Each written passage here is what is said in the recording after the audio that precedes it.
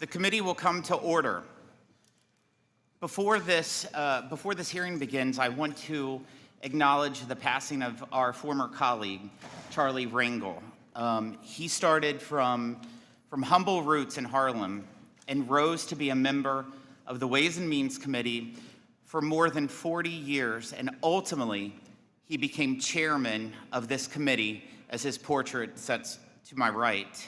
As a member of this committee, Chairman Rangel, he recognized the United States and Africa, the relationship between them, of its importance, and was a leader in helping create the African Growth and Opportunity Act, or AGOA, as so many of us refer to.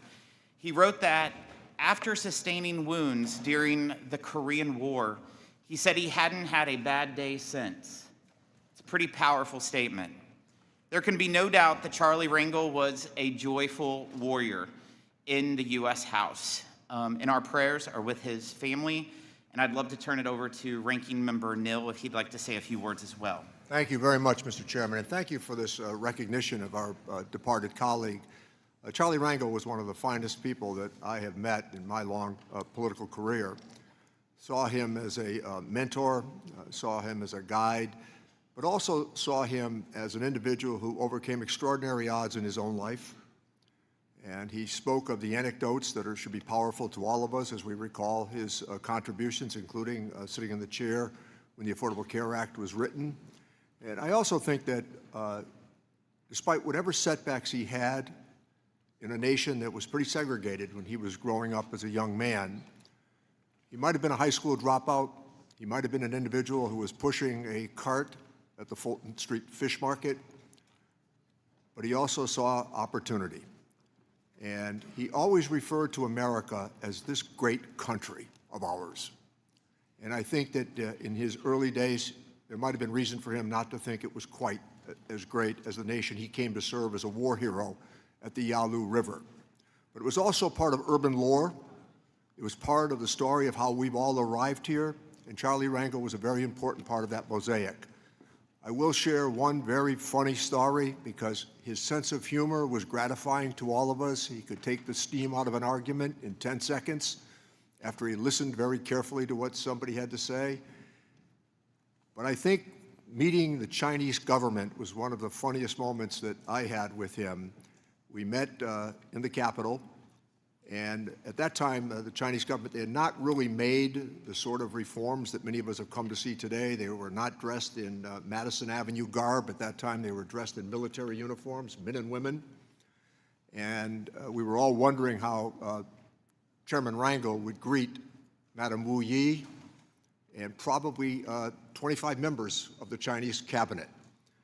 And Charlie welcomed them by saying, "I want to welcome all of you to the Capitol. The last time I was with all of you, you shot me." And recall that he was shot at the Yalu River, but he never forgot, as I said earlier, his reference to this great country of ours. So I appreciate the fact that you've offered us some time. I know that there will be a funeral mass at St. Patrick's Church tomorrow morning for him. He was a man of deep faith and abiding loyalty to this great country of ours. Thank you. Thank you, Ranking Member Nill. I want to start off first by thanking you, Secretary Bessent, for coming here straight from London after fighting for America's interest in negotiations with China. I also want to thank you for your close collaboration and ongoing work with Congress to deliver the One Big Beautiful Bill to President Trump's desk as soon as possible. You have noted how the different parts of President Trump's economic agenda, tax relief, fair trade, and deregulation are working together to ignite a new era of American prosperity. Only 5 months into the Trump administration, Americans are already seeing real results from his agenda. Inflation is coming down. Just look at the price of eggs. They are down 61% since President Trump took office. Wages are increasing faster than prices, helping families recover from Biden's 21% inflation tax. $9 trillion has been pledged by the private sector to be invested in new facilities, in factories, and American workers. In April, we saw the monthly trade deficit cut in half, with both U.S. exports increasing and imports decreasing. More than 70 countries have requested rapid negotiations to improve our trade relationships, to be fairer to American workers, manufacturers, businesses, and farmers. And we are creating new jobs in the private sector, rather than more federal taxpayer-funded bureaucrats. Democrats have tried to obstruct this success every step of the way. Just last month, they voted for the largest tax hike in American history in order to bring this progress to a screeching halt. Congress must pass the one big beautiful bill to save American families from a looming $1,700 tax increase and instead give Americans a $1,300 tax cut. 77 million Americans voted to make the 2017 Trump tax cuts permanent. No tax on tips, no tax on overtime, tax relief for seniors, and no tax on auto loan interest payments. Democrats fought each of these tooth and nail. 40 million families will benefit from the increased child tax credit. Millions of American children born each year will now have savings accounts started in their name. Democrats voted against both of those items. 91% of taxpayers who use the standard deduction will benefit from a doubled deduction that is made permanent and further increased. Democrats voted against that as well. Washington Democrats voted against cutting taxes for blue-collar families. They described these as tax cuts for millionaires. While people making over $1 million will pay an even greater share of the tax burden than today, while families making less than $100,000 get a 13% tax cut. Nearly 30 million small businesses will benefit from a pass-through deduction that is both expanded and made permanent. 2 million family farms and small businesses will benefit from a death tax exemption that is permanent, larger, and indexed to inflation. Democrats oppose this help for Main Street businesses and family-owned farms. The renewal of pro-growth tax policies will attract more investment, new plants, and facilities, save 1.1 million manufacturing jobs, and help boost America's GDP by over 3.5%.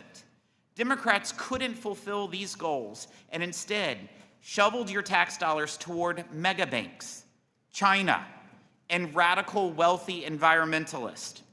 We're replacing that bad tax policy with good tax policy that broadly benefits workers, families, farmers, and small businesses. In fact, we are cutting spending by $1.6 trillion, the largest mandatory spending cut in U.S. history. Democrats brag about cutting spending under President Clinton, but he needed a Republican Congress to get it done. Illegal immigrants will no longer be eligible for refundable tax credits and other benefits. Democrats voted to allow this practice to continue. Instead, Republicans' one big beautiful bill rewards working families. Take-home pay will rise by as much as $13,300, and 7.4 million new jobs will be created or saved, including 1 million small business jobs annually. And they need it after 4 years of Washington Democrats doing the opposite. This bill breaks with Democrats on surrendering American tax revenue to foreign governments. Instead, we put America first. We give President Trump the tools needed to stand up to foreign nations that unfairly tax American businesses. We will defend our tax sovereignty. If these countries choose to withdraw their unfair taxes, this policy will have achieved its goal. I'm looking forward to my Senate colleagues quickly passing the one big, beautiful bill so that we can get it to the president's desk by July 4th. This committee will work closely with the Treasury Department to ensure implementation of this law gives workers, families, farmers, and small businesses the tax relief they are owed and as soon as possible. I also want to acknowledge another component of President Trump's economic agenda that is central to this committee's responsibility: the president's trade and tariff actions. Even the Biden administration acknowledged the success of the first-term Trump tariffs by keeping them in place. Democrats had no issues with that. But now that President Trump is back in office and once again aggressively leveraging tariffs to create fair treatment for American manufacturers, farmers, and workers, Democrats dislike tariffs again.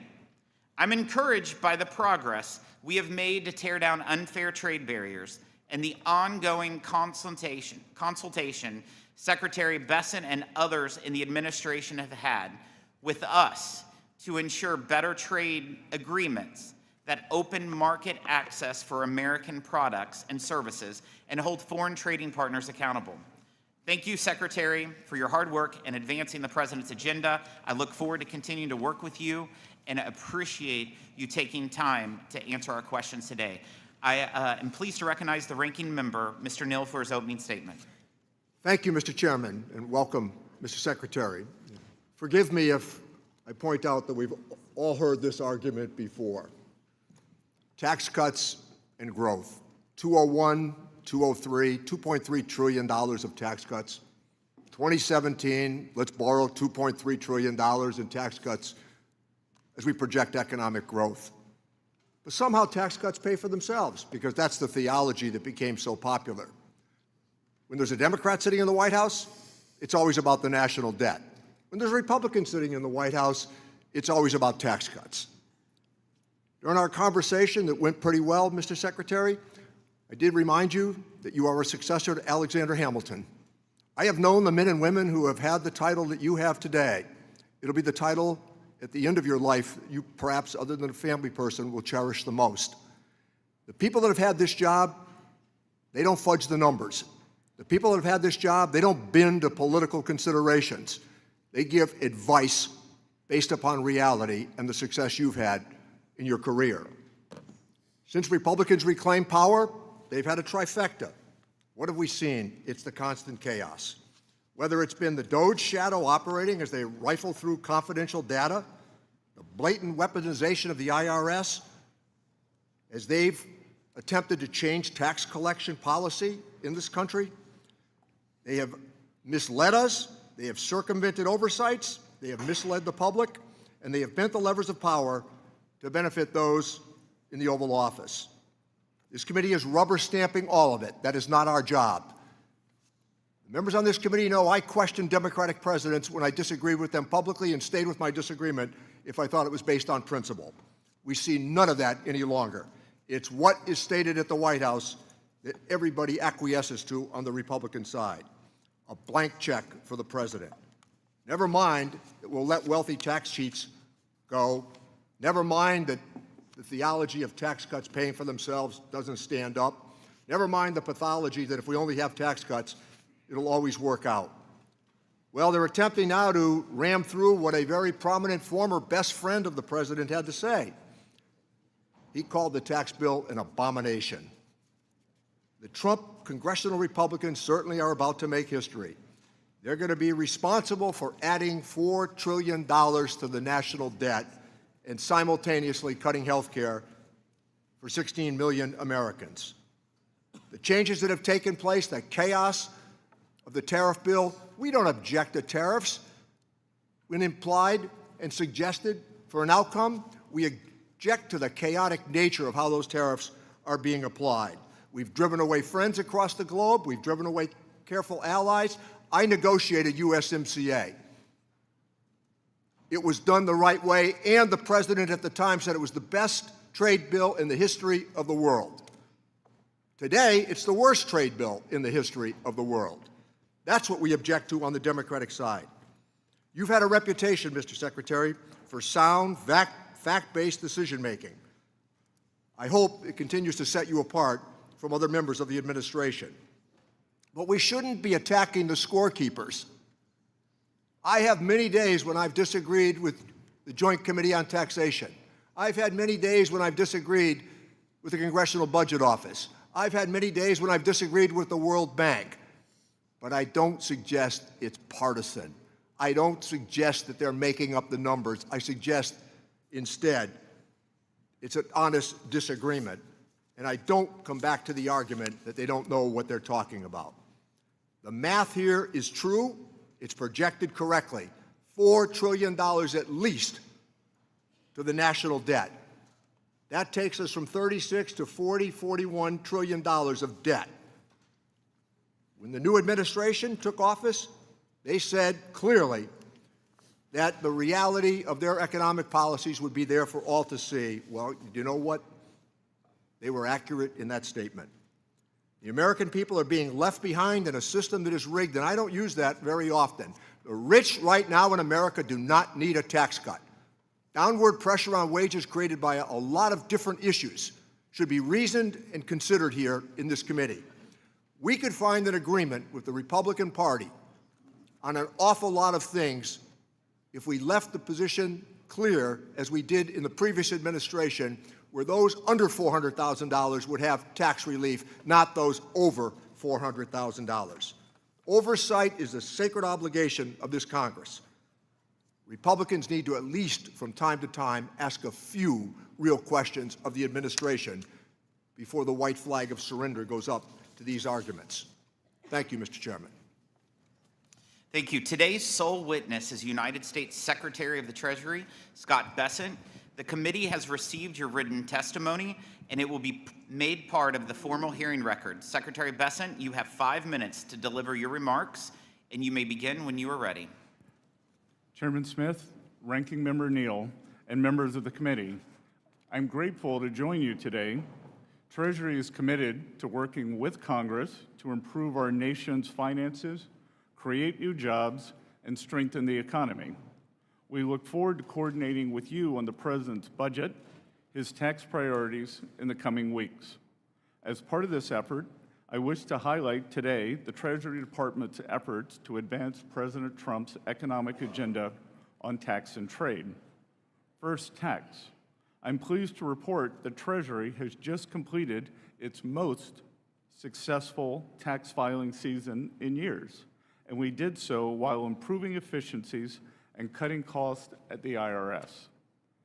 Critics of the President's efforts to modernize the IRS warned that the effort would result in a 10% shortfall in receipts. Instead, the opposite happened. April receipts this year were up 9.5% over the previous year, and receipts in May were up 14.7% over the previous year. Most remarkably, the President was able to achieve these results while reducing $2 billion in waste and planned IT spending at the IRS. This success has taken place against the backdrop of one of the most consequential tax proposals ever to come before Congress, the One Big Beautiful Bill Act, or as I will call it today, OBBB. The One Big Beautiful Bill will make the 2017 tax cuts permanent. This will provide individuals and businesses with certainty and build economic momentum. The legislation is squarely aimed at boosting the working and middle class and reinvigorating American manufacturing. According to the Council of Economic Advisors, the One Big Beautiful Bill will raise take-home pay between $7,800 and $13,300 for the average family of four. It will increase wages between $6,100 to $11,600 for the average worker, and it will cement no tax on tips, no tax on overtime, and tax cuts for seniors. The One Big Beautiful Bill will also incentivize unprecedented investment in U.S. manufacturing. The legislation will provide 100% expensing for new factories, as well as existing factories that expand operations and support Made in America. It will streamline burdensome permitting processes that often stand in the way of new manufacturing projects. It's time for this country to start building things again, and the OBBB makes this possible. The administration is grateful for the leadership of this committee in shepherding the One Big Beautiful Bill through the House. We are working closely with members of the Senate to get this legislation to the President's desk. Trade is the second topic I wish to highlight. The progress we have made on tax issues over the last 4 months complements the significant progress we have made in rebalancing the global economy. Since I last testified before Congress in May, the President announced the historic U.S.-UK trade deal. This arrangement, which creates a $5 billion export opportunity for American ranchers, farmers, and manufacturers, is a preview of what's to come. Dozens of countries have engaged the administration thus far with offers to improve their trade relations with the United States. This includes China. I have just returned in the middle of last night from successful negotiations in London with a Chinese delegation that will not only stabilize the economic relationship between our two economies, but make it more balanced. China has a singular opportunity to stabilize its economy by shifting away from excess production towards greater consumption. But the country needs to be a reliable partner in trade negotiations. If China will course correct by upholding its end of the initial trade agreement we outlined in Geneva, and I believe after our talks in London they will, then the rebalancing of the world's two largest economies is possible. By challenging the decades-old status quo on tax and trade, President Trump is breathing new life into the American economy. More than 500,000 private sector payroll jobs have been added since January. Most importantly, inflation in the U.S. is at its slowest pace since 2021, and the numbers we received today take us back to the slowest pace since 2020.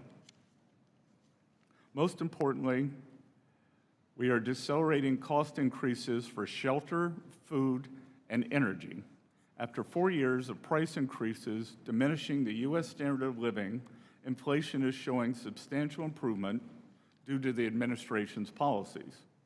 Furthermore, the labor market remains strong with low unemployment and plentiful labor demand as job openings remain high. This strength has been exemplified in the recent performance of the stock market and consumer confidence data. The President's bold leadership on these issues has laid the ground for a golden age economy. With your help, we can build on that foundation to create even more prosperity and abundance for the American people. We hope you will join us in this endeavor. Thank you all, and I look forward to your questions. Thank you. We'll now proceed to the question and answer session. One of the more absurd attacks we hear from our Democrat colleagues is that the one big beautiful bill is focused on the wealthy, not the working class. I'm sure the waitress who will keep more of her hard-earned money under the no tax on tips policy, or the lineman burning the midnight oil to restore power and seeing a tax cut under the no tax on overtime policy would be surprised to learn that Democrats consider them wealthy.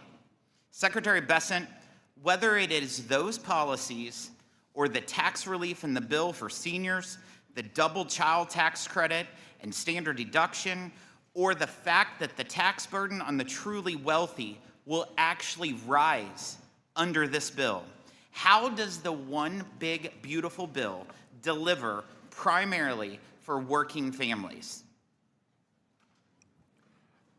Thank you for that question, Chairman Smith. As we saw in President Trump's first term, substantial non-inflationary growth was created. Non-inflationary growth. Real wages rose, and working Americans did better. Hourly workers did better than supervisory workers. We believe that this will happen again. As you outlined, no tax on tips, no tax on overtime. The tax breaks for seniors on Social Security, and the ability to deduct auto loans on new cars made in America, as was available when I bought my first car in 1978, will be restored.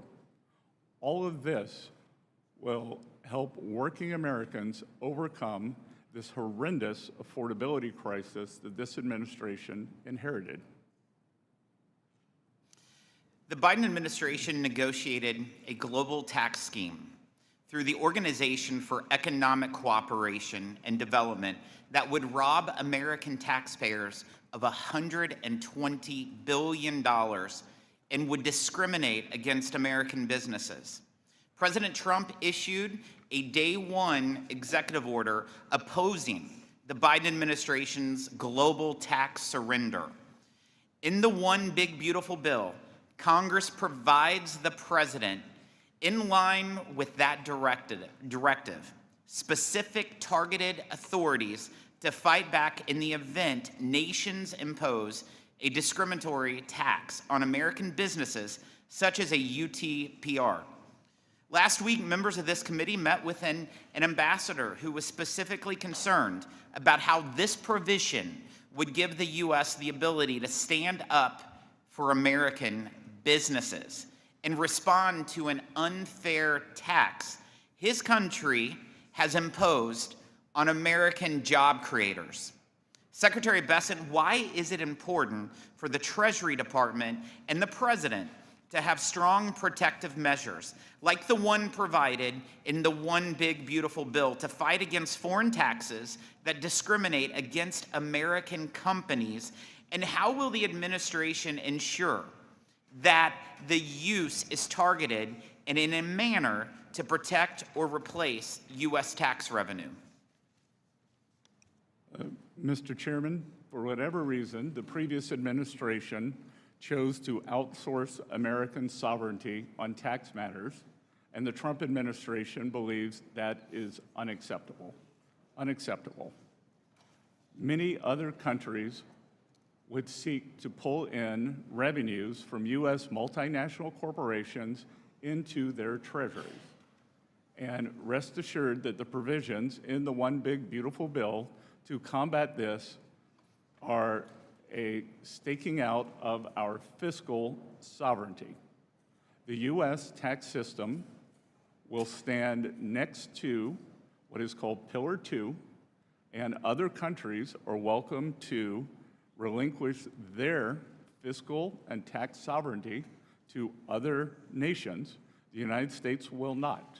So this bill will allow us to prevent our corporate revenues from being drained into foreign treasuries, and that is in the hundreds of billions of dollars. Thank you, Secretary. President Trump is also using tariffs to level the playing field and demand fair treatment for American workers, farmers, and manufacturers. Secretary, you are on the front lines of the president's economic policy agenda, including through your lead role in trade negotiations to demand fair treatment from China over the last couple days. How do the president's trade policies and tariffs and the total reset of our unfair trade and investment relationship with China that President Trump has led fit into the broader effort to reorient America's economy toward one that serves the working class instead of just the wealthy elites? Mr. Chairman, China currently has the most imbalanced economy in the history of the world. They now have an approximate 30% share of global manufacturing, and they continually grow their manufacturing base. They are in the midst of a real estate downturn, some may cause a crisis, and they are trying to export their way out of it rather than take domestic measures such as increasing consumption, dealing with banking problems, or dealing with the real estate crisis. They cannot be allowed to export their way back to prosperity, which would mean substantial decreases in the standards of living not only for the United States working Americans, but for working citizens across the world. Our negotiations with all countries seek to bring fairness. And I will echo President Trump's remarks. There are 18 important trading partners that we are in fulsome negotiations with.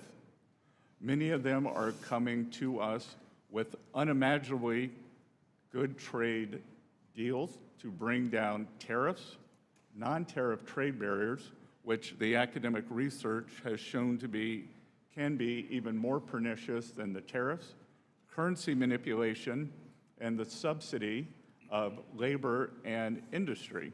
But as these countries come to us, and I look at the list, and I think, how could this have happened? How could this have happened?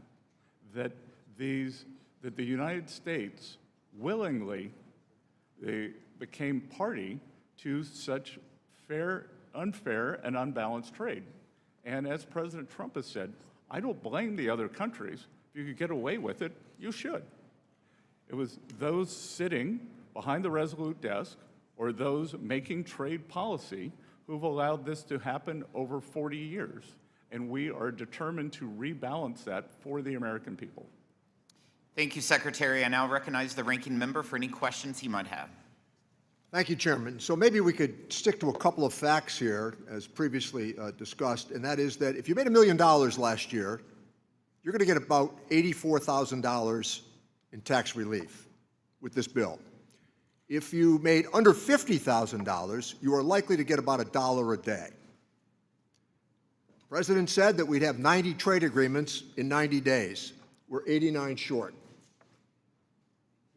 because of the manner in which some of these allies have been offended. We want trade balance for sure, but we also want to make sure that it's done in a manner that will last, not subject to the whims of the administration. I understand, Mr. Secretary, that you don't agree with some of the economic forecasts that have been projected as it relates to the big, beautiful bill. So Penn Wharton says this bill will add trillions of dollars to the national debt. The Yale Budget Lab says this will add trillions of dollars to the national debt. Well, we're 0 for 2. But how about Maya McGinnis? Not exactly known for their socialist leanings.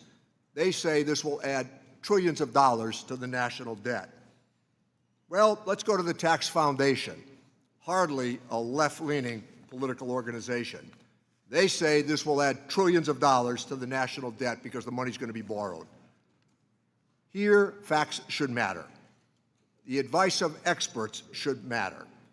We have seen the bond market's reaction to some of these proposals. They're jittery.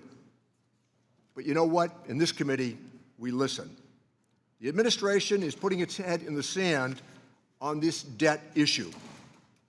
The facts are going to be hard to escape. So let me turn to the impact of budget reconciliation as it relates to health care. In addition to adding trillions to the U.S. debt, the bill will cause 16 million Americans to lose part or all of their health insurance, according to CBO. We know what the consequence will be of losing health insurance for the American family. More visits to the emergency room, more postponed treatments, more bankruptcies that will come because of it. The problems that people have with health insurance only mean that later on the problems pile up. Bad health, the challenge that is now going to occur for our rural hospitals, surely many of which will be forced to close. Cutting more than $1.5 trillion from Medicaid, Medicare, and the Affordable Care Act certainly will mean job losses. No industry can sustain $1.5 trillion in cuts while we borrow money for a big tax cut that, despite what has been said here today, still favors people overwhelmingly at the top. Let me say, in regard to the testimony, Mr. Secretary, that you've offered, there's another key consideration here. You're suggesting that the improvements at the IRS have all taken place in the last 6 months? It's because of what we did with the Inflation Reduction Act. That's why the improvements have taken place, the technological upgrades that have taken place as well. We have a pretty good understanding of this. We want to use artificial intelligence for better tax collections. But all of this just happened in the last 6 months. That's our understanding based upon the testimony. The Commonwealth Fund, cuts to Medicaid and SNAP are going to lead to the loss of over 1 million jobs. The American Hospital Association estimates that tens of thousands of hospital jobs will be lost as a result of these cuts. Furthermore, a professor at Yale has said that this will conservatively cause tens of thousands of unnecessary deaths. Worse health care, job losses, more borrowed money. The American people deserve considerably better than what we're being told. But let me offer this challenge, Mr. Secretary.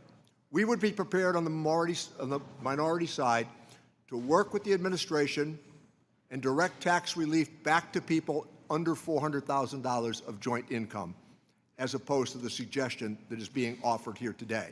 And if you disagree with the number that I offered about tax relief for somebody who made $1 million last year, let me give you the last 30 seconds to speak to that. The Representative Neal, I have great respect for you. We've had good conversations, but respectfully, if I weigh 1,000 pounds and you weigh 50, and I gain 10 pounds, or I gain 10%, I have gained 100,000. That during President Trump's first tax cuts, the share of taxes paid by the high end of taxpayers, increased by more than 7%. And I'm sorry I chuckled when you talked about the IT at the IRS.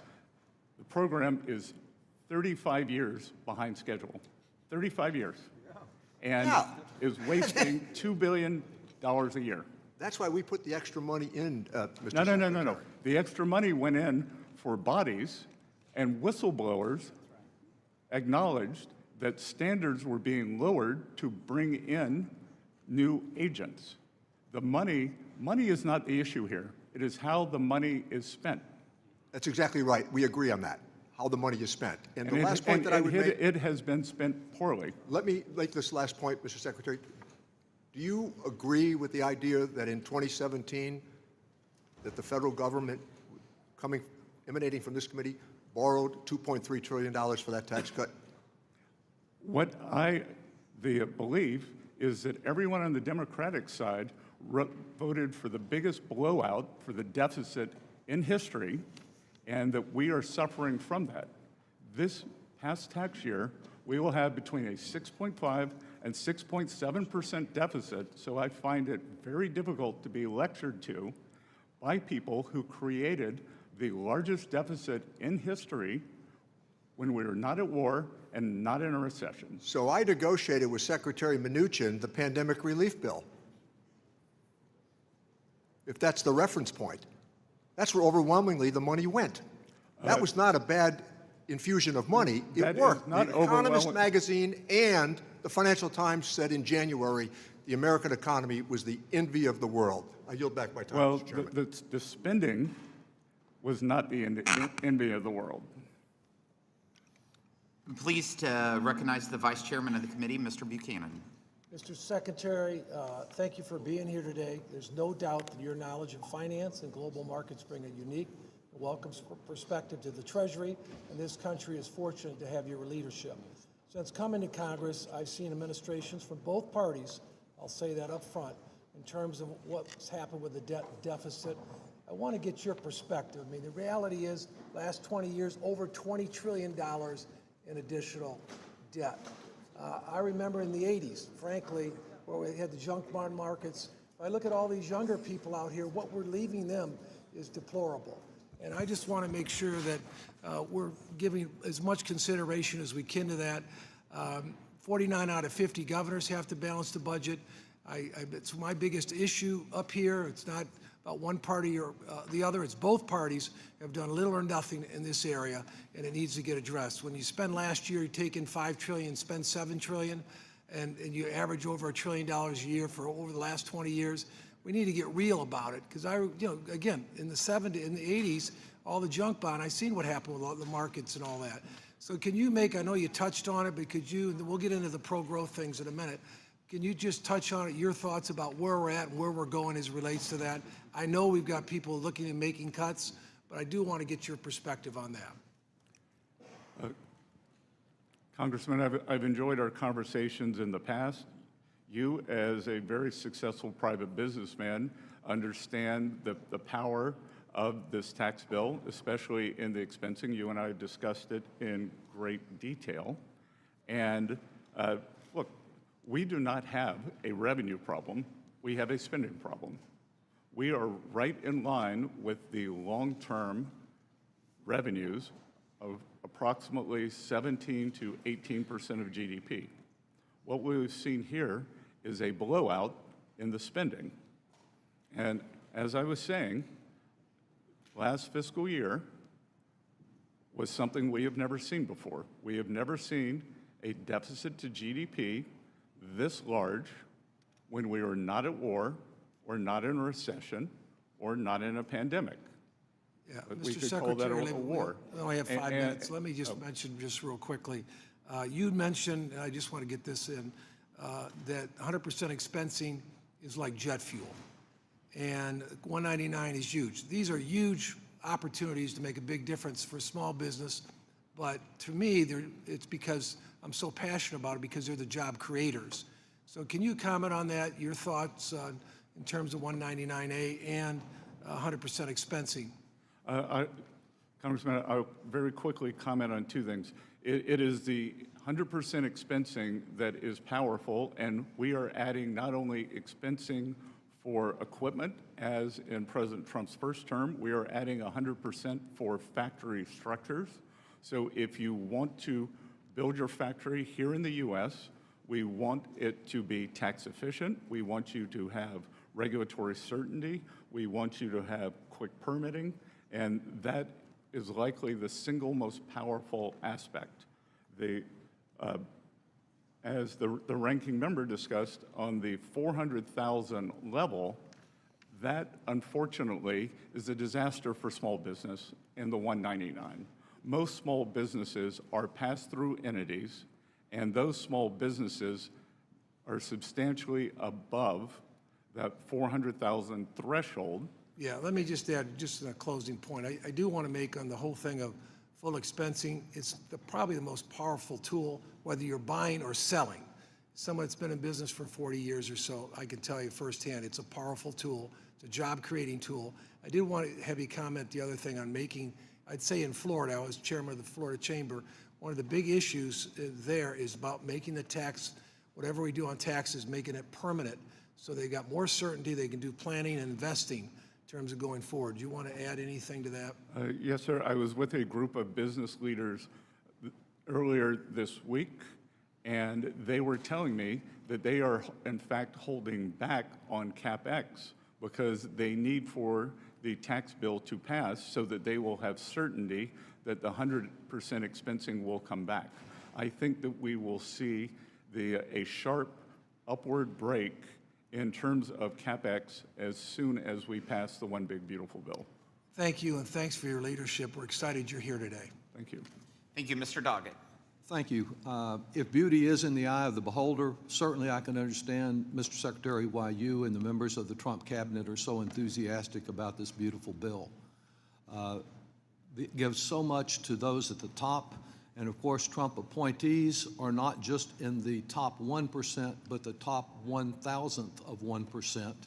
I applaud your personal success, but isn't it true that for you and for a number of cabinet members and other Trump appointees, simply not having your taxes restored to the level that existed when President Bush and President Obama were in office at 39.6% will provide you very substantial personal benefit?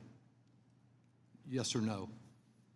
That is not a yes or no question, sir. All right, if you can't answer it, as many people thank have you. Reclaiming my different time. tax- If you can't answer, have different tax reclaiming my arrangements. time, please, sir. If And it is shown Mr. Chairman, that I don't want my time taken if the witness will not yield.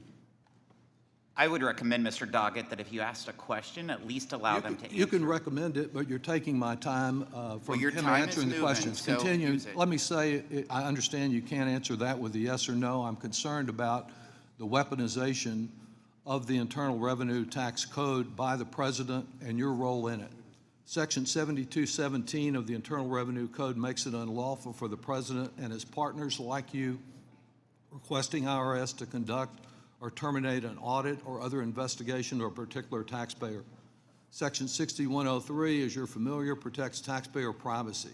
Yet in violation of both, the President began threatening Harvard in April, and on May 2nd, he declared, "We're going to be taking away Harvard's tax-exempt status. It's what they deserve." And you've been part of the we when you said on May 23rd that you publicly declared that you were moving forward on this, that there were a substantial number of rules that Harvard may have violated.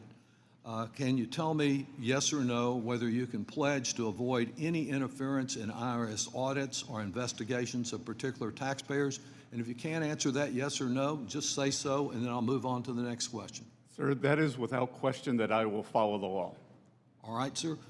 Can you tell us whether, yes or no, you can report back to this committee in 30 days after investigating to assure us that there have not been any requests by the President, any political appointee, or any family member of the President to direct or influence the audit or termination of an audit or investigation of any taxpayer or entity? Well, Congressman, as you said, this is all private matters, so it would be out of line for me to report back on any All of I this. ask- But I can assure you that I will follow the law and all proper procedures. Thank you. I'm just asking you whether you can report back in 30 days whether there has been any attempt, I'm not asking for the specifics of who was involved, by the President or any of the other people I mentioned, to influence or direct any audit or investigation of a taxpayer. Can you do that, sir? Well, Just answer. I can report right here. I am not in the habit of repeating private conversations, but the President and I have never had a conversation on Harvard's tax status. So you- I will report that right here. We don't need 30 days. I'm not asking just about Harvard. We If don't they can need pick 30 on days. Harvard, they can pick on anyone, and I'm just asking for a simple report on whether there have been any efforts of that, whether from the President or one of his associates, and it would seem to me that would be easy to do. But let me move also to the question of privacy as it relates to data sharing. Do you agree that there is no authorization for the IRS to share tax data broadly with DOJ or federal agencies for the general purpose of data consolidation? Section 6103 Yes, sir. protects Precisely. taxpayers' information. We have followed all proper procedures, and including in terms of the data sharing with the Department of Homeland Security. We are allowed to share taxpayers' information for those taxpayers who are believed to be criminals or have committed a crime. I'm asking you about DOJ and its apparent effort to have an omnibus information sharing agreement with agencies. Do you agree that you cannot share taxpayer data without statutory authorization from this Congress, and you don't have any for that purpose? We will follow the direction of the regulations and the court, sir. Are you sharing any taxpayer information with DOJ for this omnibus information sharing agreement where they seem to probe into the privacy of every American, consolidating it with Social Security and other private information? Or is there such sharing going on now, sir? Well, first of all, I would push back on that characterization. You can do so. And I just want to know if I you're will sharing in the I will time that tell you, remains. and there seems to be a misunderstanding among many people on your side of the aisle on what DOJ is. DOJ employees, I understand you had some misunderstanding about it, and Mr. Musk yourself, but let me ask you again, just simply on the question I'm asking, are you sharing any of this data with DOJ without congressional authorization? as I said, we are following all of the laws. Thank you. I would appreciate an answer to my question, but I will yield back since my time has expired. Mr. Smith is recognized. Thank you, Mr. Chairman, and thank you, Mr. Secretary, for sharing your time here today. And I've not been around here as long as Mr. Neal has, but I do want to bring in a bit of a historical perspective that I think is relevant. Looking back, we can argue about CBO and JCT, and it's an imperfect system. And I think that's manifested itself in various hits and misses on projections, whether it goes all the way back to the original parts of the cost of Medicare that was way underestimated, or whether it was the structure of a more market-based approach with Medicare Modernization Act that precedes my time here, but actually cost a lot less than was projected. You go to the receipts, post-2017 tax action, the receipts exceeded what was projected. So we have an imperfect system, but it's what we have. And I think we need to go on that. Now, you take things a step further, and I remember the president's economic advisor, Mr. Hassett, pointing out that with COVID, yes, there was bipartisan action. I'll say that a few of those components still give me heartburn, as much as an emergency that we found ourselves in. But at the beginning of COVID, when unemployment spiked and the GDP dipped, Congress acted. By the end of 2020, GDP was back to about even. New President Biden was advised not to spend what he insisted on spending. I would suggest they're probably grappling with going back to the Obama stimulus, and they think that the only mistake of the Obama stimulus, so-called, was it didn't spend enough money, rather than address the bureaucratic approach that, like the joke was shovel-ready, maybe wasn't what it was described to be. But we have these imperfect projection systems, and yet we've got the reality of experience. And I think this is important to note, and especially on the IRS structure and the desire to spend money on more people at the IRS, because that could generate more audits and that would generate more revenue, and then we can spend that revenue that, good grief, still wasn't enough to cover what the actual IRA costs came in and came to be. So we have to deal with these realities, and it's because they're imperfect systems that we just have to acknowledge. And that's why, Mr. Secretary, I had not heard the numbers on the IRS, and especially in these efforts most recently, that we were told that if we pushed back on the number of new IRS agents and auditors, we were going to undermine the revenues, and yet a different approach that focused more on technology, because there was a willingness to focus more on technology here on this side of the dais than there was with just hiring more people that actually, even in the best of scenarios, did not come to be. Thank goodness, I might add. But we are in a situation now where in 2017, we did what was right, and I'm glad that there was bipartisan support to extend a lot of what we did in 2017 that did not have bipartisan support then.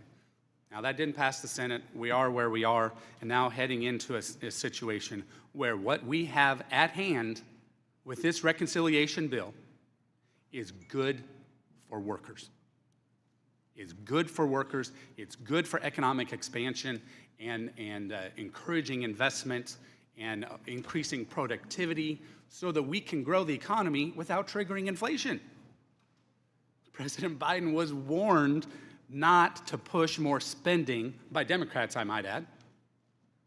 I think of Mr. Summers primarily, advising against that.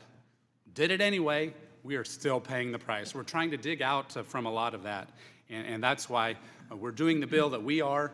Gosh, I have other things that I'd love to ask questions on, but I think it's important to realize that we need to deal with reality here. That's what we are doing. And Mr. Secretary, thank you. I look forward to further conversations, whether it's trade, whether it's IRS, whether it's various things that we need to do to get our country to a better place, realizing that the solutions are really in the private sector and triggering everything we can on our side to encourage the private sector to provide more opportunity. Thank you. I yield back. Thank you, Mr. Thompson. Thank you, Mr. Chairman. Mr. Secretary, thank you for being here. You know, the economic outlook of the United States has soured a bit since President Trump assumed office.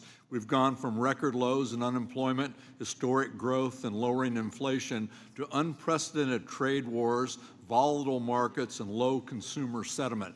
And for the record, Mr. Chairman, I would like to enter surveys from consumers from the University of Michigan, a trade war impacting the shipping economy, and the OECD article on the downward turn in economic turn in the U.S. Without objection. Thank you. This is only made worse by the Republicans' big, ugly bill and the administration's proposed budget. I have a few items I want to raise with you, Mr. Secretary, but given our limited time, I want to focus on the projected impact of the reconciliation legislation. Economists from the CBO, the JCT, the University of Pennsylvania, Yale University, the Committee for Responsible Budget, and the Bipartisan Policy Center have all projected that this legislation will add trillions of dollars to our national debt. Experts have also projected that close to 16 million Americans will lose access to their health care, and 11 million Americans will lose access to nutrition benefits. These figures aren't coming from Democratic talking points. They're coming from economic experts with years of expertise. Yet, Mr. Secretary, you have time and again gone public and said that you dispute these claims. I believe you're a very intelligent and very competent individual. You're a Yale graduate, an adjunct professor, served as the managing partner of the George Soros Fund Management Office in London, and led Key Square Capital Management, a global hedge fund, and you're a billionaire. So the question I have is, why is it that you seem intent on disavowing any and all expert opinions that are inconvenient to your political agenda? Unfortunately, it strikes me that you are hell-bent on ignoring the warnings of any independent expert whose opinions may not serve your goals. When you worked in finance and your analyst told you that a proposal was a bad idea, I suspect that you listened to your analysis and didn't just accept the deal because the person proposing it said they were wrong and that their deal was a good deal. That would be wrong, it would be irresponsible, and it would be dangerous. I would submit that in the position that you have now, it is even worse. It's more wrong, it's more irresponsible, and it's more dangerous. Mr. Secretary, can you point to one independent study, one study performed by an expert PhD economist who is not on the payroll of this administration, that says that this legislation will not add to our national debt? Well, Congressman, Yes or no? Can you point to one? if we want to look at the CBO, which No, I'm not asking you, is there an independent expert that you can point to that says that this bill will not add to our national debt? Yes or no? yes, There is? yes, What are they? Art Laffer, Pardon me? Art Laffer. Art Laffer? Great. That, I don't think that one counts. Mr. Secretary, did the 2001 Bush tax cuts add to our debt? Sorry? Did the 2001 Bush tax cuts add to our debt? Yes or no? Again, Congressman. Yes or no? I think it's important to look at framing here. Okay, One I'm thing reclaiming my time. It's one clear that thing you're not going to answer the questions that are asked. And let me make it real simple for you. The Bush tax cuts added to the debt. The second round of Bush tax cuts added to our national debt. The last Trump tax cuts added to our national debt. And every expert will tell you that the proposed Trump tax cuts will also add to our national debt. That is the honest answer, and I would have expected you could have just given us a yes or no on whether or not these preposterous tax cuts that will benefit clearly the most wealthy people, the people who don't need a tax cut in this environment, will add to our national debt. This is bad public policy. It's bad for the American taxpayers. It's bad for our economy, and it's atrocious for our future in regard to the national debt. And I yield back. Next, we have the chairman of our tax committee, Mr. Kelly. Thank you, Mr. Chairman. Thank you for holding the meeting. Mr. Secretary, thanks for being here today.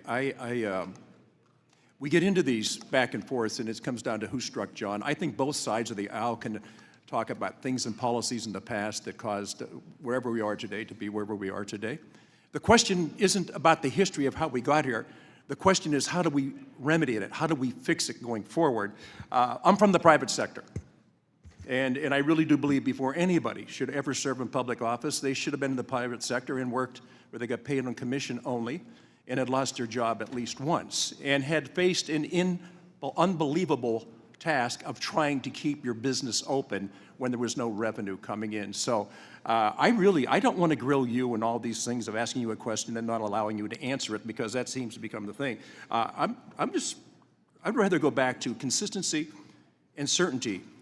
The hardest thing for anybody in the private sector is trying to figure out what the next administration is going to do, or what's going to happen at midterms, and whether I'm going to make an investment or not going to make an investment, because that can change overnight. I get that, and I'm sitting here now and I'm trying to figure out, no wonder hardworking American taxpayers have lost faith in the way we operate. But I just want to ask you this, because I think it's really critical. So I have kind of a little bit of a football background. I look at this, we're in the fourth quarter now, it's a 2-minute warning and no timeouts left. I want you to share with us what could happen, and forget the Potomac amnesia about who's responsible for it. Let's go to what actually is going to happen if this bill doesn't get passed. How is it going to affect hardworking American taxpayers? Congressman, good to see you again. Good to see it you, is sir. what we call in economics a sudden stop. It would be cataclysmic. It would be the largest tax hike in history. It would be a disaster for businesses, for working Americans, and for our status in the world. That to have this happen, we would see increases in taxes on thousands of dollars of working Americans. We would see business contract, and we would see a substantial increase in the unemployment rate.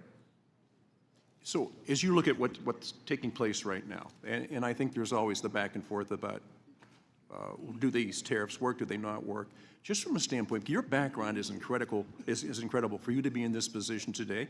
So I want to thank you for doing that, because you stepped out of a pretty comfortable life where people weren't firing questions at you and not allowing you to answer them. Just going forward, and you told people just now what's going to happen if we don't get this passed. So what is it that, in addition to what we could do, that we're not already doing? Congressman, it is certainty and permanence. As we have seen, the corporate tax rate is permanent. That is, we are not arguing on that here. Businesses have great certainty. Households do not. Small businesses do not. And this administration, myself especially, given my small town roots, they are laser focused that Main Street can do well here. And Main Street is a series of small business owners who work every week to make payroll. On average, 9 employees, family owned, and this would be cataclysmic for them.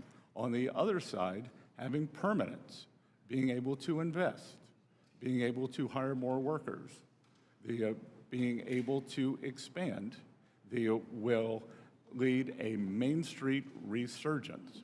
We will also see a manufacturing resurgence. Approximately 9% of Americans are now engaged in the manufacturing sector. History has shown us that wage growth occurs more readily in the manufacturing sector for working class Americans than in the service sector. So a combination of small business and manufacturing, along with the president's tax agenda for no tax on tips, no tax on overtime, a tax cut for seniors, and the ability to buy a new American-made car and deduct the interest, they will solve this horrendous affordability crisis. Because the way to think about it, Congressman, we are dealing with two things here. We are dealing with affordability, and we are dealing with inflation. Affordability is the stock of inflation, and we are working to pull that down. That can be pulled down two ways, through price levels or increased real wages. I think we can do both, but the real fill-up here would be increased real wages for working Americans.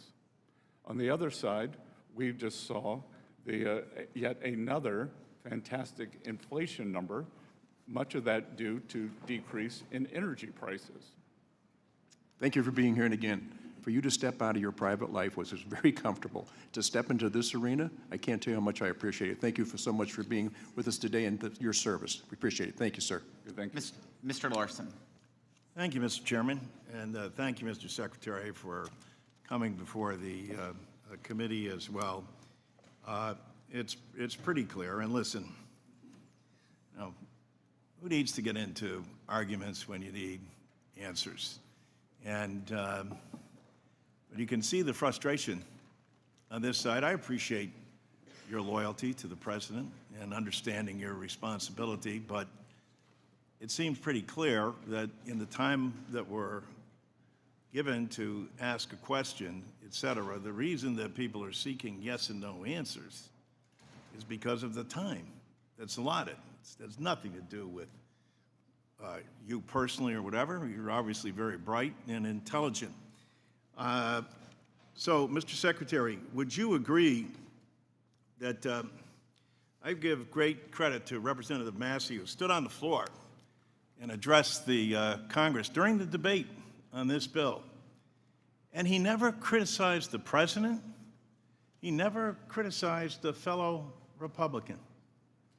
What he did was address the facts, and he laid them out very clearly. Let me quote what he had to say here. This bill is a debt bomb ticking. Congress can do funny math, fantasy math if it wants, but bond investors don't. This week, they sent us a message. Moody's downgraded our credit rating, and the bond investors who buy and finance our debt demanded higher interest rates on a 10-year note, 20-year note, and 30-year note. What does this mean? Very soon, the government will be paying $16,000 in interest for paying $16,000 of interest alone per U.S. family. What are we telling them instead of taking care of that problem? We are going to give them a tax break. The frustration you hear up here, of course, is that there's denial that tax breaks don't add to the national debt. Was Moody's wrong? Was Representative Massey's assessment wrong? I can tell you that clearly Representative Massey doesn't understand the bond market, and that any 24-hour window, as he's just said, is incorrect.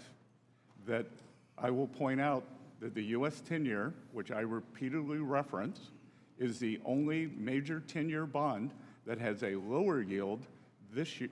So Has a lower yield today than it did on January 1st or January 20th. German yields are higher, Japanese yields are substantially higher, but U.S. 10-year yields are lower. So I'm not sure what's on Representative Massey's mind. So Massey is wrong, and Moody's was wrong too? Moody's, even the Democrats say that What do you mean, even the Democrats? the last time that the U.S. I don't know. What do you have to do with Moody's? You know, In 2011, when the U.S. was downgraded, Larry Summers, then NEC head, called Moody's a lagging indicator. Is Moody's wrong or right? Yes or no? Moody's is a lagging indicator, Okay, and so anyone who you can invested understand the frustration, and I using appreciate your Moody's- intelligence and ability to talk over. But when we're addressing the American people and we're in a hearing like this, someone as bright and as capable as you are could explain to the American people and still remain loyal to the president, loyal to our colleagues on this dais who supported the bill. There is a strong difference of opinion, and that's what is being expressed here, opinion. There's no focus or dedication on the actual facts. We'll find that out, and people on this aisle are saying, well, don't worry, there's going to be no impact on kids not getting food, 16 million people being kicked off of their health insurance. That's some mirage. That's some fictitious notion that Democrats have made up. And this national debt stuff, well, whether it's Moody's, whoever it is who has come out, whether it's the Wharton School, they're all wrong or misguided or uninformed, as Secretary Massey was. I yield back. Mr. Schweikert. Thank you, Mr. Chairman. Mr. Secretary, how's the jet lag? Been better. Yeah, it's Been better. Look, it's impressive, but I don't know if you get frequent flyer miles for all this traveling. No, but I take my responsibilities of reporting to Congress very seriously. No, we appreciate you making the effort to get here. I'm going to give you something that's a little bit different, but it's more some of the things we specialize with the Joint Economic Committee and those. We'd like to actually engage, this is probably more technical staff, on what we can do to actually, there's things we can do policy-wise, message-wise, product-wise, in regards to moving away from notes and bills and being able to create some additional interest liquidity on the bonds, moving out in the curve. And with past Treasury Secretaries, we've done presentations on everything from Professor Schiller's Trill's idea, where it's a bond, but it actually has a slight attachment to, as an equity interest in the U.S. tax receipts, so therefore it's sympathetic with tax revenues, to things you've actually written about, or your team around you have written about, certain gold indexes and other things for long-term debt. My interest is very much, and this is a intellectual conflict many of us in Congress have, the substantial portion of growth of debt is demographics. We don't like to tell people the truth, but we have a dramatic shortage of young people in the country. Today, compared to 20 years ago, we have double the number of people 65, but our 18-year-olds are exactly the same as 20 years ago. It's demographics. And we're going to try to make demographics partisan, because that's what we do. How does someone like me work with your team to actually give you product ideas, messaging to the markets and liquidity that going along on the curve is stable, and we're going to be there to protect our full faith and credit? Congressman, you raise a very important issue, and what you're talking about is something called the dependency ratio. The U.S. is the only major industrialized economy where that ratio is roughly stable. It is in slight decline. Many other economies, Italy, Japan in particular, they are seeing the dependency ratio blow out, and hence their productive capability. We would welcome the opportunity to engage with you and your staff on any ideas that you may have. Right now, we are committed to the regular cadence of Treasury issuance as it is. I would add that in my lifetime, and I can't believe, to go back to experts, we always see, it's this industrial revolution, it's that industrial revolution. I'm not sure whether we're on the fourth or fifth, but I do believe that we are on an industrial revolution, an AI revolution that may lead to a productivity breakthrough. that could be very important. Mr. Secretary, you're stealing one of my speeches, but synthetic biology, AI, automation, and that's actually it's a side conversation on reindustrialization and the actual statistical information of how much of that's going to be labor substituted by automation, and therefore we may not get the same wage growth in the academic literature. But that's going to geeking out a little bit. My great interest is I don't believe many of us on this committee have spent enough time, whether it be a Democrat in the White House, a Republican, on debt management and the fact we on this committee have the responsibility to work with you in Treasury to have as much stability in that model. Because today we borrow, what, about $72,000 a second? You know, outside the math for extraordinary measures. I haven't done it by second, but I think yeah, on a daily basis. But Congressman, I can tell you, the thing that would give us the greatest debt stability is the increasing the debt ceiling. No, because I don't disagree that with... is a cataclysmic outcome that we will never allow to happen. Mr. Secretary, absolutely agree. Visibility, capacity is important. But even your own numbers, in 9 years, we borrow about $100,000 a second, almost solely driven by demographics, healthcare, Medicare, and interest. I beg of you, it's hard to do in front of these microphones because it's uncomfortable to talk about, but it's math, and it's the reality of what we are as people. We need to work together to provide visibility to these debt markets. And with that, I yield back. Thank you. I now recognize Mr. Davis from Illinois. Thank you, Mr. Chairman, Mr. Secretary. Today, Secretary Bessent appears here to praise the Republican One Big Beautiful Bill. That is the most cruel, draconian, inhumane legislation that I've voted on since I've been here.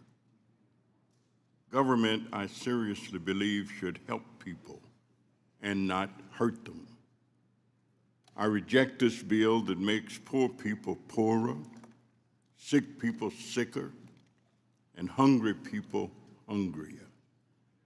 I reject this bill that rips health care from 16 million Americans, with over 498,000 Illinoisans expected to lose their health insurance, including 102,000 children and 27,000 seniors in my district alone. I reject this bill that threatens my constituent Deborah and her 2 children, whom she adopted from foster care. The picture behind me shows Deborah's children, who are medically fragile and rely solely on Medicaid for their health care. I reject this bill that will close hospitals in my district and kick people out of their nursing homes, not only in my district, but across the country, especially in urban inner city communities and rural communities for sure. I reject this bill that explodes poverty and suffering while giving wealthy trillions in tax cuts. And I reject this bill's irresponsible explosion of the deficit that triggers statutory cuts to critical programs supporting children and families. These pay-go reductions would eliminate funding for the maternal, infant, and early childhood home visiting program, known as MACV, that have proven to improve mother and child health, family safety, and child development. It would eliminate the guaranteed funding for the Mary Lee Allen Promoting Safe and Stable Families program that we know helps prevent child maltreatment and strengthen families. It would eradicate the social services block grant that provides substantial investment in child care, child welfare, and adult protective services. These egregious cuts alone will cost Illinoisans over $72 million and hurt Illinois children, seniors, and families. I reject this bill that gives tax cuts to the wealthy, paid for by denying and depriving low-income, poor people, senior citizens, sick people, unhealthy people, the health care, food assistance, housing assistance, and economic development opportunities that they need. This bill reminds me that there is something rotten in Denmark. There is something wrong with the thinking that puts such a bill in front of us. This bill is actually what we call the Robin Hood in reverse. Take from the poor, take from the disabled, take from the sick, take from the hungry, and give to the wealthy. It is not good, it is immoral. I reject it, and I yield back the balance of my time. The gentleman yields back. Mr. LaHood is recognized for 5 minutes. Thank you, Mr. Chairman. Mr. Secretary, thank you for being here. Thanks for your service to our country. I would argue, Mr. Secretary, that President Trump got elected last November on two issues, fixing the unmitigated disaster at our southern border and fixing the economy. And obviously, you play a big role in fixing the economy and working with us on that. Go back a year ago, we had high inflation, high interest rates, unaffordable energy costs, supply chain frustrations. And that factored into people going to the polls and wanting a change on the economy. And as we think about the bill that we've put together, the One Big Beautiful Bill, there's lots of things in this bill that help this economy. But fundamental to that is making permanent things like 199A, bonus depreciation, research and development tax credit, the affordable housing tax credit, unleashing American energy, all included in this bill. And I think we predicate this bill on how do we have predictability and certainty long-term in this economy. And those investments that are made by small, medium, and large companies, whether you're a plumber in Peoria, Illinois, or you're a Fortune 100 company, you want predictability and certainty. And as been alluded to earlier, if we do nothing and this bill doesn't pass, you're going to have $4.5 trillion of tax increases. And if you think there's uncertainty in the economy now, wait until that happens. And so the other, I think, observation that's been made is there's a lot of money and resources sitting on the sidelines waiting to be invested. But we need that predictability and certainty. And I would argue we do that in this bill. I wanted to ask you if you can comment on what this bill will do to the economy and on predictability and certainty. Good, Congressman, thank you for that. And I would also like to talk about what this bill will not do to the economy. Because what we saw in the tax bill under the Biden administration, which I believe was immoral, was rampant inflation. Rampant inflation, which is the best way to steal from working Americans. And the basket of goods and services that working Americans require had a substantially higher inflation rate than the 21% reported by the Bureau of Statistics. So in excess of 30% of purchasing power was stolen from working families. We had, in the summer of 2024, we had a record amount of food bank usage in the United States of America at the same time that the previous administration's tax bill, we had a record number of trips to Europe. And that is not an America we want. Record trips to Europe, record food bank usage. So anyone who voted for that tax bill, that was the outcome. What we are doing is trying to get back, as you said, to President Trump's private sector job growth creation. And the tax bill will incentivize private sector growth. Equally important, this administration's economic plan is a three-legged stool. It is trade, it is taxes, and it is deregulation. And what we saw under the Biden administration that created the great inflation was we saw the impetus in spending as the government flooded the zone, but we saw substantial regulatory increase, so a demand shock was met with supply constraints. What we are doing, with the help of this committee, and congressmen like you, we are creating a private sector demand shock that is going to be met with a deregulatory release. So we will go back to 2018 and 2019. We will have strong growth, and it will be non-inflationary. Thank you, Mr. Secretary. I yield back. Thank you. Ms. Sanchez is recognized for 5 minutes. Thank you, Mr. Chairman. Welcome, Mr. Secretary. There was no tax bill passed during the Biden administration, and I know that because I served on this committee during that administration. So I just wanted to clarify that. And in the interest of time, because our time here is limited, I'm going to ask you to please limit your answers to yes or no questions, and I'm going to jump straight into those questions. Mr. Secretary, do you still believe that the president's tariffs are going to be a one-time price adjustment for American families? If prices go up, they will be one time. Okay, well, unfortunately, you appear to be talking out of both sides of your mouth because you yourself have admitted, after conversations with Walmart, that some tariff costs are going to get passed on to consumers. And in fact, we've already seen that prices are rising on many everyday goods. No, Congresswoman, please today, don't interrupt today me. we had The a time is mine. 1.1 increase. The time is mine. Please don't interrupt me. And I will ask you questions and I will grant you an opportunity to answer them, but please don't interrupt me during my time. With pleasure. Okay, I know I'm a woman, but please try to limit yourself to answering my questions. No, I'm sorry, but we get talked over all the time, and I don't want that to happen at this hearing. I would remind members,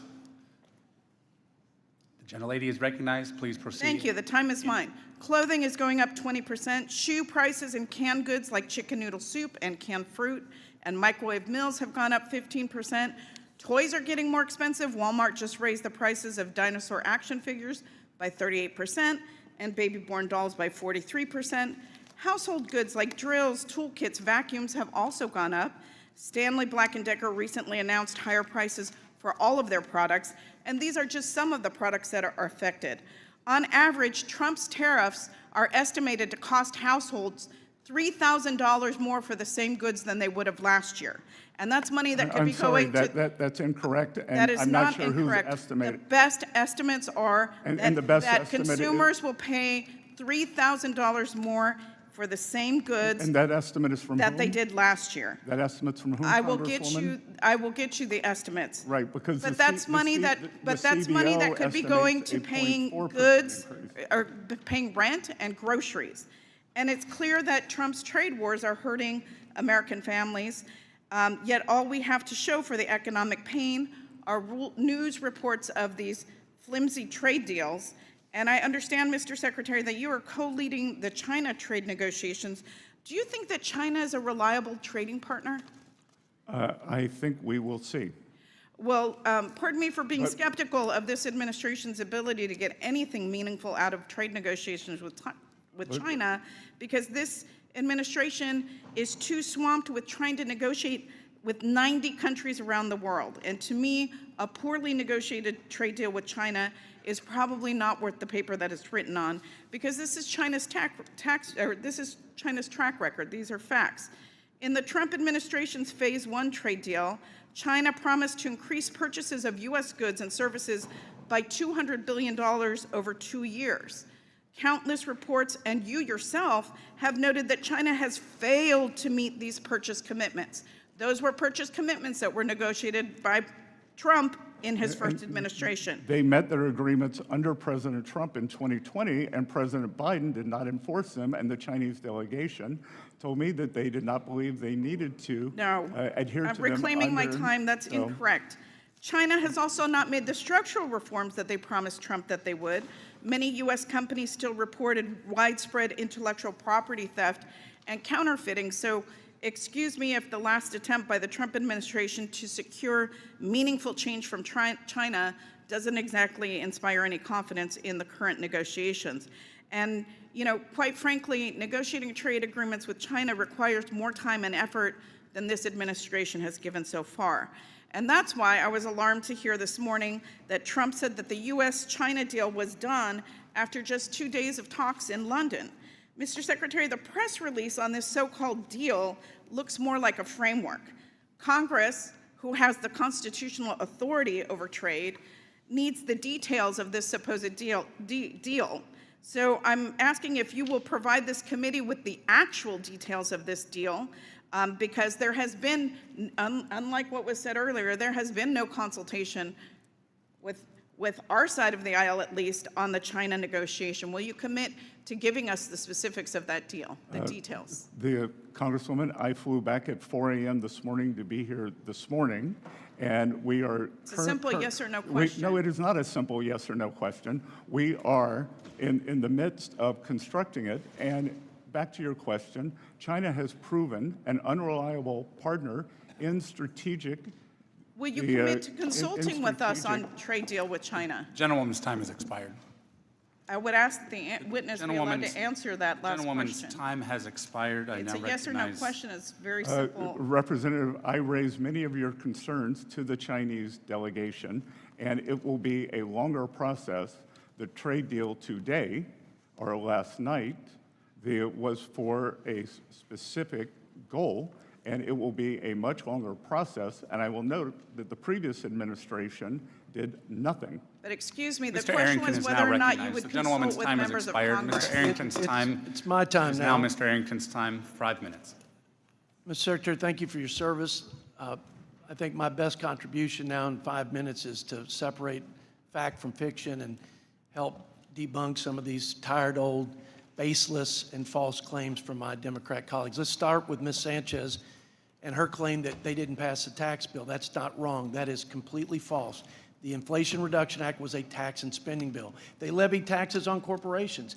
They increased taxes on stock buybacks. It was a tax and spend bill. We marked it up in the tax committee. What you won't find, though, Mr. Secretary, is a tax increase on the billionaires. You won't find a tax increase in their tax bill on millionaires. They didn't raise the tax rate for the top 10%, the top 20%, the top 30%. They didn't raise taxes on their millionaire. They didn't create the wealth tax that they're going to criticize us for. In fact, we're preventing all marginal rates from increasing by extending the Tax Cuts and Jobs Act, and including the top rate from going to 39% from 37%. They didn't increase it from 37% to 39%. They had total Democrat control, and they didn't do it. Feign indignation is what that is. Now, let's go through some more facts. If we don't pass the Tax Cuts and Jobs Act because they're successful in stopping it, there'll be a 22% on average tax increase for all Americans. Is that true or false? True. They'll lose about $5,000, $6,000, the median household income. They'll lose about $5,000, $6,000 of their family budget. True or false? At least that amount. Tax Cuts and Jobs Act. Did the top 10%, did the top 1% pay a greater share of taxes after the Tax Cuts and Jobs Act? A much higher percentage, sir. Did the top 1% that paid 38% of the entire cost of the federal government actually, after TCJA, pay a higher percentage of the cost of the federal government, going from 38% to 45%? True or false? Yes, sir, 7% more. And the top 10% was paying 70%. Top 10% earners in this country pay 70% of the freight of the federal government. After the Tax Cuts and Jobs Act, they are now paying 75%. Is that true or false? It is correct. So another false claim during the Tax Cuts and Jobs Act passage was that this was a tax cut for the rich and for corporations. Is it true or false that the Washington Post gave the Democrats 4 Pinocchios, saying $3 out of $4 in the tax cuts benefited individuals, not corporations? I don't read the Washington Post. Well, they gave 4 Pinocchios. Even the Washington Post could not tolerate that misleading and false claim. The top The bottom 10%, wages grew twice as fast as the top 10. True or false after the Tax Cuts and Jobs Act? Yes, sir, and household net worth increased substantially faster for the bottom 50%. True or false, did the poverty rate sink to an all-time record low after the Tax Cuts and Jobs Act? Yes, sir. Did we have the lowest unemployment rate among minorities and women after the Tax Cuts and Jobs Act? Yes, sir. How can these things be true and what they're saying true, Mr. Secretary? I will leave that to To the American people. To the American people. Because this is empirical data. Who had a referendum on November 5th. They sure did. And this is empirical data. These are verifiable facts. Now, let's move to this notion, I got a minute left, that somehow we've increased the national debt in the One Big Beautiful Bill Act. Forget for a minute that they, under their control, full Democrat control, added $8 trillion, and under President Biden, $8 trillion to the national debt. 40-year high inflation, soaring interest, all because of their failed economic policies, paying people not to work, expanding welfare without work requirements, taxes, barrage of regulation, record regulatory cost on small businesses, and the list goes on, okay? And we've all suffered, especially working people. As you said, it was a regressive tax, that 20+% increase in the cost of essential goods and services. But if you take CBO's static scores, the cost of the bill is about $4.16 trillion. If you take the $1.7 trillion in savings, the largest spending reduction in the history of the United States by twofold, and you put a conservative growth rate, because CBO's growth rate is 1.8 in their baseline. That 1.8 is based on the last 4 years of failed economic policies and unbridled spending. It's not based on the policies embedded in the One Big Beautiful Bill Act. President Trump grew the GDP by 1 percentage point from 1.8 to 2.8. Even Joe Biden had an annual average of 2.7. We put 2.6 in there as an assumption, which yields $2.6 trillion. The net effect is we reduced the deficit, and then some. Yes, sir. Thank you, Mr. Secretary. I appreciate you being here. God bless America and go West Texas. The gentleman's time has expired. I now recognize Ms. Sewell for 5 minutes. Thank you, Mr. Chairman, and welcome, Mr. Treasurer, Secretary of the Treasury. I actually, with all due respect, only get 5 minutes, so I'm going to ask, my constituents have sent me a list of questions that they just want yes or no answers to, and out of respect for the time and the fact that they want some clarity, I hope that you'll just say yes or no. The first question is, will the big, beautiful bill add to the national debt? Yes or no? Is that a yes or a no? That's a no? Yes? Sorry? What did you say? I'm sorry. It remains to be seen. Well, I mean, look, the CBO, the Congressional Budget Office official score of this bill says that it increases the federal deficit by $2.4 trillion. Sorry to interrupt, Congresswoman, the CBO also said that tariff income over the 10-year window would be $2.8 trillion. You know, so that would be you want to talk about $400 billion. dynamic scoring and all that There's stuff. nothing dynamic about that. You're quoting the CBO, I'm quoting the CBO, so let's level set. We can level set, but the reality is that I have constituents back home who are really scared. They're scared that prices have gone up. This administration has promised that prices will go down. That absolutely has not occurred for them. And every time they hear the word tariff, they think of the fact that it's another tax on them that will be passed on to them for goods and services. At any rate, not only did the CBOs say that that this bill will increase the deficit by $2.4 trillion. The Committee for Responsible Federal Budget said at $2.5 trillion. The Yale Budget Lab, $2.4 trillion. The point I'm trying to make is that you will add to the national debt over the span of this time. The second question that they wanted me to ask is, will all Americans have a net benefit from this beautiful big bill? It is it's difficult to. Yes or no?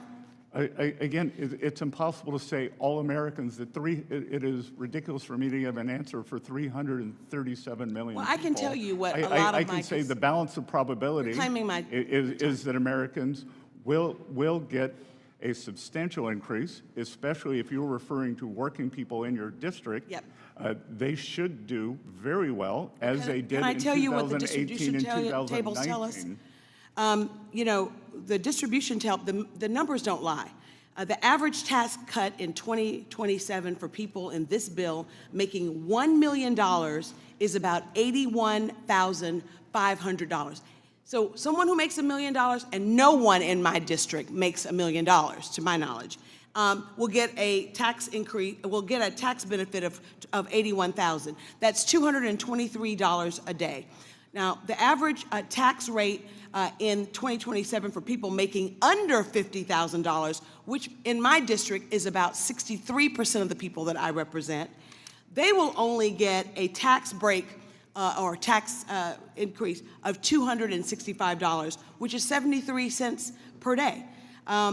That's pittance. When you think about the fact that the IRS, which you have been, this administration has decimated, closing field offices everywhere, laying off or taking or dismissing thousands of workers from the IRS. The folks in my district often get, bombarded with inquiries about their earned income tax credits, and billionaires that are going to get $81,500 more don't.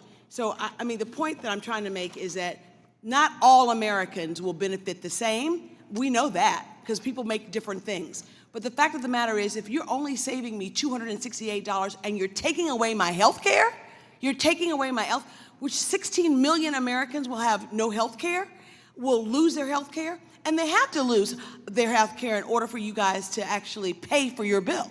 I mean, to pay for your bill by kicking people off health insurance and giving them no health care, to me, is immoral and not fair. The last question that I was asked to ask you was, when will we hit the debt ceiling? I know that this big, beautiful bill also means a increase in the debt ceiling, and frankly, I heard you say that that is something that's an imperative. I would agree with that. When do we foresee us hitting the debt ceiling? Congresswoman, I want to congratulate you. You have a very sophisticated constituency to ask questions like this. That the so-called X date is a... With all due respect, just because you're poor doesn't mean you're ignorant. As I said, very sophisticated. Yeah. It was so can you answer the question? I'm in the habit of I'd like to know whether or not of saying thank you to compliments. That the so-called X date is a moving target. So when do you you're the Secretary of Treasury, so tell me, when do you predict, given where we are right now, will we hit the ceiling? Some point in the middle to late summer. Is that August, July? Again, it is imprecise. Well, sir, I just think that it is an abomination that we are actually giving bigger tax cuts to the wealthiest Americans who don't need a tax cut. The gentleman's time has Meanwhile, we're expired. taking away food assistance and health care from people who desperately need it. Gentlewoman's Thank time you, has and I yield back. expired. I now recognize Mr. Estes for 5 minutes. Well, thank you, Mr. Chairman, and Secretary Bessent. Thank you for being here. I know you have been very busy in the last 2 days, and appreciate you coming back with struggling through the jet lag that you're obviously feeling. I just want to, I have some remarks here. I just want to throw out a couple of comments that have been talked about. I mean, and I believe you mentioned this earlier, is that after the Tax Cuts and Jobs Act, the top 1% went from paying only 40% of the tax burden to now paying over 46% of the tax burden. So as we've put in this good Tax Cuts and Jobs Act, the top 1% are actually paying more. And I know a lot of questions from the other side of the aisle talked a lot about the deficit. And as you mentioned in your earlier remarks, the country's been fairly consistent in maintaining tax revenue at about a 17 to 18% of GDP. Unfortunately, the problem we're dealing with now is spending has ballooned up to roughly 23% or 24% of GDP, which is creating that problem that we have an imbalance. So I really want, I have several things I want to cover. First, I want to talk a little bit about Section 899. It's a common sense provision that's based on two bills that Chairman Smith and I introduced. It's not new. It's not revenge, as some in the media have been proclaiming and wailing about the last few weeks. It's a reasonable approach to make sure that foreign countries don't pilfer the U.S. Treasury with UTPRs or DSTs. And the fact is, if we do nothing, we're ceding our tax authority to other countries. And the JCT is warning us that we will lose $122 billion in tax revenue over the next 10 years. Ways and Means could have responded with much more severity in terms of the bill that we looked at.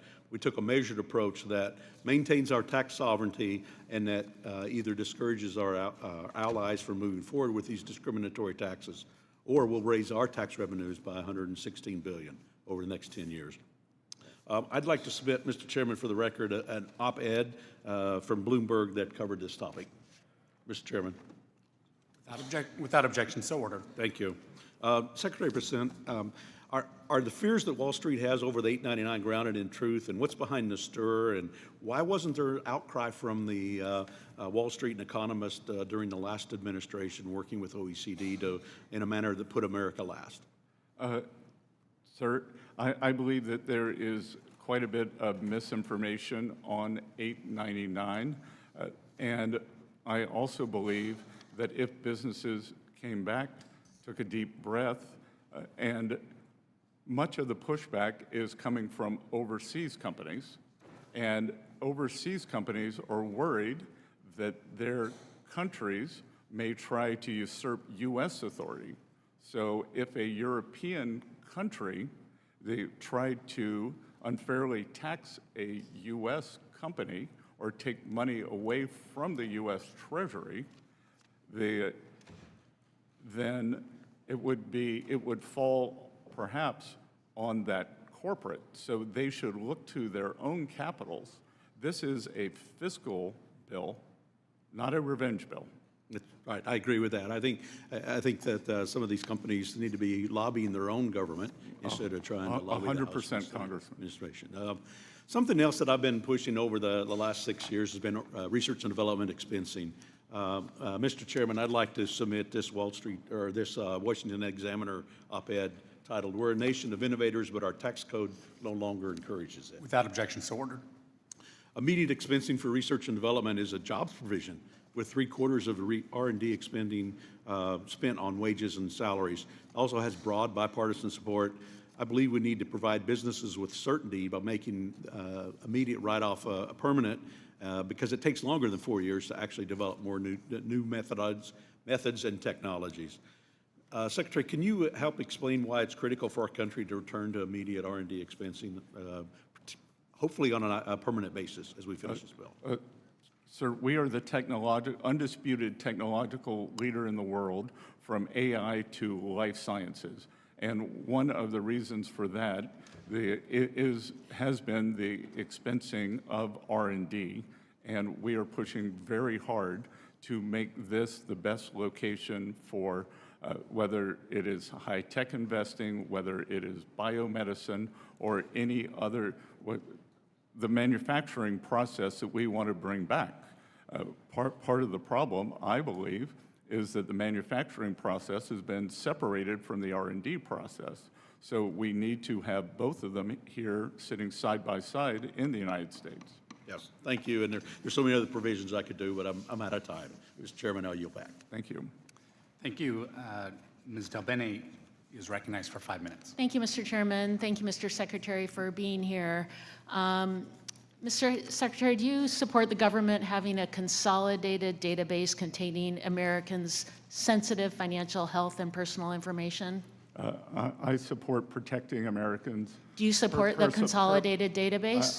I support protecting Americans' personal So, information based on current law. I think it's very concerning that you're not able to say no. This is not a partisan question. In fact, just last week, Republican Representative Warren Davidson responded to reports that DOGE is merging huge sets of data from across federal agencies into a centralized repository.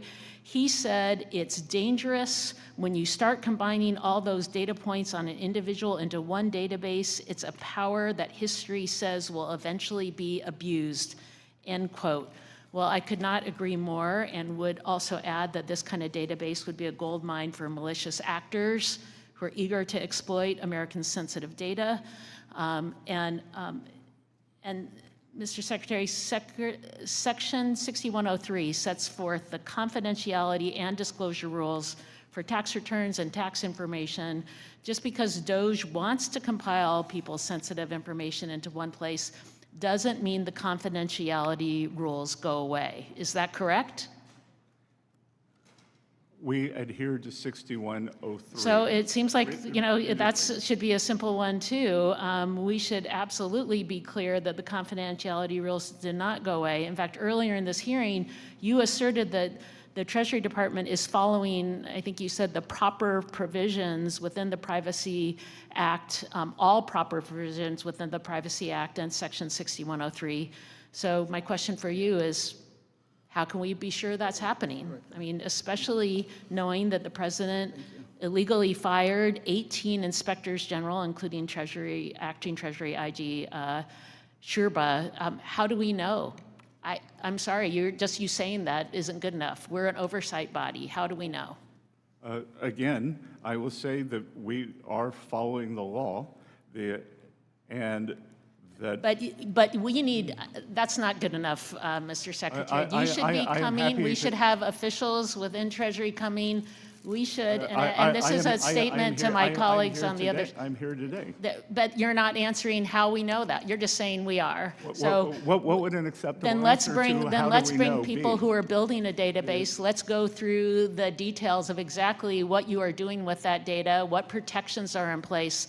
We should have hearings doing that. In fact, we requested hearings on this from our partners on the other side of the aisle, refused to bring people from DOGE, et cetera, into this committee so we can be sure that, a consolidated database. A judge in the Southern District of New York has ruled that all of our protocols are. Mr. Secretary, we are a co-equal branch of government. We are the oversight body. I'm answering, I asked that question because it is part of my job not to have you just say it's okay. If you won't take my word and a judge's then word, let's I'm not look at sure it. how to satisfy. I think because we actually have the authority to get that detail, we are oversight. We are not just here to have you say, don't worry about it. We are here to get detail. And I want you to be clear that it helps, this is a risk to the American people. This is sensitive personal information. There is no clarity on how this is being protected. Early on in this administration, people were given access to information with no controls. We have not had folks come into hearings.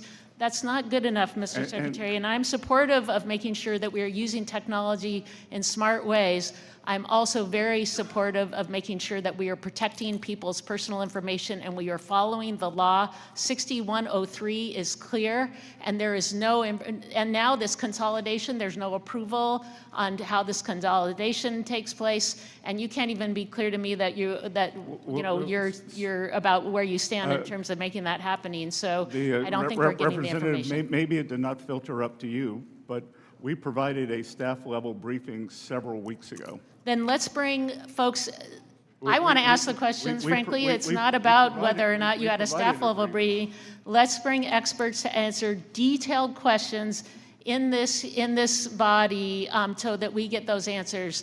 You know, I have a technology background. I'm happy to have those detailed conversations of exactly who's given access, how that access is given, and how we are making sure that information is protected. We absolutely have to make sure that there are no violations, that there are the right protocols put in place. We have no data to say that. We just have, you're saying, just trust me, it's okay. That's not good enough. And Mr. Chairman, Gentlewoman's time has expired. Mr. Chairman, I yield back. I now recognize Mr. Smucker for 5 minutes. Thank you, Mr. Chairman, and thank you, Secretary, for being with us. And congratulations on what appears to be a great deal with China potentially, and a reset of our relationship, and a deal that'll be great for American business, It's an American excellent workers. start, Congressman, but a start. Yeah, I'm really continue to be proud of the work that we've done with the Tax Cuts and Jobs Act, the impact that it had on my constituents, where average families in my district saw an increase of about $6,000 in their wages in the years following that. Inflation was low. I'll put up any day the record of the previous Trump administration with what we've seen, the disaster that we've seen in this past administration. And so grateful to have the opportunity to work with you to extend those benefits once again to every American. And we're hearing a lot from the other side here today on things that they're falsehoods about the bill, things that are not in this bill. And I just want to remind our listeners what Democrats are voting for by voting against this bill. They will be voting for a vote against this bill is a vote for the largest tax increase in American history, a tax increase that will affect average households at every tax bracket level. They're voting for a decrease, in fact, a 50% decrease in the child tax credit, which is so important, provides important relief to every American family. They're voting for allowing Medicaid dollars to go to people who are here in the country illegally at the expense of American citizens. Yes, sir, 1.4 million of them. And they are voting to allow Medicaid dollars that are intended for people who really need them to go to individuals who could be working but choose not to. They are voting for Medicaid benefits not to go to women and children as they should. They're also voting against policies they voted for before that will be critical to grow this economy and provide additional opportunity. Policies like full expensing, they voted for that last cycle or last session. Full deductibility of R&D, full expensing, I mentioned full expensing, and then we're adding full expensing for structures, which will re-energize American manufacturing. All of the things Democrats will be voting against by voting against this bill. Yes, sir. So I want to again say that we're doing this is going to be beneficial to every American, and we're also doing it in a responsible way by finding savings that will drive more efficiencies in some of these programs, but will ensure that we will not add to the debt, assuming we meet very, I think, conservative estimates on growth. Do you agree with that? Yes, sir. And to go back to the CBO, the CBO produces a black box. And that black box says the growth is 1.7 or 1.8%, whether we make the TCJA permanent and continue, and that permanence causes stimulus, or, as you said, whether we have the largest tax cut in history, which would be cataclysmic, obviously, but it also assumes no change in growth. So obviously, both cannot be true. Exactly right. So we're going to do this in a fiscal responsible way. Now, I do have one question for you, and I only have a minute left. One of the things that I was impressed with when during your confirmation hearings and leading up to your appointment as secretary was your 3-3-3 plan. And particularly in the short amount of time I have, you have a stated goal at that time, at least, of getting to the deficit at being at 3% of GDP, which I know how much you're concerned about the debt. The Democrats today are raising concerns about the debt. I share those concerns. I think that's a great goal. Do you still hope to achieve that 3% debt to GDP, deficit to GDP by the end of Trump's term? Yes, sir. It's a deficit to GDP, which the other side of the aisle doesn't seem to want to talk about, or the total debt to GDP, which Secretary Yellen and I agree on. It is those two numbers that matter. The absolute number, while daunting, a 3 in front of the deficit to GDP by 2028, the end of President Trump's term, which is the long-term average. And I think this sets, Gentleman's time has this expired. sets the basis for being able to achieve that. There's going to be a lot more work to do, and I look forward to working with you to achieve that goal. Thank you. Gentleman's time has expired. I now recognize Ms. Chu for 5 minutes. Secretary Bessent, my constituents are sick with worry about losing their health care coverage. The nonpartisan Congressional Budget Office just determined that more people will lose their coverage. 16 million people will lose their coverage as a result of this big, ugly bill, which will be the largest loss of health care coverage for people in American history. Now, Republicans are saying that this will all be accomplished by cutting out waste, fraud, and abuse. But we should not be fooled. This is accomplished by 30 different measures, including increasing the amount of red tape that people will have to go through just to stay on Medicaid and on the Affordable Care Act, or the ACA. In addition, the CBO says that this bill will cost Medicare over $500 billion. I think of the many grandmothers and grandfathers who need nursing facilities as they face various illnesses like dementia or Alzheimer's. In my district, 62% of them rely on Medicaid to get any kind of care. But this bill requires all kinds of new paperwork to stay on these programs, including paperwork for seniors seeking to dually enroll in Medicaid and Medicare. Where will these seniors go if they lose their Medicaid because they didn't file yet another form, all while having dementia? This is a life or death situation. But I guess Republicans believe, as Senator Joni Ernst said, well, we're all going to have to die. And then there is the ACA. I remember what it was like before the ACA, where people could not get health insurance if they had a pre-existing condition, like everyday conditions like asthma or even pregnancy. The ACA provided tremendous relief to millions. But this big, ugly bill will require even more red tape to stay on the ACA. It demands that 2.5 million people, like gig workers, like Uber drivers, who don't even know what they'll earn in a week accurately, estimate their income for the next year. It requires people to re-enroll year after year rather than having an automatic enrollment, which is not required by any health insurance or Medicare. It reduces enrollment periods so it can cut people off the program.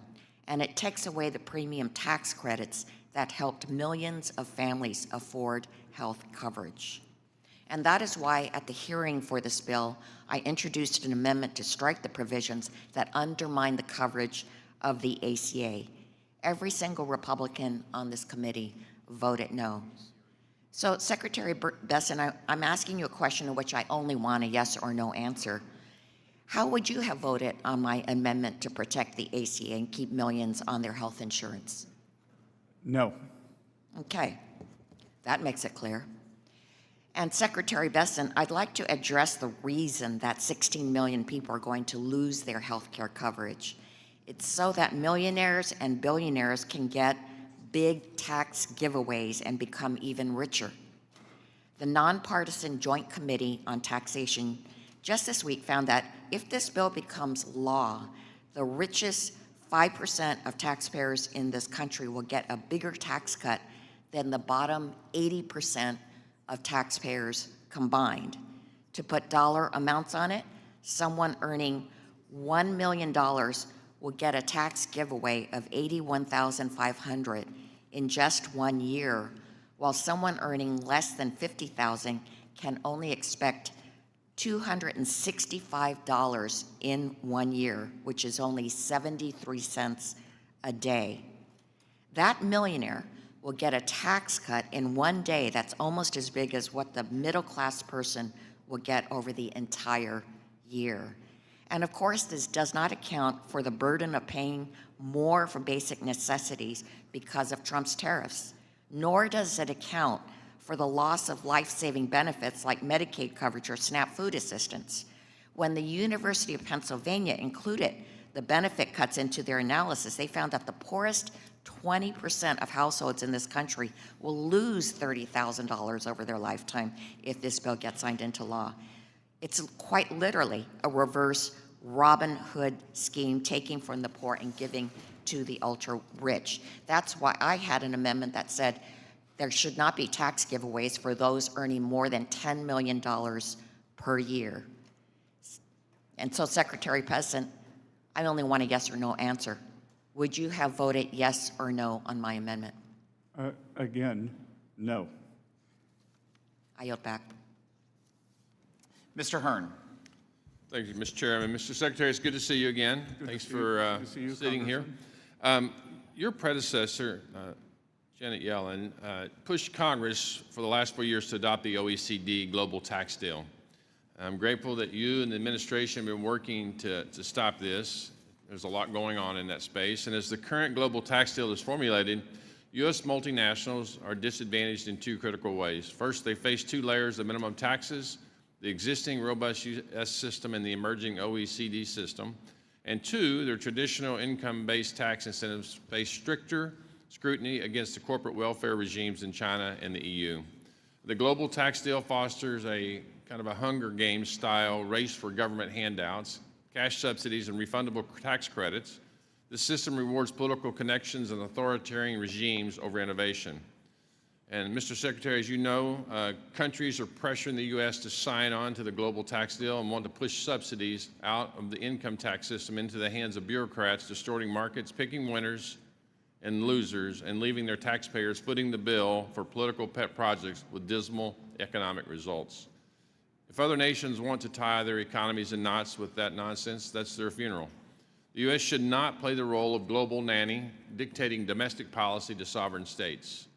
Countries around the world are free to determine a domestic policy that meets their political and economic demands, but not at the expense of the U.S. taxpayer and our great U.S. companies. My concern, Mr. Secretary, is that there is an on and off switch associated with the implementation of this global tax deal. A lot of uncertainty of what's happening after your time in office and the President's time in office. The tax sovereignty of this nation is under attack. The last administration gave away U.S. leverage trying to sell the jurisdiction and purview of this committee to the OECD in Paris. We must not let that happen. The global tax deal isn't just a friendly suggestion, it's a loaded gun aimed at countries that don't join the cabal. I, for one, don't want the U.S. to be looking at the end of their loaded gun under the next administration or the one after that. Mr. Secretary, will you commit to working with us to put a nail in this coffin on the global tax deal once and for all? My staff met with the OECD in Paris just last week, and we are pushing back and working toward a solution as soon as possible, Congressman.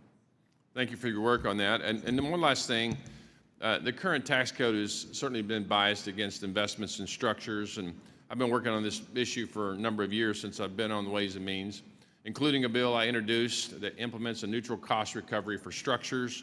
While we should continue to do more in this space to drive down the cost of investment in structures, and I know that's part of the big plan to get manufacturing back here quickly, I'm happy that we're moving in this right direction. And long depreciation schedules, as you know and as you've worked on, erode the value of deductions, hindering growth in our domestic manufacturing.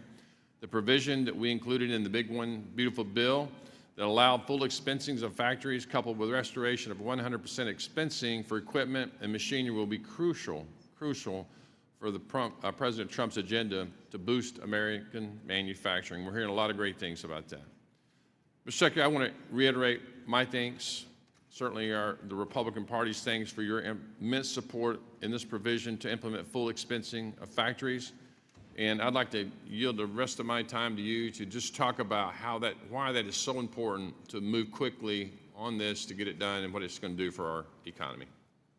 Congressman, it provides great surety, but more than that, it provides the impetus for businesses to make capital allocation very quickly, and in a way, it puts us on an even playing field with the countries that heavily subsidize their industry. In the United States, we try not to, some administrations, like the past one, try to pick winners and losers. We do not. We try to set the best playing field and create the best environment. So the surety of immediate expensing is very powerful in terms of after-tax return on capital. After-tax return on capital is what drives this economy, it is what drives productivity, and it is what makes the United States the greatest economy in the world. Mr. Secretary, again, thank you for being here. Appreciate your words, and I yield back. Ms. Moore. Thank you so much, Mr. Chairman. I'd like to yield 5 seconds to the gentlelady from California, Ms. Sanchez. Thank you, Ms. Moore. I would ask unanimous consent to enter into the record the nonpartisan policy research Yale Budget Lab analysis, which shows that $3,000 cut to household income because of Trump's tariffs. Without objection. Thank you. I yield back to Ms. Moore. The Yale Budget Lab is staffed by Thank you. This is my time, former sir. Biden officials. Where's the gavel, Mr. Chairman? He's taking up my time. Proceed, the clock's moving, Ms. Moore. Thank you. I want to join my colleagues on a bipartisan basis in regaling the life and times of Charlie Rangel. And actually, Mr. Chairman, were he alive today, today would be his 95th birthday. And you know, even if it weren't his birthday, I would have to have thought of Charlie Rangel at this moment and the last real close personal conversation that I had with him when I considered your testimony here today, Mr. Secretary, and some of the other sorts of inquiries and comments of my colleagues here when they talked about the averages. The average taxpayer is going to receive this or that. It's sort of like the example that you almost gave here. You know, one taxpayer gets $1 million tax refund, another one gets a $1 tax refund, and then the average tax refund is $500,050. I had a Jesuit education, so we learned about the tyranny of averages. You ignore the distribution and outliers. You mask variations and inequalities. It's asymmetrically distributed. It's skewed. Because you have heard my colleagues talk about the real impact. Somebody under $50,000 a year is going to get $265 versus others that get millions. That is not a question. That was my comment. Okay, so you and DOGE were focused on eliminating waste, fraud, and abuse. So let me just sort of outline some of the waste, fraud, and abuse that you found and tell me yes or no, was this what you found? $641 billion in subsidies for the ACA, $764 billion in Medicaid cuts, $300 billion in SNAP cuts, and then triggering $500 billion in Medicare cuts. Was that all waste, fraud, and abuse? Yes or no? Again, ma'am, it's very, very difficult to give a yes or those are the cuts. Okay, I'll move on. You're not going to answer. Very difficult. What I'd like to know is the $2.4 billion in debt and the tax increases of $4.5 trillion. Is that not spending? Are tax cuts spending and creating, especially, not just adding to the debt, but the interest rates on the debt? Is that or is that not spending, yes or no? Are tax cuts, if I give you a tax cut, am I spending out of the Treasury to do that? Yes or no? Not if we, Mr. Secretary. not if we create more income Okay, than the nature of we're the talking about a gambler's fallacy with projecting growth that's never been proven by anybody, anything. So I will move on because I see my time is waning. Let me ask you some more questions. Do you think that a problem we have in our tax code is that we have $700 billion a year in a tax gap because you know, the very wealthy are evading illegally their tax responsibilities? Is that or is that not waste, fraud, and abuse? Would you characterize that as waste, fraud, and abuse? I'm just a simple question. Is that waste, fraud, and abuse? My priorities are collection, privacy, and customer okay, service. Okay, but you at the IRS. we're not collecting that. And you cut 31% of the budget from the IRS that would have actually, processed these claims? The largest budget cut was in the IT department that began the modernization in 1990. Okay, the and true has spent cost more- of has spent economic more than security $50 billion. has determined that 50% of Americans are financially insecure. 50% of Americans. So do you think that any of them are going to suffer from the cuts in Medicaid, SNAP, and ACA not to have these resources available to them? Yes or no? I believe that they will be better. Better off under without these under resources. this tax bill, just as they were under President Trump's last term, as opposed to the ravages of inflation under President Biden's term. Well, let me just ask this. Why is this bill designed to take away some of the benefits that you claim people are going to have? They expire, like the senior tax credit expires, all of these things that these families are supposed to get. If you're so into uplifting their needs, why do they expire? No tax on tips. No tax on tips expires. Sorry? It expires.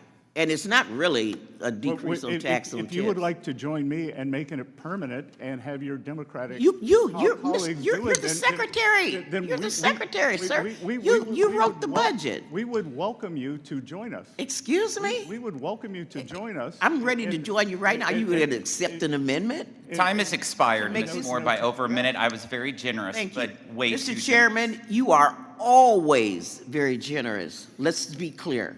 I yield back. Thank you, Ms. Moore. The chair would like to inform the members that the committee will stand in recess for 10 minutes following Ms. Miller's time.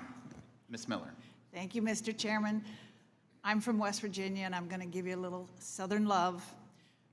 I graduated from Columbia College. My husband graduated from the Citadel. So we've got some roots in common there. Thank you for being here today.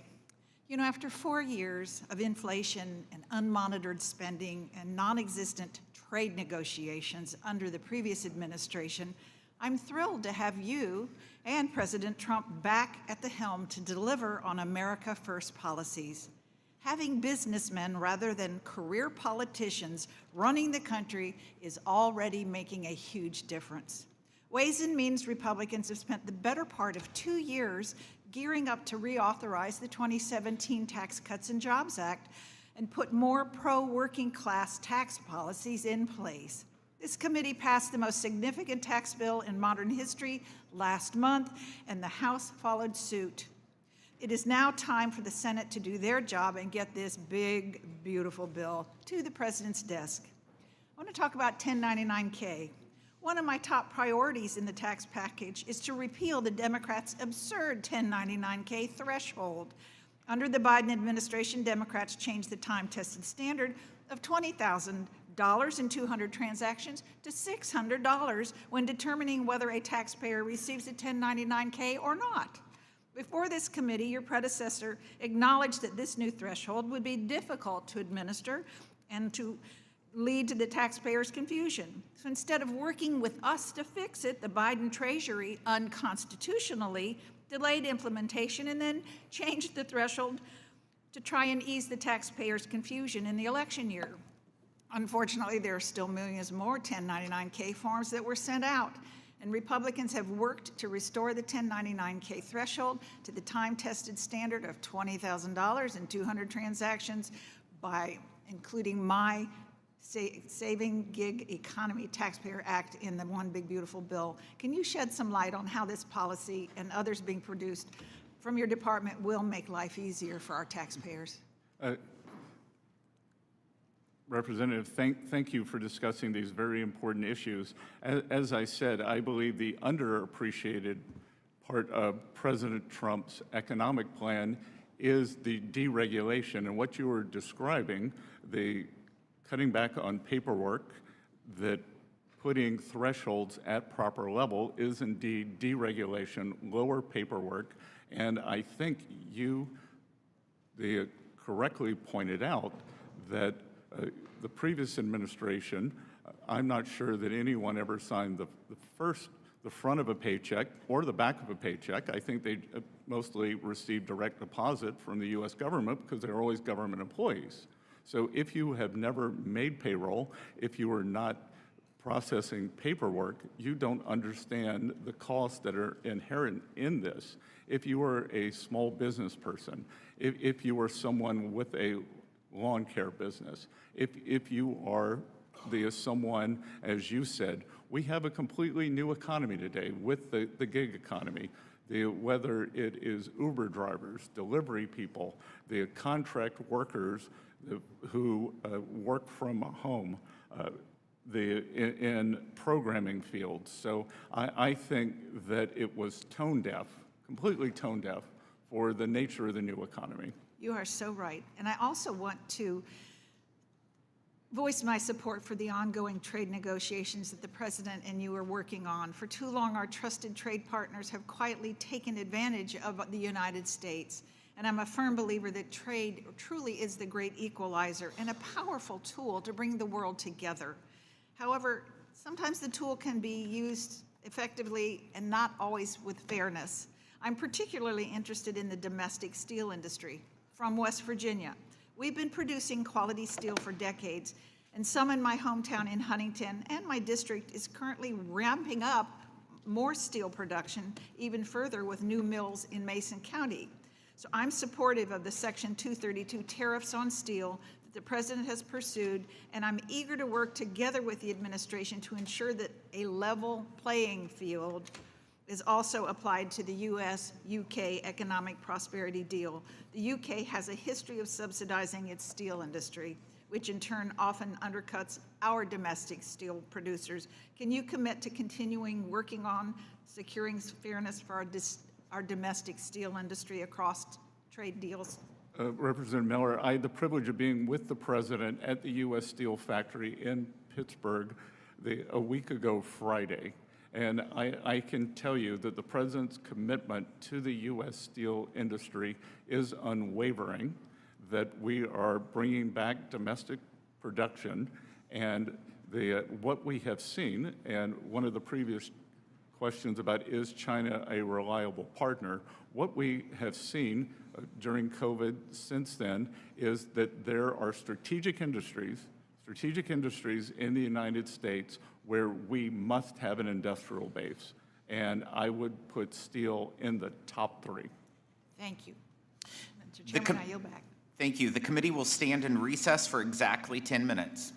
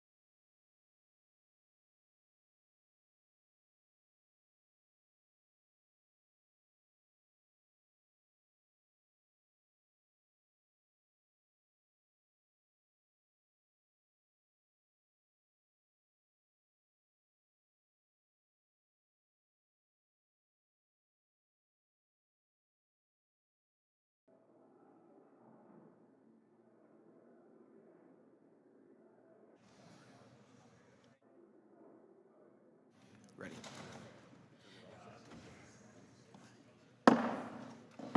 The committee will come to order. We'll continue with questioning. Mr. Boyle. I'm sorry, but I just can't stand it anymore. This massive, outrageous, pork-filled spending bill is a disgusting abomination. Shame on those who voted for it. You know you did wrong. You know it. Those were the words of your former White House colleague and good friend, Elon Musk. This spending bill contains the largest increase in debt ceiling in U.S. history. It is the debt slavery bill. A new spending bill should be drafted that doesn't massively grow the deficit and increase the debt ceiling by $5 trillion. Why do you believe Mr. Musk is right or wrong? I think you'd have to ask Mr. Musk. Well, take the substance of what he said. Does it not add trillions of dollars, your bill, to the deficit and debt? It's not my belief that it does. It may be his. He could speak for himself. But of course, it's not just Mr. Musk. It is the Congressional Budget Office. It is conservative-leaning groups like Tax Foundation, Cato, left-leaning groups, and nonpartisan groups like CBO and JCT. So this bill has actually united the left, the right, and the center, all saying it massively increases deficit and debt. But they're all wrong and you're right? Congressman, I think that there are a range of outcomes that I think that many do not include the pro-growth measures, just as they were wrong with the original TCJA, and that has proven to be a resounding success. Just as I don't know if you were here to vote for the IRA, the CBO scoring on that, it has been 3 to 4 times more expensive.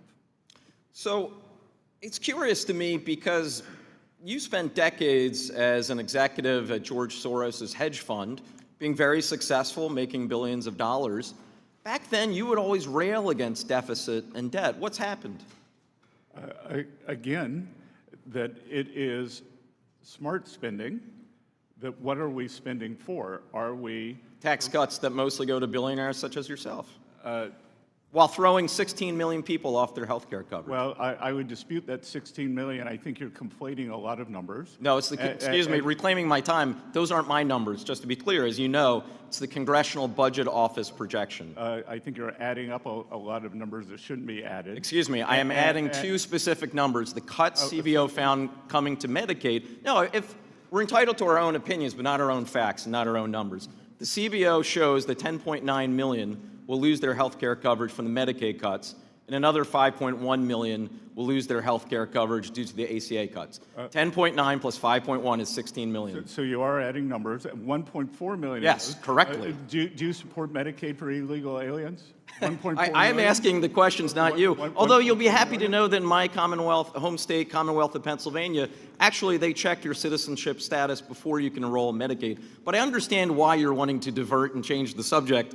Let me move, since we've taken up already most of my time. The World Bank yesterday had a shocking growth projection. They slashed their growth projection for the United States by upwards of 40%. I'm just curious, do you agree or do you think they're wrong as well? Because they specifically cited the trade uncertainty caused by your administration, the administration that you serve as Secretary of the Treasury, as being the primary reason why they've had to slash their growth projection to the lowest since 2008. Congressman, you kindly cited the success that I may or may not have had in my previous career, but I could tell you I would not have had it if I followed World Bank projections. So it is interesting that you believe all of these groups are wrong, from your former colleague Elon Musk, to left-leaning groups, to right-leaning groups, to center groups, to the World Bank. Everything is going hunky-dory. The reality is, I can see why you would have that opinion. You, as a billionaire, will reap the rewards of this tax cut, while 16 million Americans will lose their health coverage. That is the sad reality of the situation. We could look at who would be most harmed if these tax cuts expire. Well, you'll be happy to know that on this Democratic side of the dais, through an 18-hour markup, every single Democratic member voted to extend the tax cuts for everyone making under $1 billion. I see my time has expired. I yield back. Dr. Murphy. Thank you, Secretary, for coming, and I apologize for the bellicose manner in which you're being treated. I think if we all want respectful parlay and we actually want to learn things, we do it respectfully. You know, I'm just going to take a side. I am a physician in healthcare. I always want everybody to be able to access healthcare. But if I can say 3 words: illegal, ineligible, and able. So let's go to the illegal part first. The last party let in anywhere between 13 and 20 million people in this country illegally, and now they're placing their health care burden on the rest of the American country. So let's talk about the illegals, providing health care for illegals. By the way, those aren't American citizens. 2, ineligible. Last administration did not allow states to audit their Medicaid rolls. Guess what you're supposed to do? You're supposed to say, hey, you're still fit eligibility, you're an impoverished child, you're a pregnant woman, you're a disabled person, you're an impoverished senior citizen, you are eligible. But if you're not, you are not eligible for Medicaid. Period. Able-bodied. Who can be against able-bodied individuals working to get health care? I mean, my gosh. So I'm hearing this ridiculous statistic of 16 million people who should not be eligible, who are not eligible. It is just embarrassing every time they bring this thing up. So anyway, you know, I do want to get back to the fact that our nation now, and this is blames on Republicans and Democrats, has gone far too long as far as where our economy is. We become a service economy, we become a government employment economy. We make some things, we assemble other things, but we don't manufacture things. We've talked about this. I look at this, at what's happened in North Carolina, the drying up of cities, especially in the East. I want to talk a little bit about tariffs, and this is a difficult discussion. I'm hearing more and more from manufacturers in North Carolina that the tariffs in the short term are harming them. Specifically, tariffs on inputs used in manufacturing, driving up costs and making products uncompetitive when exporting to third country markets. These export markets are highly competitive, and U.S. companies have to compete with the EU, with China, other countries to be able to offer their products cheaper. Who can offer their products cheaper than U.S.? I really just would like to know how we're going to navigate this. I really believe our tariff policy was necessary. You can only affect economic policy by one of 2 ways: militarily, which no one wants, or by tariffs. And to get our country reversed back on a path it should be, we have to do this. But help me understand how the U.S. is going to help our companies in this difficult time remain their competitiveness. Well, Congressman, as I discussed earlier, the most powerful thing we're going to do is give them great certainty and permanence in this tax bill. We will also allow 100% expensing, both for the new equipment and for factory structures, and that will provide a substantial savings and impetus. So I believe that that will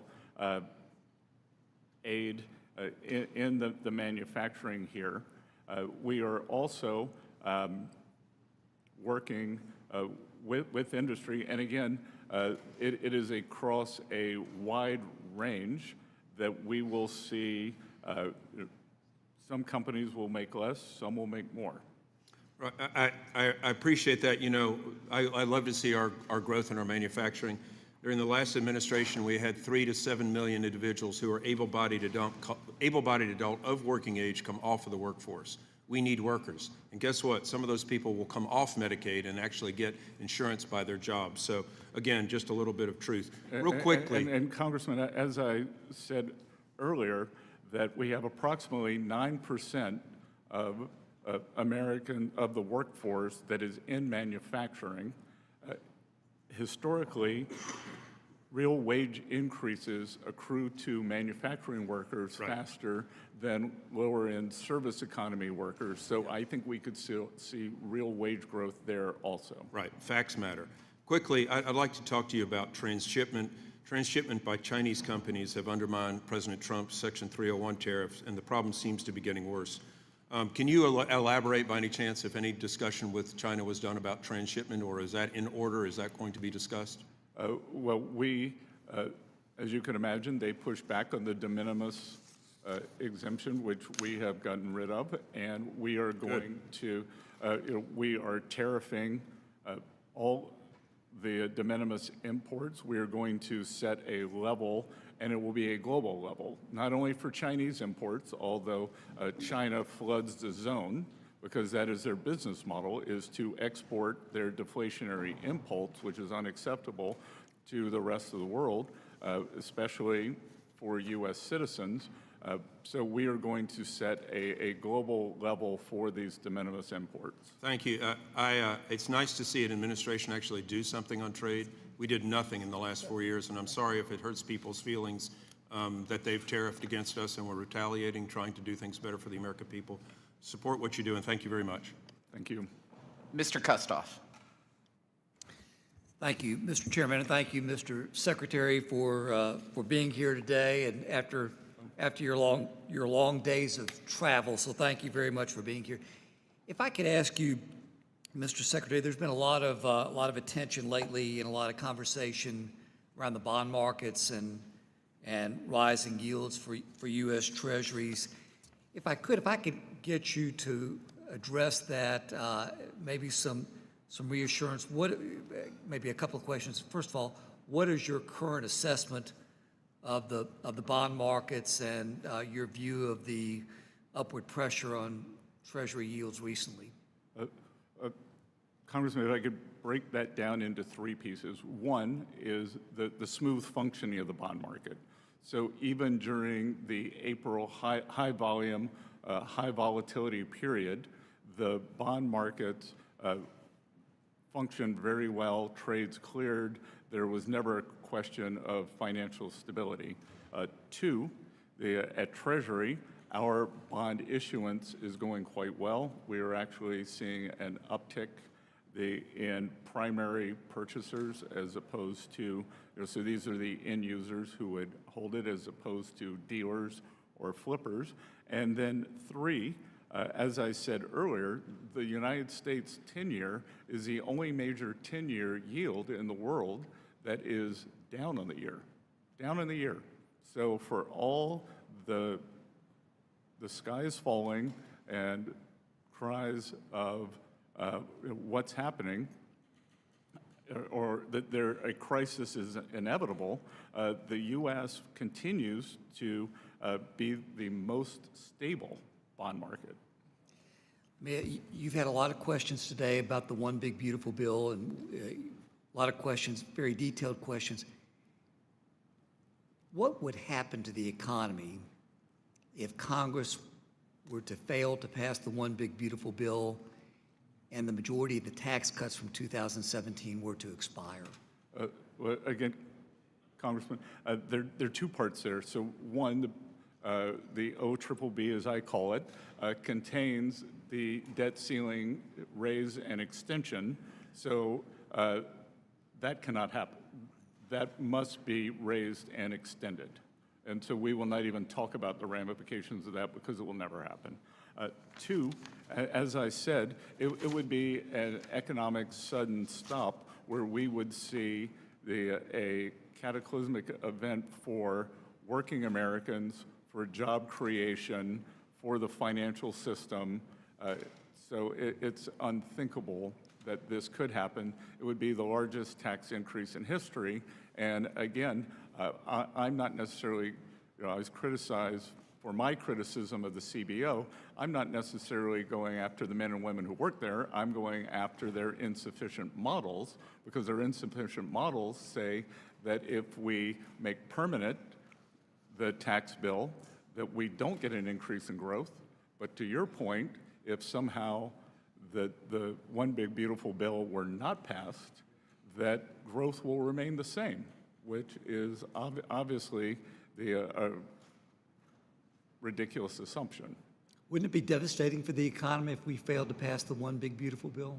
Sir, I think it could set off the financial crisis, the likes of which we have not seen since 08-09. Mr. Secretary, you would rather be Treasury Secretary than Chairman of the Federal Reserve, wouldn't you? Sir, I think I have, with the Other than some congressional reporting, the best job in Washington. And I am happy to do what President Trump wants me to do. And I think that we are making great progress at Treasury.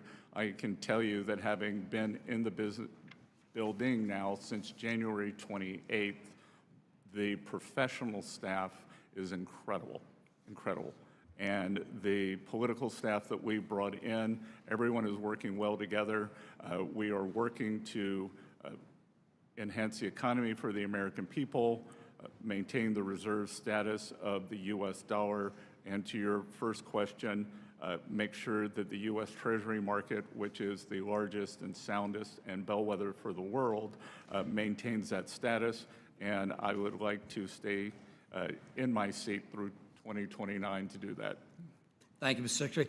Mr. Secretary, my colleagues on the other side of the aisle have repeatedly said that there are no outside experts who support the One Big Beautiful Bill, and I would like to correct that for the record for a moment. So, Mr. Chairman, if I could, I'd like to submit for the record a letter that was sent to President Trump, Speaker Mike Johnson, and Leader John Thune on June 3rd, showing 300 economists' support for the One Big Beautiful Bill.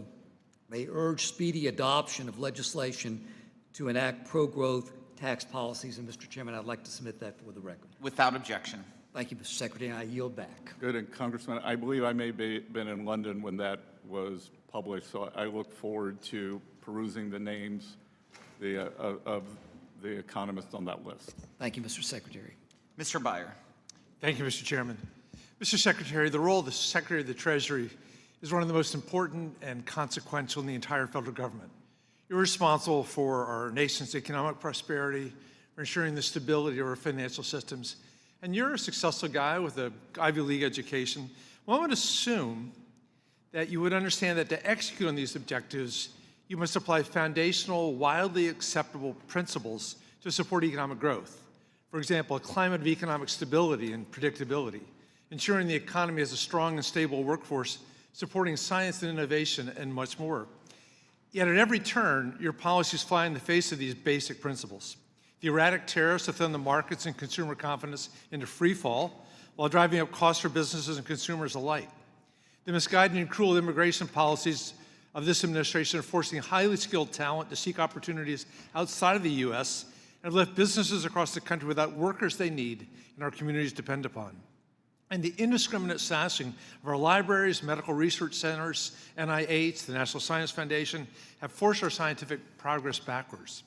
At the same time, your public comments about the state of the economy suggest you don't even understand the severity of the damage that you're causing. For example, for months, despite every indication to the contrary, you've suggested the U.S. dollar is not weakening, but instead that currencies of other countries are growing stronger. This might be more credible if the dollar hadn't weakened against gold most of all. That's akin to suggesting our sea levels aren't rising, that the land is shrinking. Demand for treasuries is weakening, and the markets aren't buying what you're selling. The only time the markets have reacted positively is when the administration is in retreat from key policy areas. I want to say, given your successful past, isn't this embarrassing? Is there a question there, sir? There's a question. Isn't this embarrassing? Oh, is it embarrassing? Well, I'm sorry, Congressman, but you seem not to have seen the economic data. The GDP growth has been quite substantial. Job growth is solid. GDP growth is half what it was last year, sir. The job growth is solid, and we had job growth is a third what it was all last year, sir. No. And private sector job growth especially. And if you'd like to talk about inflation, would you? The inflation has been coming down. Just the inflation is good so far. We will see every economic thing I read, which is much every day, suggests the impact of the tariffs is not yet. Well, why don't we look at the data rather than the hysteria, which is how I made my career. Let me move on. You like to use the phrase strategic uncertainty as a justification for the tariff mess, pretending that the erratic policies have been the result of a clever, thoughtful plan, which is impossible to believe. There's a common assertion with these tariffs that I'm struggling to understand. The committee just passed a reconciliation bill that can explode the deficit by almost $3 trillion. The president tells us that's just fine because according to the CBO, if all of his tariffs policies remain in place, we're going to see $2.8 trillion in new taxes from the tariffs. You used that number earlier today over the next 10 years. But here's my question. If you're supposedly cutting all these deals, 90 deals in 90 days, and the president's going to retain the power to adjust tariffs on a whim, how can we reasonably expect that those $2.8 trillion in new tariff revenues are going to be real?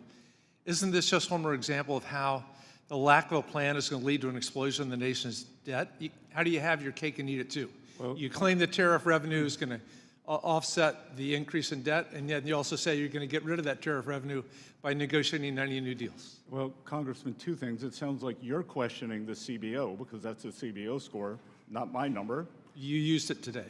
Yeah, but it's the CBO score. So if you want to use CBO, let's use CBO. They're claiming $2.4 trillion in new debt, and they're also saying 2.8 in tariff income. Even in Washington math, that's plus 400 billion. That does miss the 500 billion in new interest on the debt, which takes it up to 3 trillion. But So finally, you don't agree with the CBO either. in my 45 seconds, your counterpart, Secretary Lutnick, recently declared on television that Trump's president's tariffs are not going away, quote unquote, even with your deal on China that you announced. Secretary Lutnick was asked by Senator Kennedy if he'd accept a deal that removed trade barriers for places like Vietnam, and he gave an answer that was frankly all over the place and difficult to understand. We're less than a month away from Liberation Day Part 2. Very few of the trade deals have been announced yet. I think most people in Congress and around the world would like to know what's going on. Should America be preparing for Liberation Day 2.0? Should we plan, what do we plan for July 9th and July 2nd? I would say, as I have repeatedly said, that there are 18 important trading partners. We are working toward deals on those, and it is highly likely that those countries that are trading blocs, as in the case of the EU, who are negotiating in good faith, we will roll the date forward to continue good faith negotiations. If someone is not negotiating, then we will not. Mr. Chairman, I yield back. Thank you. Mr. Stubbe. Thank you, Mr. Chairman. Mr. Secretary, the Democrats and the left continue to say that this is just a tax cut for billionaires. So I'd like to give you the opportunity to respond to that. Sir, as we saw last time, the impetus or the higher collections were on the upper bracket. So the top 10%, the top 1% pay more. If I weigh 200 pounds and my sister weighs 100 pounds, which is approximately right, and we both lose 10% weight, then I lose 20 pounds and she loses 10.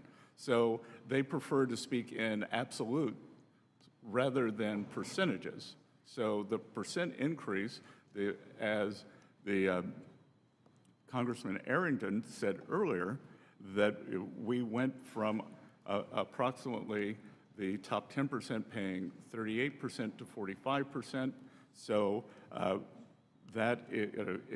it's a very loud talking point that lacks all logic.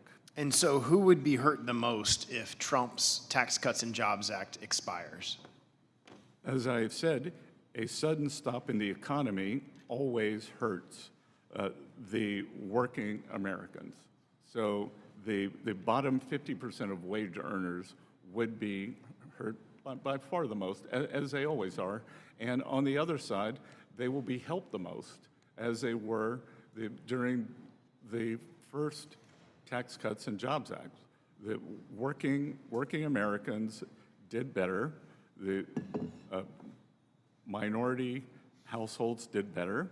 Working households saw a substantial increase in their household net worth compared to the household net worth increase of the top 10%. So again, in percentage terms, which is what matters, and Congressman, what also matters is how much do Americans keep? What is the return? Because we just experienced this great inflation. The statistics said that inflation was 21%.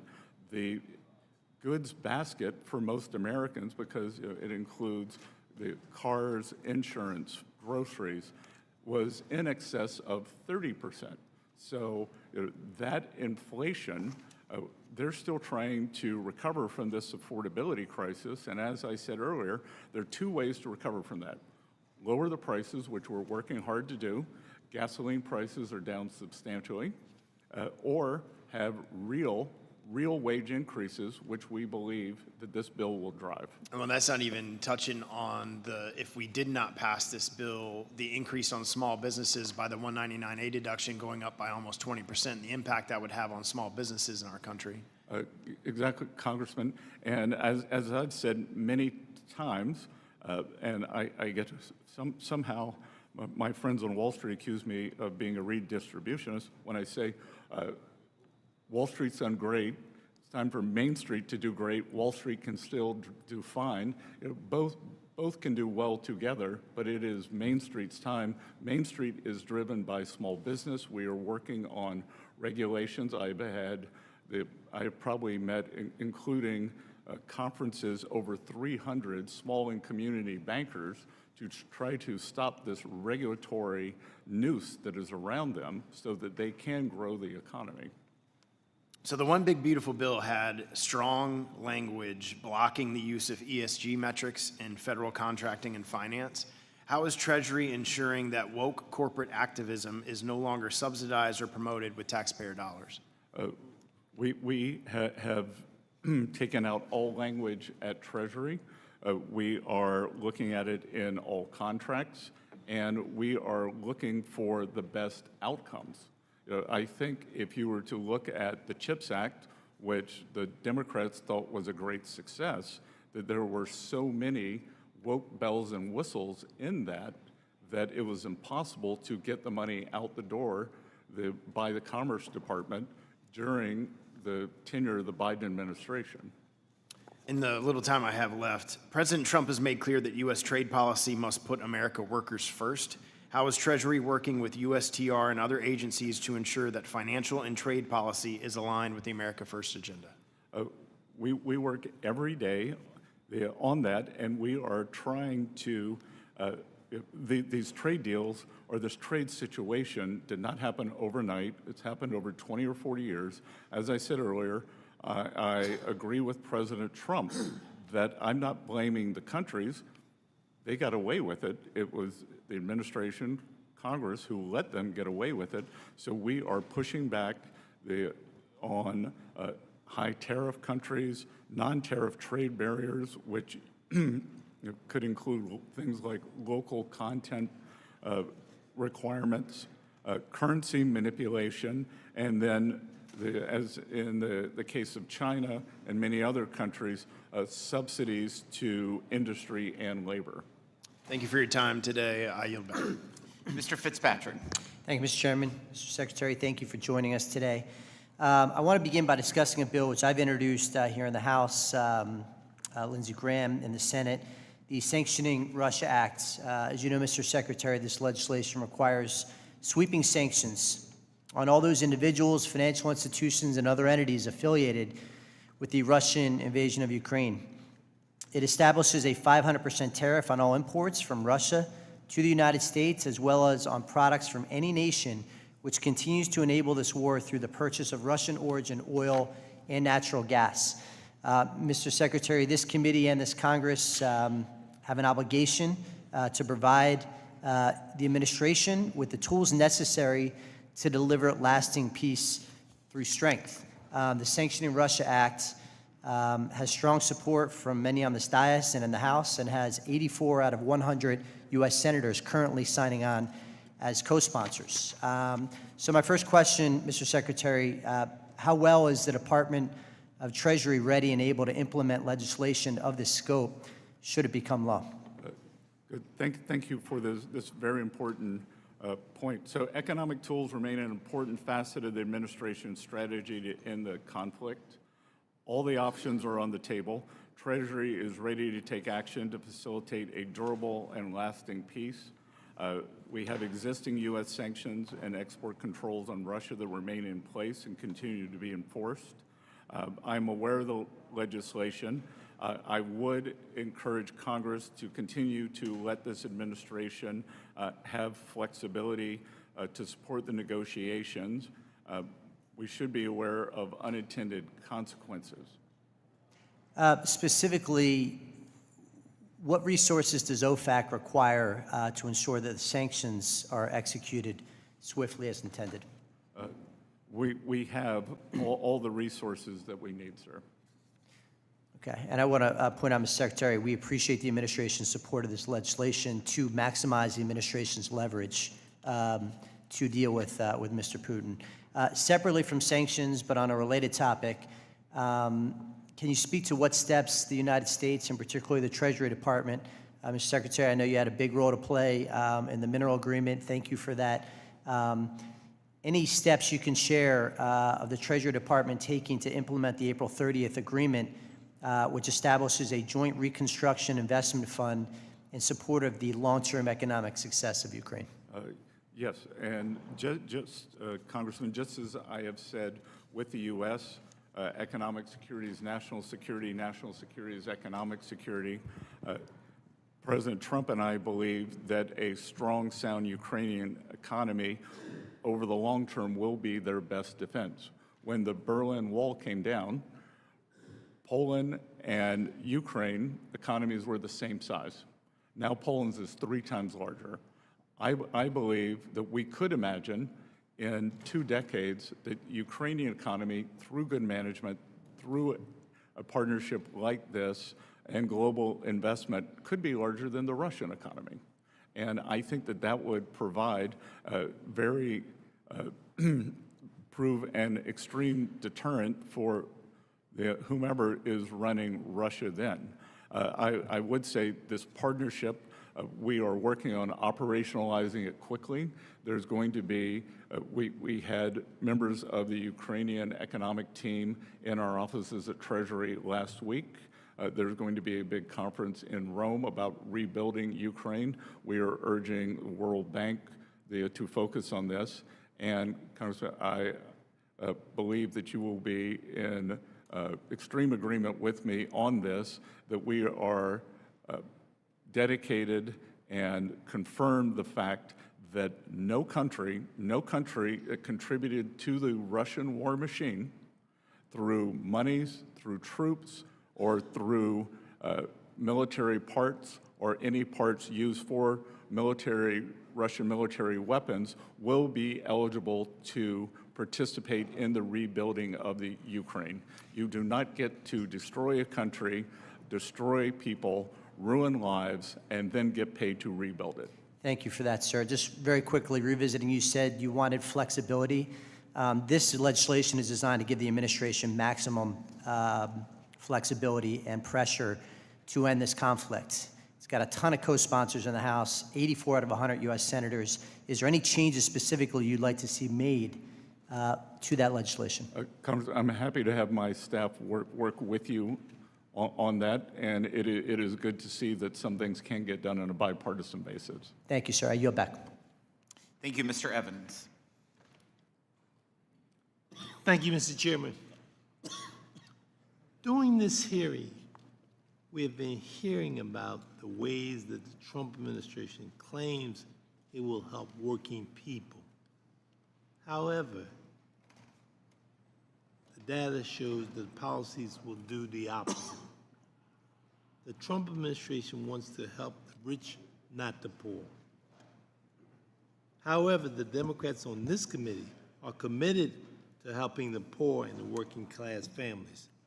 That is why we have protected legislation to protect affordable health care, increase the child tax credit, and make sure the rich pay their fair share. I've also introduced legislation called the Tax the Workers Act. It is important to understand that where we are today, that workers are demanding help and support. Workers should be able to keep more of their paycheck. Both younger and older workers will qualify. The Earned Income Tax Credit is one of the most effective tools to bust poverty. Congress should work on these type of measures to help needed assistance not people who want favors from this corrupt administration. I encourage my colleagues in this administration to reconsider their approach to governance and work with us to make this country better. Stop stealing from.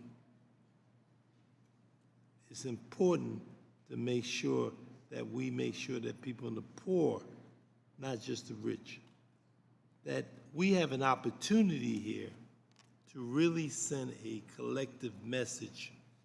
And I hope, Mr. Secretary, that we will take advantage of that. I yield back the balance of my time. Ms. Tinney. Thank you, Mr. Chairman, and I just want to say thank you to the Secretary for your remarkable testimony. I don't know if I've seen better testimony in my short number of years in Congress, but I will say I've continued to be impressed, and in honor of today's baseball game, President Trump's appointment with you, he definitely hit this one out of the park. So congratulations on your great work. I would just say it's on 3 hours sleep. So. That's even more incredible. I know the feeling of jet lag for sure. And just wanted to talk to you about a couple things. And I'm a small business owner. I have a district that my entire northern border is Canada, and they're a very important trading partner on so many levels. And I was one of the people that was here in President Trump's first term and voted for the Tax Cuts and Jobs Act. And unlike the Democrats who are here, I come from rural upstate New York, and I will tell you as a small business owner, and our business is in its 79th year, we're still in business. And the one thing that saved us was the Tax Cuts and Jobs Act. It was incredible to give us the small business benefits that we received, that some of them you referred to today.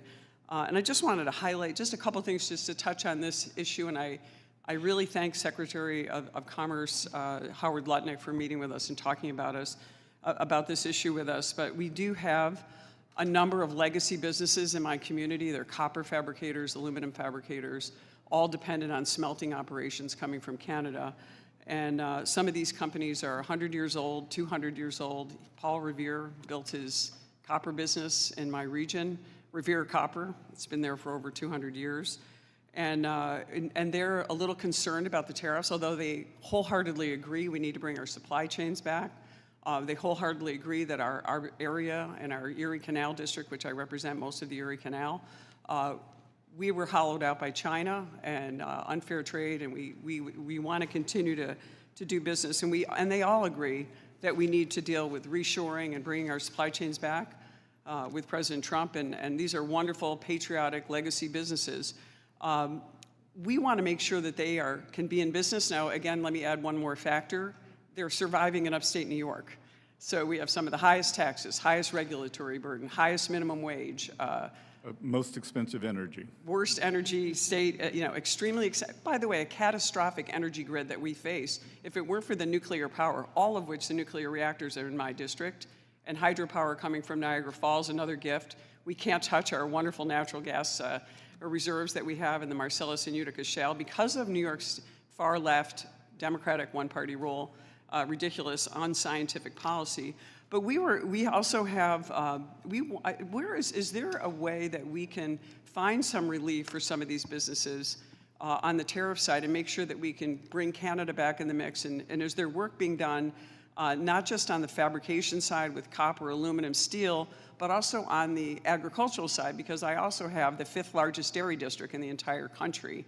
And we have issues with the USTR and with Canada's unfair trade. So we have sort of both sides. Can you address that a little? I know President Trump really wants to help us.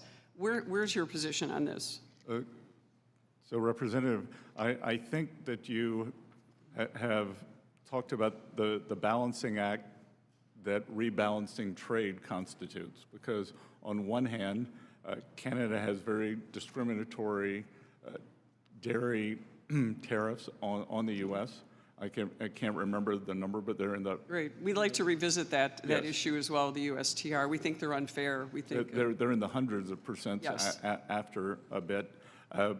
We are happy, even though it's Commerce and USTR, my staff is happy to discuss with you, your constituents, your staff, what we can do to make the manufacturing up there more resilient. Companies that have been around since Paul Revere are doing something right. So we want to make sure that we can help them not only survive, but thrive.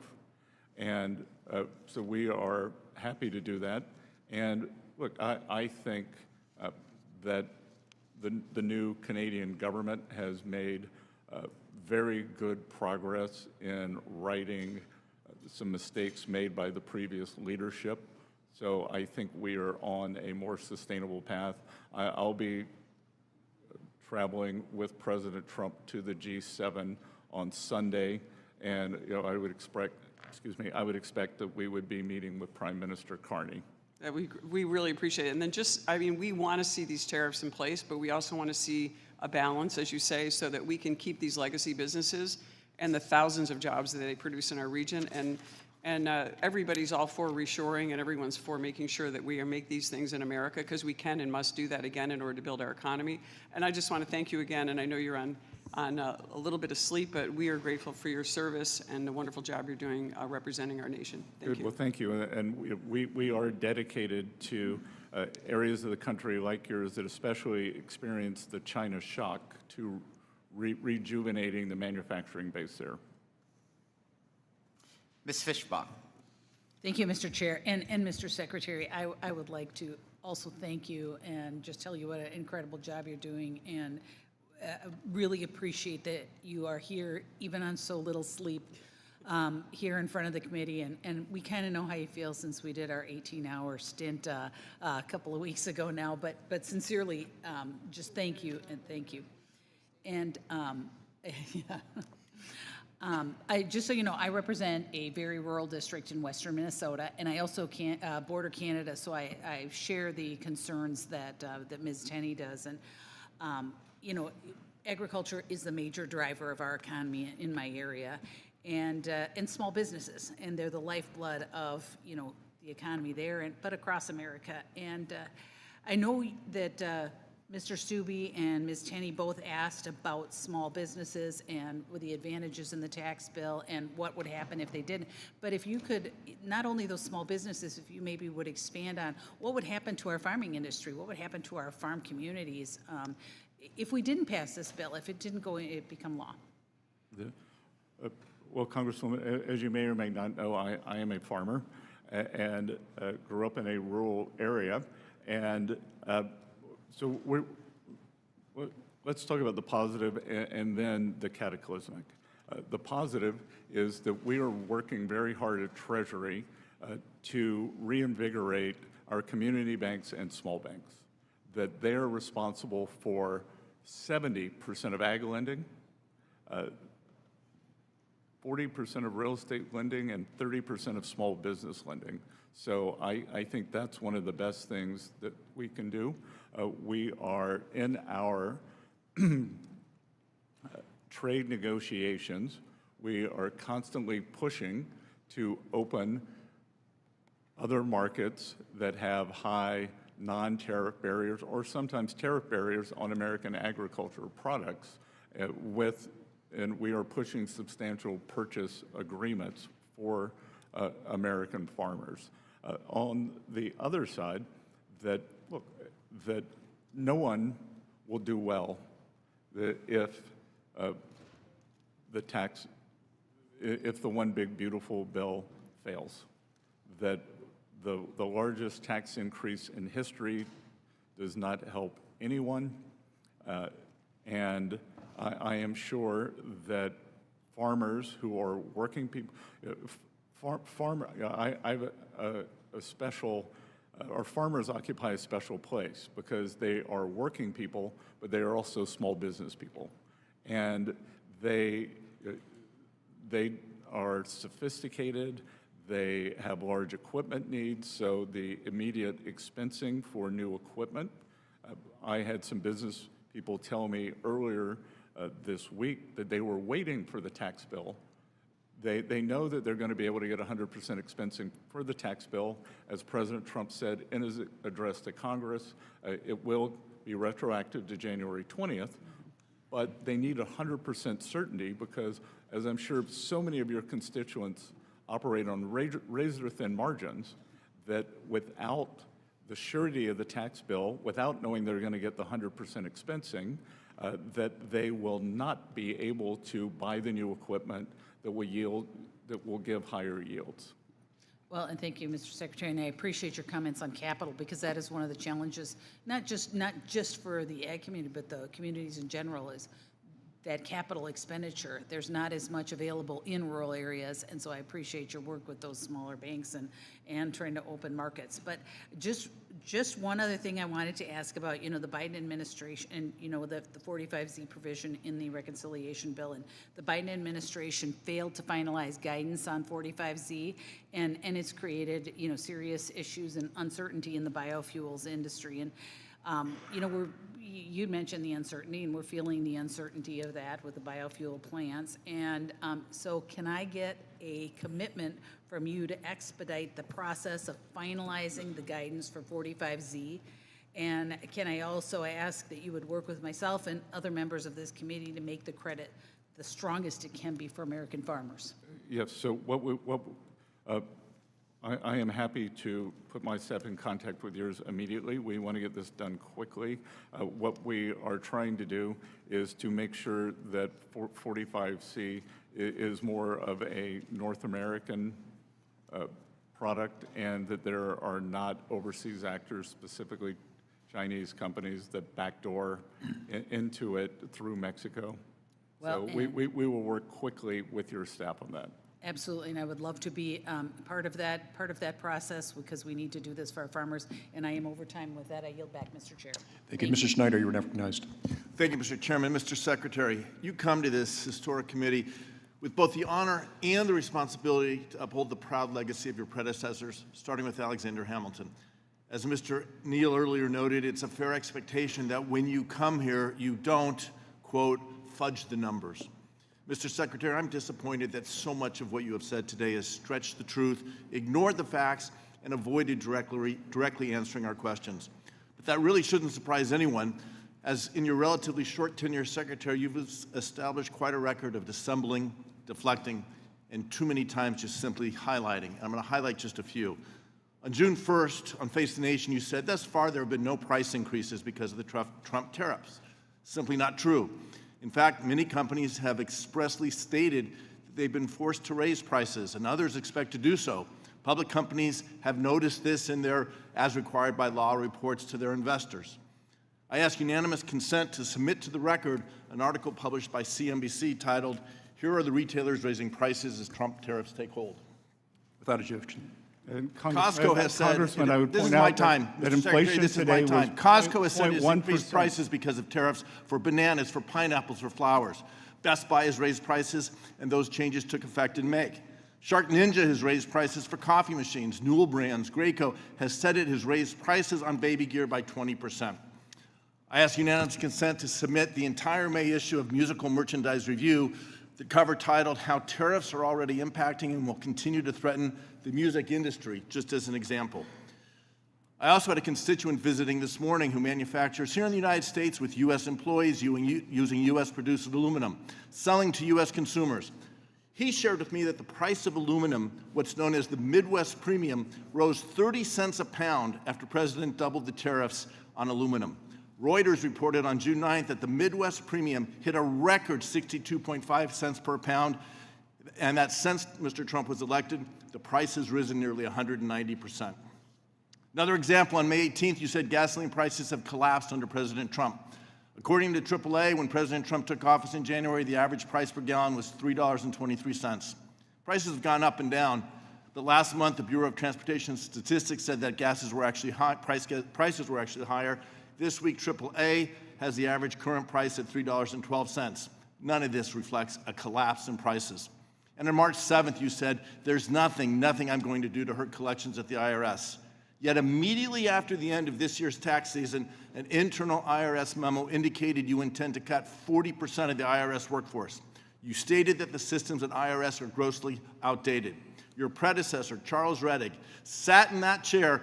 He was appointed by President Trump, and he testified that we have a potentially $1 trillion annual tax gap. He said then, and I believe now, that better systems and more people working in compliance will help close that tax gap. And yet you are trying to stop the investments in new technology and cutting 40% of the workforce. Mr. Secretary, I frankly wonder if we and the American people should believe anything you say. But let me shift topics. Is there a question, Mr. Secretary, sir? I am sure you saw the World Bank's forecast released yesterday that economic growth in the United States this year will drop by half as a result of the president's tariff policies. It also lowered its forecast for global economic growth because of Mr. Trump's tariffs, and warned that if they increase further, the slowdown will be even more severe. I ask unanimous consent to insert into the record an article from the Wall Street Journal entitled "World Bank Sees U.S. Growth Rate Halving as Tariffs Slow Global Economy." Without objection, if so ordered. So let me now turn to investment in the U.S. Mr. Secretary, the U.S. is the world's first choice for foreign direct investment, or FDI. Yes or no, is it good that foreign companies and foreign investors want to invest in the U.S.? Always. FDI has grown every year since at least 2018. Mr. Secretary, is it good or bad to see that FDI grow in the U.S. economy? Good. More than 8 million American workers work for companies with foreign ownership. Mr. Secretary, isn't part of what President Trump and you are trying to do is provide incentives for foreign companies to bring jobs back to the U.S.? We're providing all companies bring jobs back to the U.S. Great. So now let's discuss Section 899, which my Republican colleagues passed in this House. It's a new set of taxes applying punitive taxes on investors, on individuals, and on companies that are domiciled in countries that levy unfair foreign taxes. They include many of our allies, members of the European Union, the UK, Australia, Canada, and others. Major investors and employers agree that if this revenge tax is implemented, employers will pull back on investment in their operations in the U.S. Indeed, the Joint Committee on Taxation's revenue estimate confirms this. Later in the budget window, the provision begins to lose revenue. Mr. Secretary, this runs counter to yours and the President's stated goal of driving investment in the U.S. We should be welcoming foreign direct investment, trying to give incentives for it to come here, not creating Congressman, barriers. we should not welcome foreign countries taking U.S. companies' tax revenue for their own treasuries. But you are punishing the companies and the individuals who want to invest in the United States, lowering investment in the United States, hurting American jobs, hurting American innovation, hurting the future for American workers. That is a I yield back. mischaracterization. Gentleman's time has expired. Mr. Maury, recognized. Thank you, Chairman. Secretary Bessent, thank you for being here. Thank you for also clarifying some of the perils of Pillar 2. This is a tough discussion. To be able to push back on what Pillar 2 could ultimately do, where we are losing so much revenue to foreign countries, that's the exact opposite of what took place in the Tax Cuts and Jobs Act, where companies through the foreign-derived intangible income was actually encouraged to invest back in the U.S. And we haven't seen the type of inversions that took place during many of the Obama years prior to 2017. Companies are repatriating their revenue and they're repatriating their support back into the U.S., and we're going to continue to do that. Sir, again, thank you for being here. There's no question that there are billions of dollars worth of waste within the federal government, and I applaud the work that the department is doing to address, in particular, improper payments and improve verification before payments go out. Those are sensible, very bipartisan opportunities that we can address here, and thank you for putting a lot of focus on that. I represent Ogden, Utah, and the 7,000 IRS employees that work in and call Utah home. In talking to my constituents, many of whom are federal employees with decades of experience, I found that they want to be part of improving efficiency at the IRS. They know their jobs better than any of us, and I'm concerned that the on-the-job experience is not being utilized to its potential. Very simple. Sir, we've had some amazing opportunities to interact, and I've appreciated all of that with you and your team. Can we continue? Can we sit down with you and your team and discuss the specifics of the Ogden facility and how I and the Utahns I represent can participate in increasing efficiency at the IRS? Congressman Moore, I appreciate our past interactions, and my staff and I would be happy to do that. And what I will tell you is that we are aiming for a culture change at the IRS. We have empowered, we are cutting waste.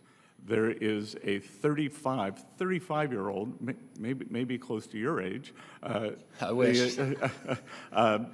The tech update where we are spending $3.5 billion per year, which is 10 times more than a private sector bank would spend for the equivalent payments. And what we are finding is that the hardworking people, as you describe in Ogden, are feeling empowered, and that's what we want them to do. We want them to provide the solutions, not for the solutions to be provided from up high. I've walked through the systems with them, taken tours and stuff. They're excited about the particular technological improvements that we can make, and your investment and your focus on that is much appreciated. So, okay, with my remaining few minutes, let's try to correct some of the fallacies we've been hearing about the One Big Beautiful Bill and its effect, in particular, on national debt, something that I'm very passionate about. Correct me if I'm wrong on any of these statistics. Since World War II, the average annual real GDP growth rate sits at approximately 3.15%. In the last 10 years, even with COVID, the average is still at approximately 2.5%. Yes, sir. Those are the facts that I have here. The bill that the House Republicans passed assumes a 2.6% growth rate, and that would generate $2.6 trillion over the next 10 years. With the spending cuts, historic spending cuts that we've done, ranging in about 1.6 cuts and other offsets, that assumed growth rate is enough to offset the tax cuts provided to the middle class through this bill. In fact, it will actually reduce the deficit by an assumed $184 billion. Some quick yes or no's on those numbers. Do you think that with President Trump's deregulatory policies coupled with the tax policies of the One Big Beautiful Bill, that this 2.6% growth rate is possible to achieve? I think it is possible, and we achieved it under President Trump's first term, and I think we could easily see it over the 10-year window at an average. And do you think it's possible that we could actually exceed a conservative 2.6% rate? Yes, sir. I believe that given this gigantic AI spend that we're seeing, that the productivity increases from that may hit the U.S. economy within the next 12 to 24 months and could accelerate our GDP growth. Accelerated GDP growth, and do you think that my colleagues from the minority party are correct when they say that the bill will add trillions of dollars to the national debt? I believe that they are mistaken. Just to close here, it is not unfair for my colleagues on the Democrat side to use CBO scoring in any type of criticism. I did it with the CBO scoring of the American Rescue Plan. I just wish we could keep the argument to where it should be. We are assuming what I believe is a reasonable 2.6% growth rate. The CBO's taking a lower percent. That's great. I think they're wrong in this case. And I think they always undervalue the potential that we have and the reality that we have from this type of economic growth policies. We have not seen revenues tank or dip since 2017 when we enacted these. We have an opportunity here to create a strong GDP, and that is the most important factor to being able to go and get after our debt to GDP ratio. Sir, thank you so much for the clarifications, and I yield back. Ms. Van Dyne, you're recognized for 5 minutes. Thank you very much, Chairman. If my colleague Linda Sanchez is true as it implies that women are constantly interrupted, you must be having a gender identity crisis today, because you have not been allowed to finish a single sentence from my Democrat colleagues on the other side of the aisle. I want to allow you to have an opportunity to speak because you've got a lot to say. I mean, over the last 4 years, we've seen working families and small businesses have been sidelined, while green corporate welfare has soared and the IRS has turned into a political weapon, targeting audits instead of actually offering assistance. But now, thanks to President Trump's decisive leadership and your work at the Treasury, we're finally seeing a course correction. This committee's Republicans have been proud to partner with the administration and with your office on the One Big Beautiful Bill. Legislation that delivers exactly what Americans have demanded: permanent tax relief, higher wages, stronger supply chains, and a laser focus on working families. And this bill ends tax on tips and overtime, slashes wasteful green energy giveaways to China, and it puts America, not global climate conferences, at the center of our economic policy. And unlike the so-called Inflation Reduction Act, which sent billions overseas and destabilized our energy grid, this is about made in America investments and letting working people keep more of what they earn. We're also seeing tariffs properly applied, bringing adversaries to the table, reopening trade talks, and resetting unfair terms that have hurt U.S. workers for decades. That's leverage. That's leadership. And finally, let's talk about the IRS. Under your leadership, we have seen billions in waste cut in one of the most efficient filing seasons in recent memory. You've shifted the agency from policing to public service, where it belongs. And the One Big Beautiful Bill builds on this by cracking down on fraud, requiring Social Security numbers for tax credits, and putting taxpayers first, not last. I know that you have not been able to answer a lot of questions today that were brought up. One of them has been specifically about the cuts that you've made at the IRS. Can you please explain the cuts that have been made and how that has added efficiencies? So I would categorize the cuts in two areas. And to be clear, some of them were not cuts. Some of them were voluntary retirements, people who wanted to move on. But a large portion, the IRA bill swelled the ranks of the collection agents, and because the Democrats did that, because it gave them a good score. That the CBO said, if you hire more bodies, then there should be more collections. Data, I believe, has shown that that is not true. It would be like saying, oh, if we draft Scott Bessent and we have him play against LeBron James, he will do fine. That these new auditors are not equipped to audit sophisticated taxpayers. They would undoubtedly be unleashed against working Americans.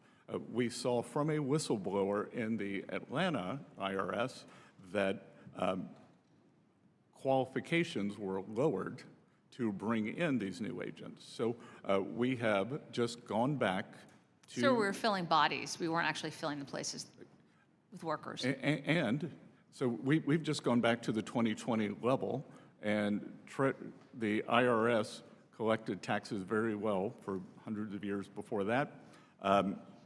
Secondly, the tech upgrade has been a disaster. It began in 1990. It is still ongoing. We have taken a look at that, and we were able to save what we believe will be $2 billion a year on that, and end up with a better system. And that's great. We actually have some bills that we've introduced here that we're hoping to be able to supply help on the tech side. Yeah, and that 35-year upgrade will be finished by the end of President Trump's term, and I think it will align with my policies of collection, privacy, customer service. Excellent. I want to give you a chance to answer the last question about the foreign direct investment.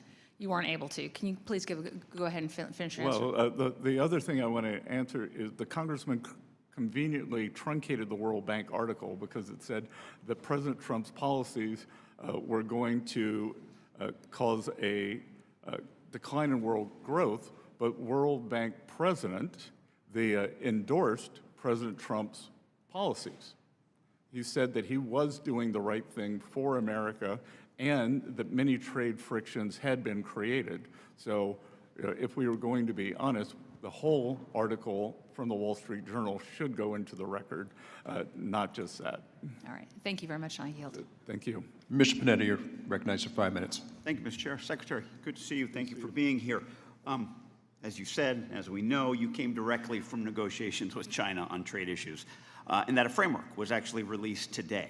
And I do appreciate your willingness, the administration's willingness, to seek these types of deals. However, I got to tell you, I'm really, really concerned about the sustainability of any agreement given the lack of congressional involvement and the use of this administration's tariffs under IEEPA. Now, unlike trade agreements, not frameworks, agreements that pass through Congress, these executive frameworks don't include dispute mechanisms, including independent arbiters to rule on disputes. And I think you believe, and I believe, I would say, that makes enforcement extremely difficult. And trade agreements, I firmly believe, need to be enforceable.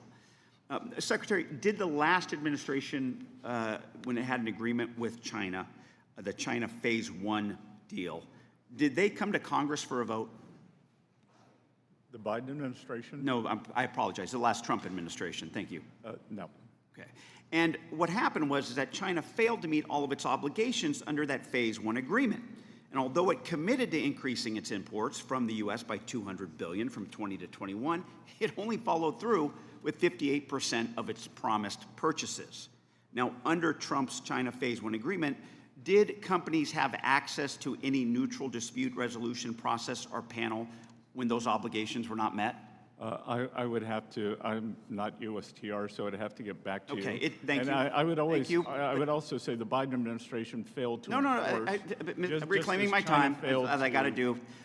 It didn't, okay? So this administration has tried these types of agreements before, and it led to unenforceable agreements. Now look, learn from Biden, learn from Trump. I get it, I'm with you. Frameworks, when it comes to trade, as I say, and my colleagues have heard me say, is like a hamburger without the meat, okay? You need agreements. You need Congress involved. And that's what I'd ask, that you please change track towards these more sustainable, comprehensive free trade agreements.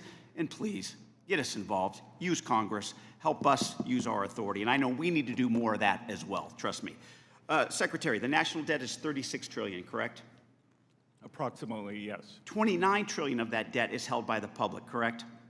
Approximately, yes. And I think that number is relevant, is relevant for assessing the debt, as the rest of the debt is in intergovernmental holdings or money the government owes itself. And I believe it's more helpful to look at the debt held by the public as a share of the U.S. economy. At the beginning of this year, the ratio stood at nearly 97% of the GDP. I mean, that's not far off its peak of 106% of GDP after World War II. However, at that time, debt to GDP was on a downward trajectory. Now, from the end of World War II up until about 2008, the debt averaged only 40% of GDP, which was pretty manageable.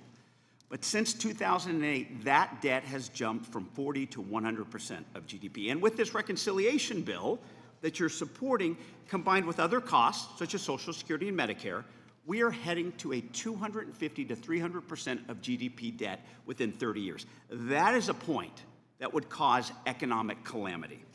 Now, it's no wonder that Moody's downgraded the U.S. credit score, citing the large annual fiscal deficits and growing interest cost.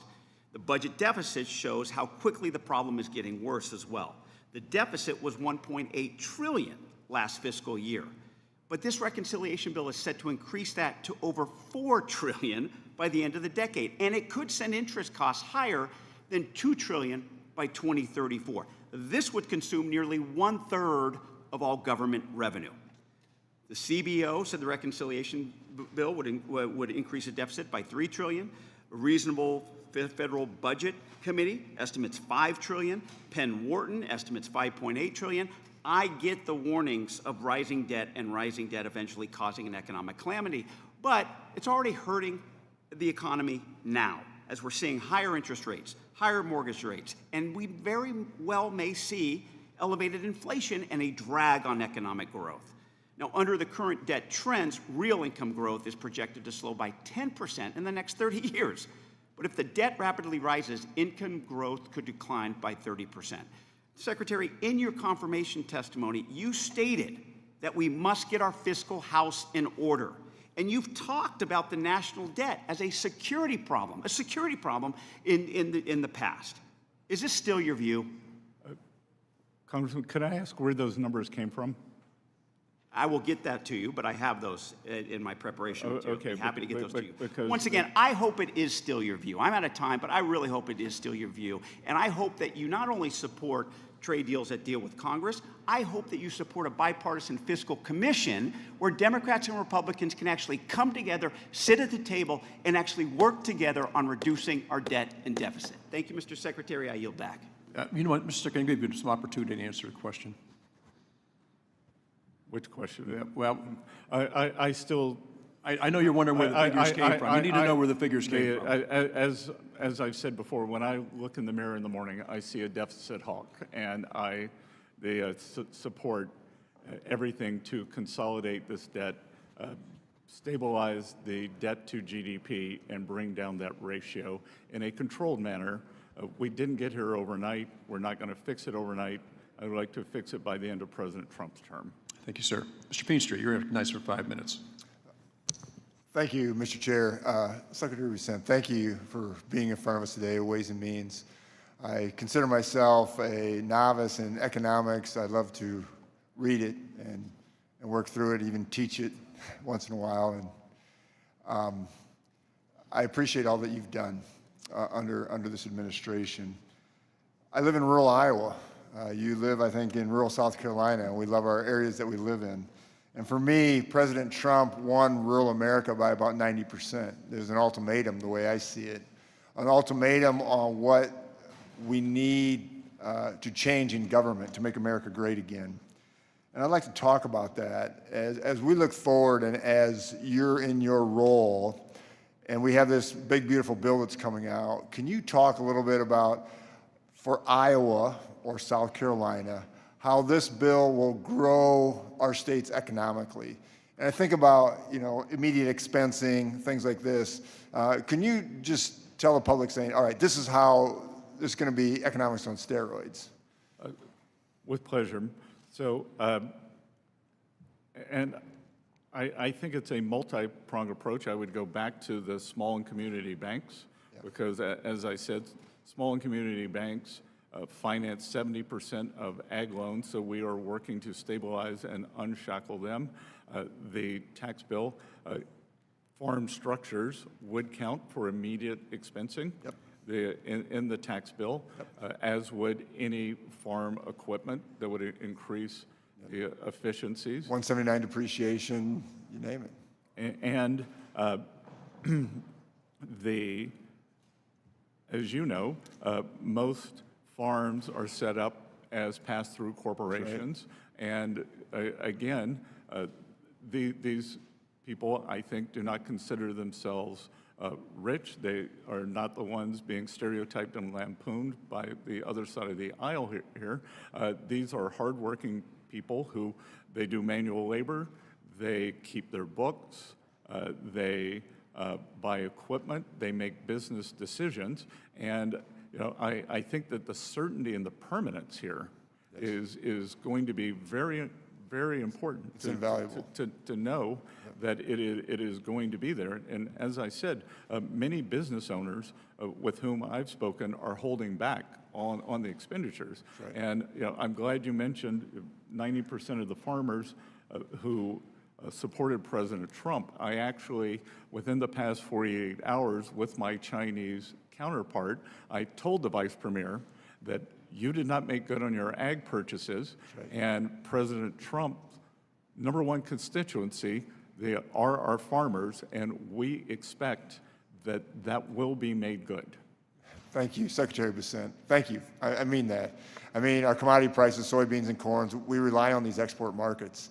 And if Brazil and Argentina takes over these markets, we're in deep trouble. So I'm very grateful for that. And just talking about tariffs a little bit, we've been taken advantage of for decades. So now as we move forward, we're trying to create a level playing field. And you talked about certainty. Can you just extrapolate on that just a little bit so for small business or large manufacturers or whatever, they just want certainty. How does this project out over the next 6 to 12 months? Right. So I think, as I've said many times, this administration's economic program is a three-legged stool: trade, tax, and deregulation. Yep. The trade has moved faster because the president has used IEPA, an emergency power. Tax, I congratulate everyone in the Republican side of moving the one big beautiful bill through the House with Speaker Johnson's leadership. And we are working with your Senate colleagues. Senator Thune has given the date of July 4th. We'll see. And then deregulation, I think, is both the regulation of the Biden administration acted as a tax, and it acted as an expense on the American people per household, and it slowed economic growth. Yes. And I believe that as these regulations come off, whether it is permitting, whether it for ag, whether it is water usage, whether it is the environmental, that those will kick in the third, fourth quarter, and by 2026 will really take off. So I think on trade we want to move quickly, but these are big issues, and we want to do it right. Yep. And as I said, there are 18 important trading partners. We will get those, and I think we can have certainty there, but the real certainty we need is this tax bill. Yep. Thank you, Secretary Bessent, and thank you and Trump for all you do. This is incredible, and we're going to have a great economic future as we move forward. Thank you very much. Thank you. Thank you, Ms. Malliotakis. Thank you, Mr. Chairman. Thank you, Mr. Secretary, for being here. Under the previous Biden administration, we had 0 trade deals. And in just 5 months, we're seeing more cooperation from Mexico and Canada as it relates to the border and fentanyl. UK, you have a trade deal there. China, we have a framework. Congratulations on the success in last night's meeting. India, Japan, they are now at the table, as are dozens of other countries. And I think it's really important as we approach that July 9th date there for lifting the hold or the pause on the tariffs, that we take into account that we do have these partners who are working with us in good faith. And I hope and I urge the administration to not reinstate the tariffs for the nations that are at the table, that are working with us to reduce the tariffs, the trade deficits, and increase our market access for our products. And I would just like to get your opinion on that, if you agree that we should have a more targeted approach. Let's focus on the most egregious offenders who are not as willing to work with us to rectify that. Well, we are focusing on the most egregious. And there, as I've said, there are 18 important trading partners. Most of them account for north of 90% of the trade deficit. So our largest trading partners are, many of them, the biggest problem. Many of them have, as I've said, have come with good offers and are working in good faith. It will be up to President Trump, but it is my belief that if someone is negotiating in good faith, that an extension will be possible. That's great news. And in conversations with USTR Ambassador Greer, it's my belief that with smaller countries where we have lower levels of trade, we may be able to do a one-size-fits-all regional deal. So that would cover a great deal of ground on It's great, and dozens of countries. I wish you a lot of success there, and I appreciate that. And if I also want to keep in mind that if we want to build in America, as the President, as you, as I, and this committee wants to do, we need to make sure that we have access to parts and supplies from abroad. So let's keep that in mind as well as we're moving forward with the tariff discussions. I'm concerned about tariffs on pharmaceuticals. In particular, it's an access issue, it's an affordability issue, it's a national security issue. As you know, right now we're relying heavily on foreign countries, particularly communist China. But domestic pharmaceutical production requires long-term investment, and to establish a secure and self-reliant supply chain here at home, it's something that you can't just flip the switch on. It does take time. And certainly what the provisions you mentioned earlier that we put in our one big beautiful bill will help us get there, incentivize, expand facilities, build new facilities. But until we reach that full domestic production capability, the U.S. remains dangerously dependent on foreign sources for life-saving medicines and medical inputs. And so I hope that we'll take that into account when we look at tariffs and not place tariffs on pharmaceuticals that we desperately need here in the United States. I, alongside with my colleague, Congressman Schneider, we introduced bipartisan legislation, H.R. 2213, the Medical Supply Chain Resiliency Act. And we learned from COVID that we must, obviously, that our supply chain is too fragile, and we need to do what we can to make it more accessible, these pharmaceuticals. My legislation would address this by enhancing the President's ability to negotiate trade agreements with trusted trade partners to reduce or eliminate tariffs, quotas, and other barriers that create a disincentive to manufacturing here in the United States. It would ensure that critical medical goods and supplies and services are delivered safely, quickly, efficiently to patients here at home. And I hope that you will take a look at this bill. It has some good bipartisan support, good industry support, and it really does complement what we did in the one big beautiful bill to incentivize and give the President that flexibility to negotiate with those trading partners. Yeah, Congresswoman, I could not agree with you more. The only good outcome from COVID was it showed us our strategic deficiencies in areas like semiconductors and especially pharma. As you mentioned, a large part of our pharma does come from the PRC. That actually gives them negotiating leverage. I think it would be a tragic mistake if they were ever to flip off that switch, but it's always there. They could. They flipped up other switches. India, who is a more reliable, durable partner, is also a large supplier, but we do need to bring that home. Well, great. I look forward to working with you on that, and an endorsement from you of my legislation would be very welcome. Good. Thank you for your leadership on that. Thank you very much. Mr. Horsford. Thank you, Chairman Smith, and to the ranking member. Mr. Secretary, good afternoon. Does taking health care away from 16 million Americans lower prices for working families, yes or no? I'm not sure what that question means. The bill, the big, beautiful bill that was passed by this committee and the majority of the Republicans in the House would eliminate health care for 16 million Americans. I'm asking, does that lower the cost for working families? Yes or no? Again, which cost? Oil, fuel cost, food cost? Household cost. Sorry? The cost that households have to cover every month. Middle-class working people. Again, I disagree with the characterization. So the answer is no. The bill doesn't deal with that.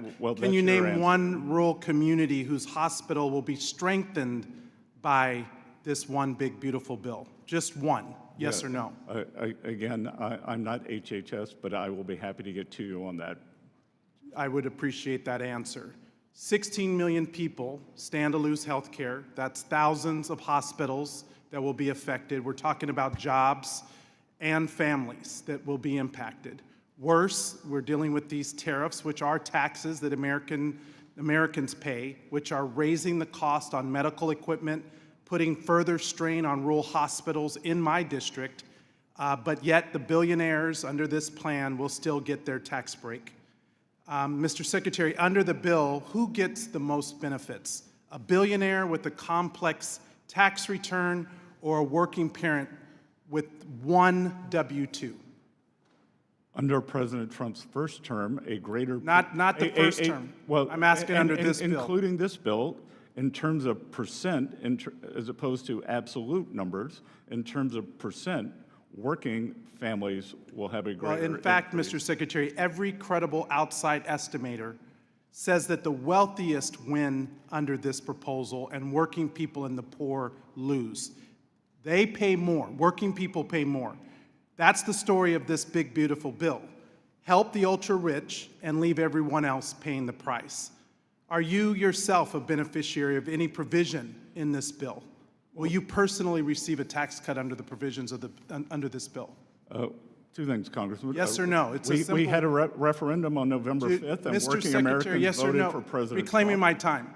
And Reclaiming my time, Mr. Chairman. And two, Mr. Chairman, I'm reclaiming my time. And two... So, Mr. Secretary, it's my time, Mr. Secretary. I'm asking you a yes or no question. I'm trying to answer you, and... It's a yes or no question. Saying it louder does not elicit an answer. Well, not answering the question at all proves that you're evasive. Are you the head, the person that's the head of overseeing the implementation of our tax code, a beneficiary under the provisions of, any provisions of this bill? Again, this is an extension of an existing bill. So are you a beneficiary? This is an extension. Okay, I will take that as a no. Mr. Secretary, did the TCJA help increase the supply of housing? Yes or no?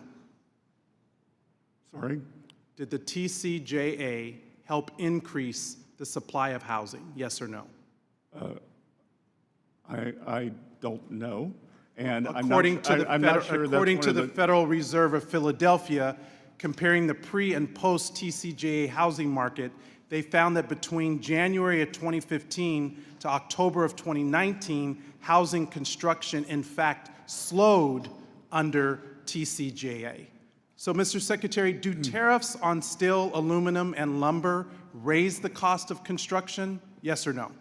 Again, on the housing point, the interest rates went up because the economy was stronger. And under this proposal... Inflation was nascent. And under a budget report that just came out from the Yale Budget Lab, they just released data showing that because of the debt that is going to be added By this big ugly bill, mortgage rates will increase. Are you aware of that? I'm aware that This bill is a I'm aware that the disaster Inflation for the Reduction people Act, of which I Nevada guess you who are voted for. struggling with the cost of rent and the ability to afford housing. These are the pressing issues that my constituents are concerned about, and I hope that this administration understands the impact of the negative consequences of their proposal. This administration very I much yield- understands I yield back. the impacts on working Americans, and that's why working Americans voted for President Trump. Mr. Carey. Thank you, Mr. Chairman. I want to thank the Secretary. Number one, I just want to be clear, and I already know the answer to this, but it's a yes or no. Are you making more money today than you were when you were in the private sector? Less. No, I know that. And just to be clear, too, Yeah. in 2017, when TCJA was enacted, my tax rate went up. Yeah. Went up. Mr. Secretary, I appreciate that. I do appreciate you being here. I do want to. Will the gentleman yield for 1 second? No, the gentleman will not yield, not at all.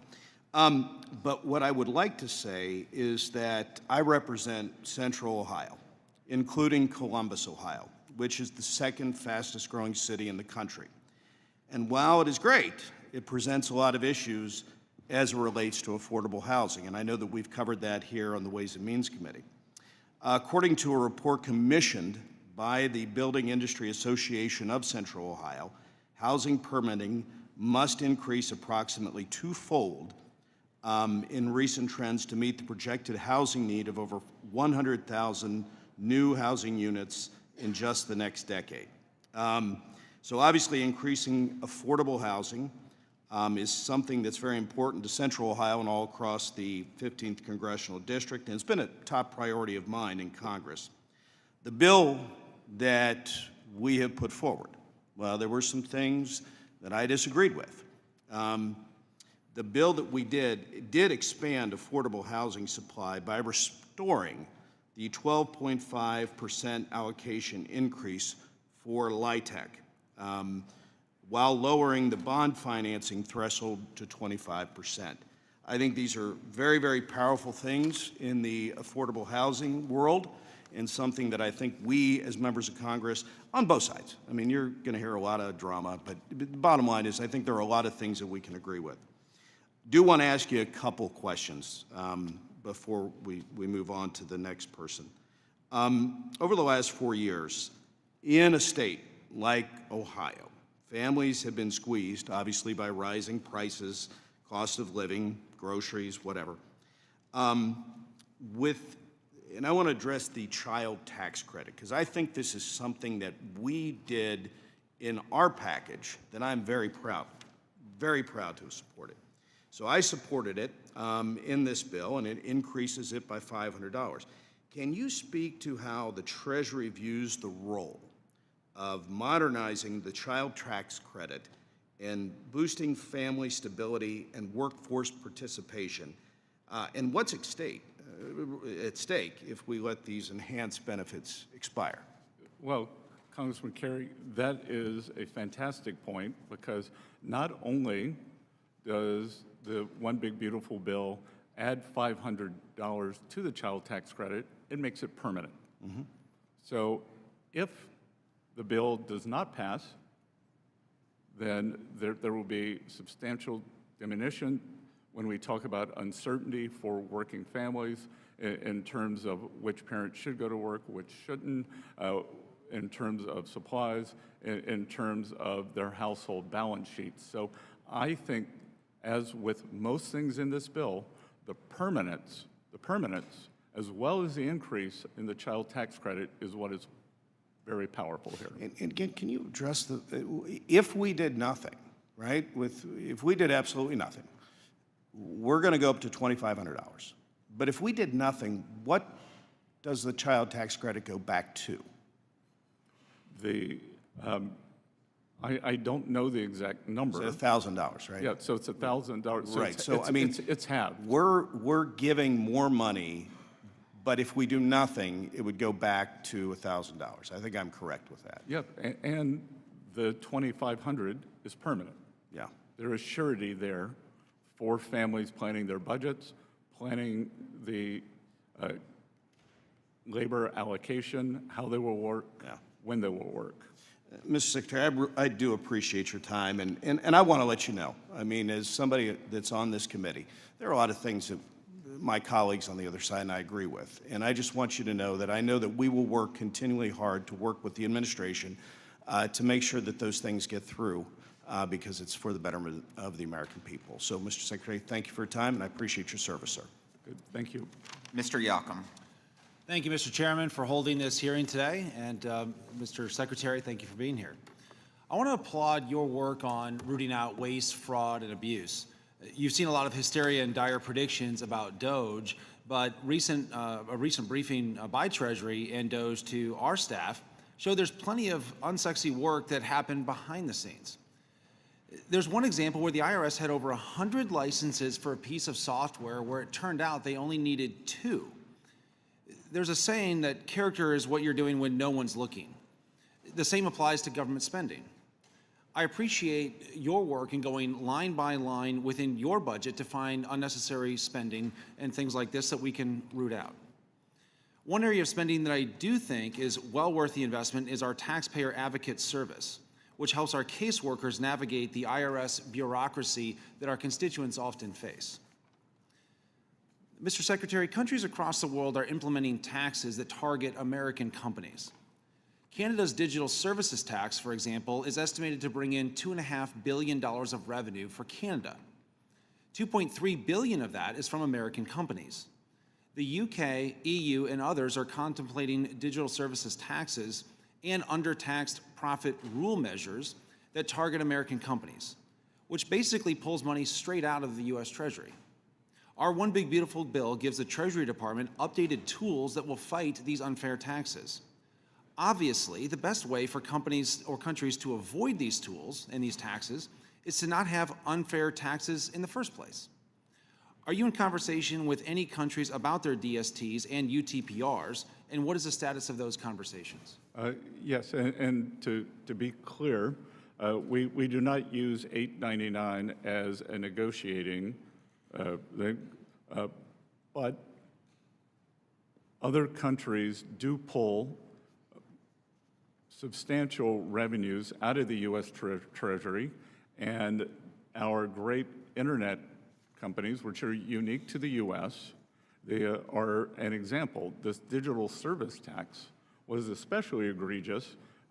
Look, Canada is a close ally, but like, say, one's neighbor on a block, sometimes your neighbor can take things for granted, and they have put in a digital service tax, and they are taking taxes retroactively. And Mr. Secretary, how hard is the administration fighting and pushing back? It is a centerpiece of our tariff negotiations. So when I talk about what are we pushing back on, we are pushing back on tariffs, non-tariff measures, currency manipulation, government subsidies, and unfair taxation and the fines, such as the EU does on the same companies. Thank you, Mr. Secretary. And to follow up on one of my colleagues' questions, has China threatened to cut off our pharmaceuticals? No. Thank you. Speaking of China, China has plowed nearly $2 trillion over the last 4 years into increasing factory production and construction. But those factories aren't just churning out gizmos and gadgets for domestic consumption. It's doubling down on their overcapacity, and the numbers bear that out. Exports from China rose 13% in 2023 and 17% in 2024.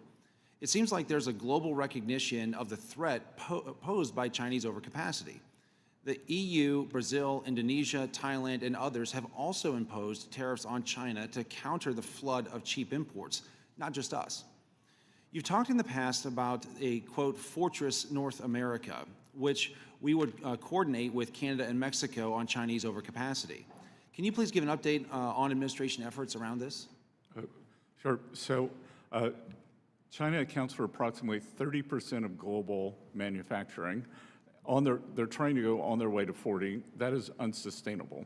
I warned our allies that when we put our tariff wall around China, that the goods and services, which I would say are the equivalent, that's the Chinese business model. And I warned them, the goods will come ashore in Europe, in Canada, in Australia, and unfortunately, I was proven correct. So they are seeing substantial price deflation from China, especially in things like EVs. So we think that it's important not to have transshipment. So goods cannot move from China to Vietnam to the US, from China. And the reason I talked about Fortress North America, because the greatest opportunity for transshipment is via Mexico or Canada using USMCA. Our trade partners are very responsive to this. They have made some very good offers on it. Thank you, Mr. Secretary. And Mr. Chairman, I yield back. Mr. Gomez. Thank you, Mr. Chairman. Mr. Secretary, how are you doing? So far, so good. Okay, I was just curious because I know Elon Musk body checked you at the White House. I just no animosity to Elon Musk, right? You know that? That's what I heard. So you believe That's what I heard. You believe what you read on Breitbart is well, what listen, you're telling us, Congressman. I didn't know if it was too sensitive for you. I won't ask that question, but let me move on. I will take South Carolina over South Africa any day. Mr. Secretary, you believe that people should be judged on their merit, correct? Yes, sir. You believe people should be judged on their job performance, correct? Yes, sir. Okay, just want to make sure. And the reason why is that one of the first things this administration promises to do was to lower taxes, not lower taxes, lower the cost of living on day one. So let's get into that. On June 1st, Mr. Secretary, you said in regards to tariffs that there have been no significant price increases and concerns are overstated. Listen, I get it. For somebody that's worth $521 million, listen, no significant tariffs are not going to impact you. But I want to talk about working class people, people in my district and across the country that are impacted by tariffs. Do you know what percentage of shoes are actually that are sold in the United States are made here? I do not know that, but what I know is... Let me reclaim my time. And the reason why... The inflation number Let me tell you why. Because 1% of the shoes sold in the United States are made here. 1%. That means 99% of the shoes are made somewhere else. As a dad of a toddler who's growing and growing and growing, we have to buy him a lot of shoes. So that's what we know, that the prices are increasing on shoes. We also know that under the most favorite nation tariff rate, that amount is about 20%. Then you add an additional 10% across the board that you guys have placed, we're going to see people, working people, paying more for shoes, paying more for their clothes, paying more for essentials, and it's going to go up. And I get it. You're worth $521 million. I know that the president's a billionaire. I know Elon Musk, most of the cabinet members are billionaires. And I know that you're on the lower end of that economic ladder in the White House. But for somebody that's making $30,000 or less a year, it's significant. I worked minimum wage jobs growing up. My parents worked 4 to 5 jobs a week to make ends meet. That's most people in this country. And one of the things that we know is this big billionaire bill is going to increase taxes on working class people. We know that most of the benefits go to the higher income folks. People that are making less than $30,000 a year, according to the Joint Committee on Taxation, will be paying an additional $20 billion over 10 years. $20 billion. $20 billion over 10 years. Just want to make sure that that is clear. And if we can avoid doing that, would you support an amendment to the bill that ensures people making under $30,000 don't see any tax increase? Congressman, I started my first job when I was 9. I found my first W-2, which was $37 a week. And I will point out that today's inflation number was 0.1%. 0.1. Let me reclaim my time. So that's a simple answer, simple question. Will you support an amendment that makes sure that people making $30,000 a year don't pay more? I will support working Americans. Let me go on, because I know you're not really answering that question. Let's go on to your 333 plan. Your 333 plan, which you doubled down on it today. 3% growth, 3% deficit to GDP, 3% million barrels of oil of domestic oil produced a year. Okay, earlier this hearing, you doubled down on those targets. And we agreed earlier in the, when I first asked you, merit, based on job performance. So will you resign if the targets aren't reached? Those were all for the end of President Trump's administration. Well, you said... I plan on leaving okay, then. Okay, well, how about we make a little wager, $50? You know, I'll be around. Would you make... Will you make a wager? Come on. If it can go to charity, if it can go to charity, Okay, with pleasure. Let's make a wager. $50 To charity. to charity. Okay. And here's the why, because most economists don't think that you're going to hit those targets. CBO actually thinks this budget bill is going to grow the deficit to 7% of GDP. If you might not be willing to put your job on the line because you'll be gone by the time that the mess actually explodes. I get it. I mean, Schweikert on this committee didn't even want to vote on this damn bill because he's a deficit hawk.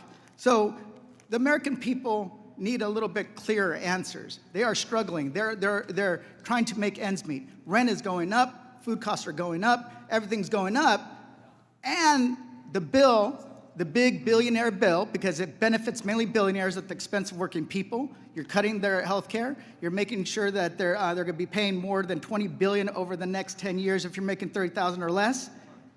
And you guys don't care. And I think you don't care because your net worth is $521 million. Okay, your time has expired. That would be a false assumption. Thank you, Mr. Chairman. I yield back. That would be a false assumption. I think the people who didn't care were the Biden administration, who wiped out working families and lost in a massive referendum on November 5th. I would like to remind the committee that this is the Ways and Means Committee and have discussions on policies, not personalities. And don't call another member out by their name. If you're referring to another member, you say what state they're from. That is the rules of this committee. Thank you. Mr. Miller. Wow. Thanks, Mr. Chairman. Mr. Secretary, how you doing? It's good to see you. Good to see you, Congressman. You as well. I got to tell you, if I had to hang my hat in credibility on the Congressional Budget Office, man, I would be pretty embarrassed. Let's go through that just a little bit, and I'll dive into my remarks here. The Congressional Budget Office is as credible as the Central Broadcasting Organization, which went bankrupt. Last time they did an assessment on the 2017 TCJA, they were off by, gosh, what was it? The number was so small. It was around $1.2 trillion that the CBO is off.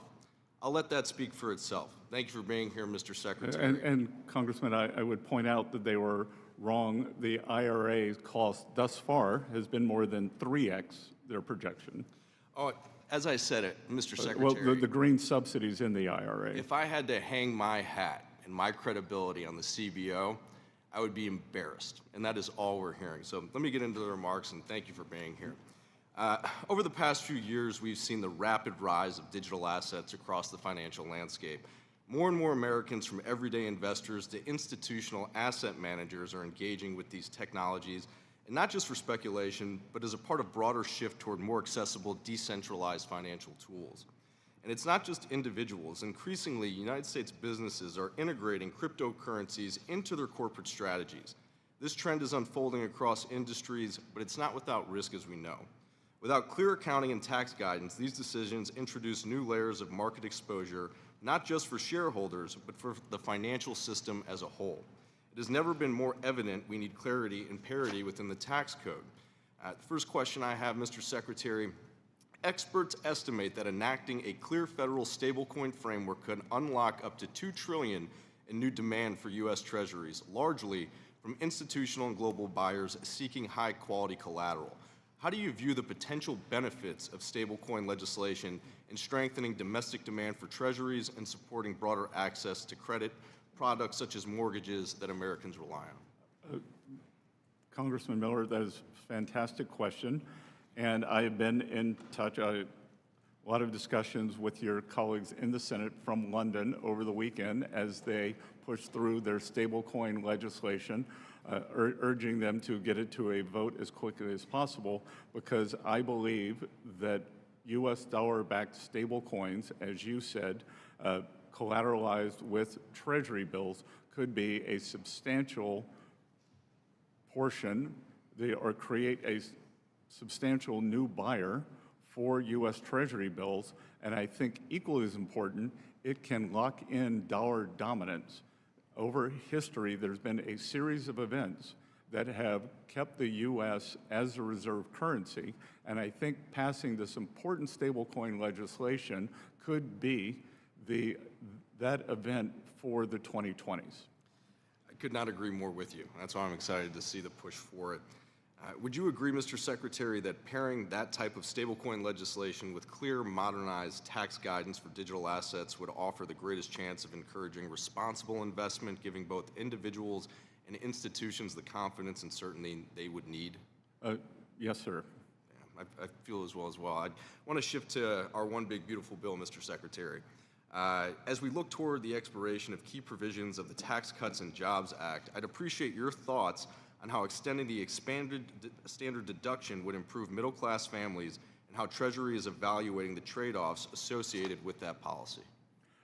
Well, we've seen the numbers, and the largest tax increase in history would add the great distress to working families due to the economic distress and to many of the provisions, as we just discussed, the child tax credit dropping from $2,000 to $1,000.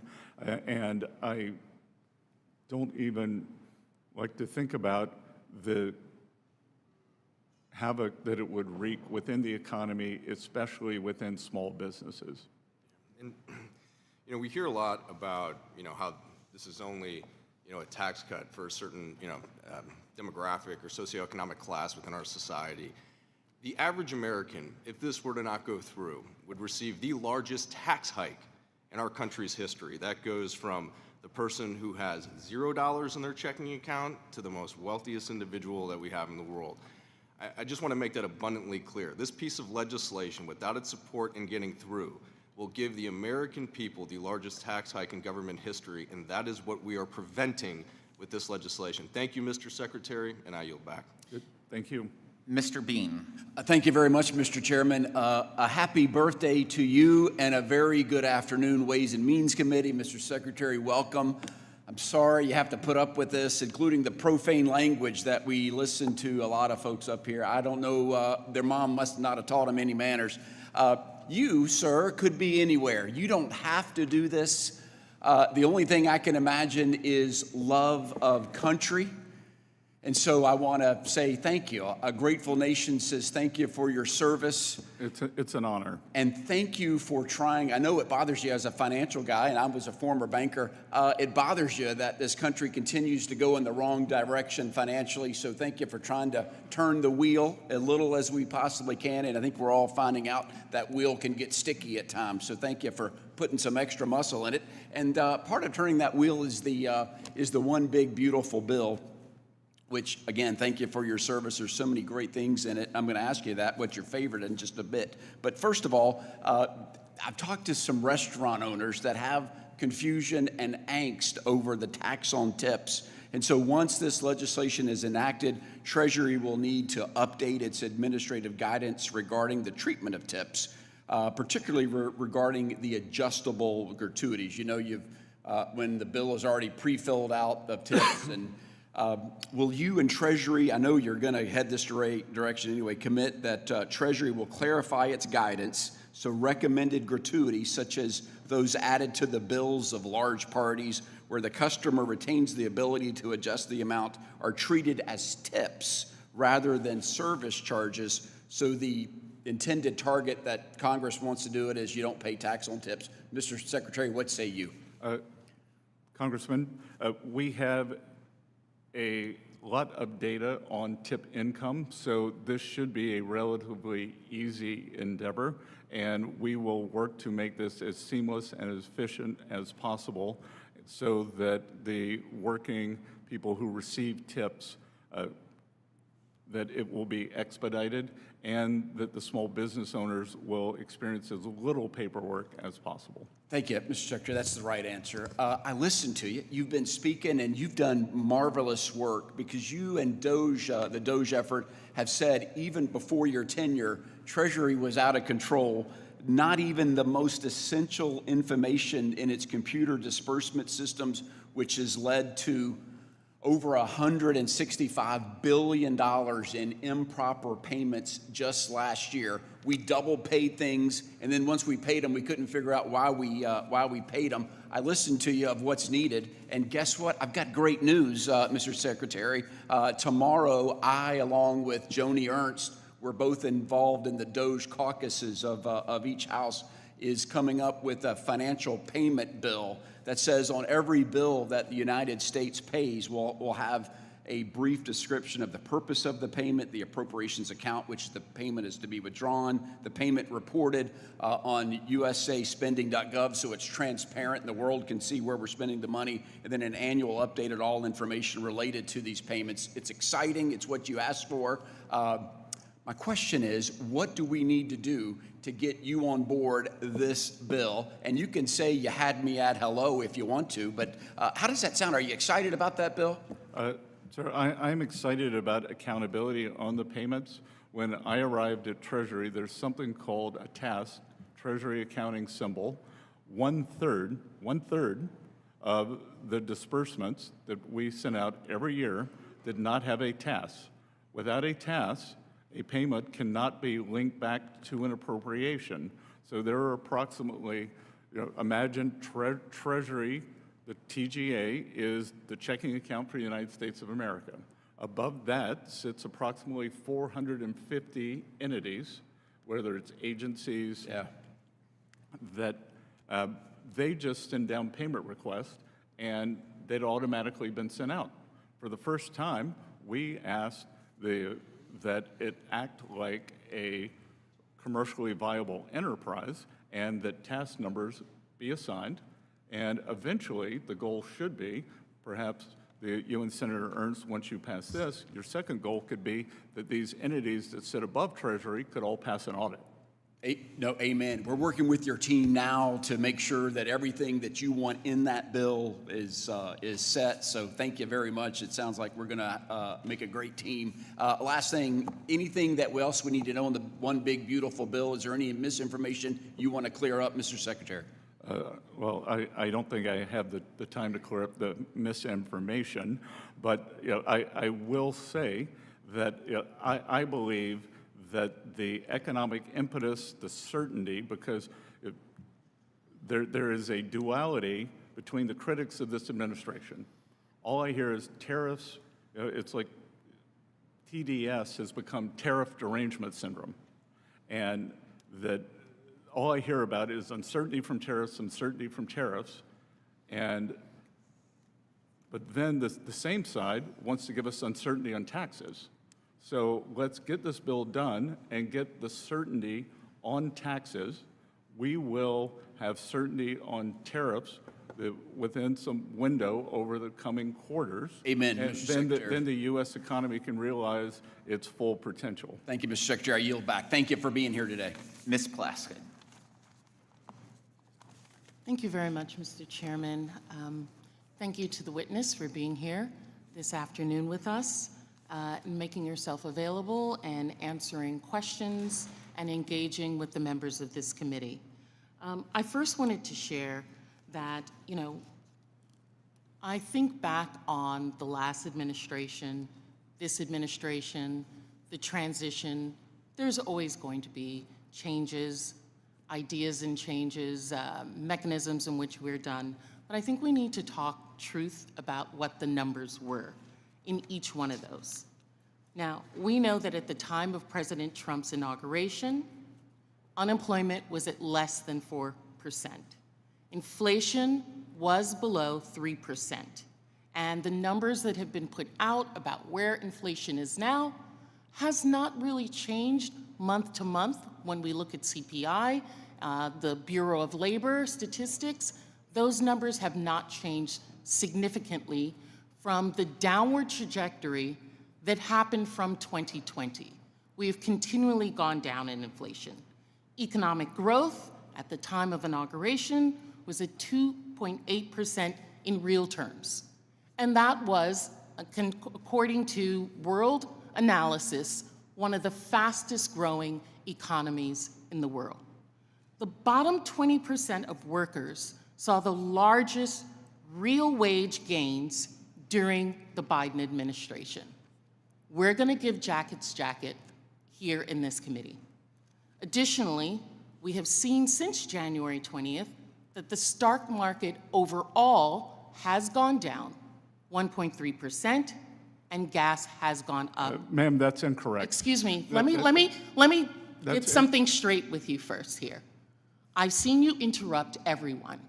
When you come to someone's house, you respect their rules. And in this house, we don't interrupt individuals. And you're not going to interrupt my time. I'm going to give you time to respond. You may want to jot down some notes about things that you don't agree with me on so that you can respond to them at that time. But while I'm speaking, as the person holding this time, you will refrain from speaking, sir, until I am done. I look forward to until I am responding. done, and then I will give you time to speak, okay? Look forward to the facts. Thank you. I'll look forward to your response, whether they're factual or incorrect either. Now, one of the things that I noticed that the president, our present president, has said that he was going to do was going to bring down the cost of living. But as we all know, costs have not gone down. Whether they have remained stagnant at the amount that they were at the time of the inauguration or before, or they have gone up, real costs have not gone down for the American individuals. I know that my colleagues want to talk about in this bill what is happening in terms of their support for the American worker. There's a discussion I hear from several colleagues that if this legislation is not passed, it will then trigger the largest tax hike. That's because you made the largest tax cut in 2017 with this bill. And it's not to say that we cannot negotiate, as Congress has used to do, something in between there. It does not have to be this bill. It could, in fact, be something in between there. But that's not what we're doing here in this Congress at this time. Additionally, we have seen that, there's discussion about overtime taxes, overtime, the credit that's going. We know that only 12% of hourly workers receive overtime. And then the discussion about tips, which is only going to affect 2.5% of American workers, and only 40% of tip earners actually file federal taxes. So we are not going to affect everyone that we need to affect. Unfortunately, everyday Americans, the outcome of the supposedly strategic legislation that we have here is very predictable. We're watching the cost of bread, bacon, butter rise, egg prices continuing to go up, and the rising cost is not going to happen. One individual who I follow, James Serwicki, a classmate of mine actually from prep school who was at Yale, discusses that there's no acceleration of economic growth in this legislation because there's not being meaningful cutting of tax rates. We are going to be reducing spending, that's correct, but there are intended consequences to that as well. Additionally, let's talk about DOGE. 2 trillion, 1 trillion, 150 billion. Those were what we said the savings were going to be. I'm concerned that with this legislation as well, we are not going to see the real numbers. The numbers that are put out are not going to be, in fact, the real ones. Mr. Chair, I yield back. Mr. Murrian. Thank you, Mr. Chairman, and thank you, Secretary, for being here today. You didn't get a chance to respond to Ms. Plaskett, so I'm going to give you a chance to respond, Secretary Bessent. Where did she go wrong in her statement? Well, first of all, I would fire the staffer who did that chart because it stopped in February 2025, and prices are down substantially since then. But that's an inconvenient truth. Secondly, the S&P, if the Congresswoman would care to check Bloomberg, the stock market, as judged by the S&P, which is the most widely held index by American 401ks, is up on the year. Up. It is up month by And month. no. Excuse me, ma'am. It's my time. and we don't interrupt. Excuse me, we don't interrupt is what I was learned. Since January 1st, it is my business for 40 years to know what the stock market does, and it is up on the year. So, thank you for that clarification, Secretary. I want to go back and look at a little bit more history, some recent history. When Democrats had the trifecta just a few years ago as part of their Inflation Reduction Act, which actually skyrocketed inflation, they enacted their so-called Corporate Alternative Minimum Tax, or CAMT as it's known, a wildly complex and burdensome 15% minimum tax for job creators across America. This policy was so difficult to implement that even Biden's Treasury Department could not finalize regulations after 2 years of the law being enacted. That's why I was pleased, Secretary, to see that the IRS last week released guidance that provides relief from the CAMT. The guidance provides tax penalty relief for the 2025 year, but perhaps more importantly, the IRS announced that it will not finalize the Biden administration's proposed CAMT regulations in their current form, but will instead issue additional guidance in response to taxpayer comments. I know I personally heard from several constituents concerned about this disastrous minimum tax. Secretary Bessent, could you please elaborate on the recent action that the Treasury Department and the IRS took to provide taxpayer relief from the CAMT and preview any future action the administration might take? Sir, the CAMT is part of an overall simplification for businesses. And we have tried to do that across the board where we've seen it. As several members on the Republican side of the aisle have pointed out, this is a pro-business administration.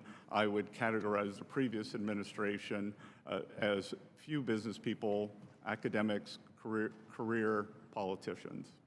Secretary, let's go back even further in history. In 1963, President John F. Kennedy faced a critical economic situation due to years of excessively high tax rates, wasteful government spending, and undulating unemployment rates. His proposed solution at the time, what was it? It was lowering taxes, both for individuals and for corporations. And by doing this, and in doing this, this is what he said. He said, quote, "This will restore an idea that has helped make our country great, that a person who devotes his efforts to increasing his income, thereby adding to the nation's income and wealth, should be able to retain a reasonable share of the results." I happen to believe that more hardworking Americans need to retain more and more of what they earn, and the more of that they retain, the better. It brings liberty to their lives. This is the idea precisely that I think President Trump is trying to get to through his Tax Cuts and Jobs Act in 2017, and then once again in the One Big Beautiful Bill. If you want to increase innovation, spur economic growth, and raise overall revenues, you lower taxes for everybody and put more money in the hands of hardworking Americans, small businesses, and farmers. Would you agree with that proposition, Secretary Bessent? And would you say that the One Big Beautiful Bill is perhaps the most pro-growth, pro-worker, pro-business legislation since the TCJA, maybe even more so?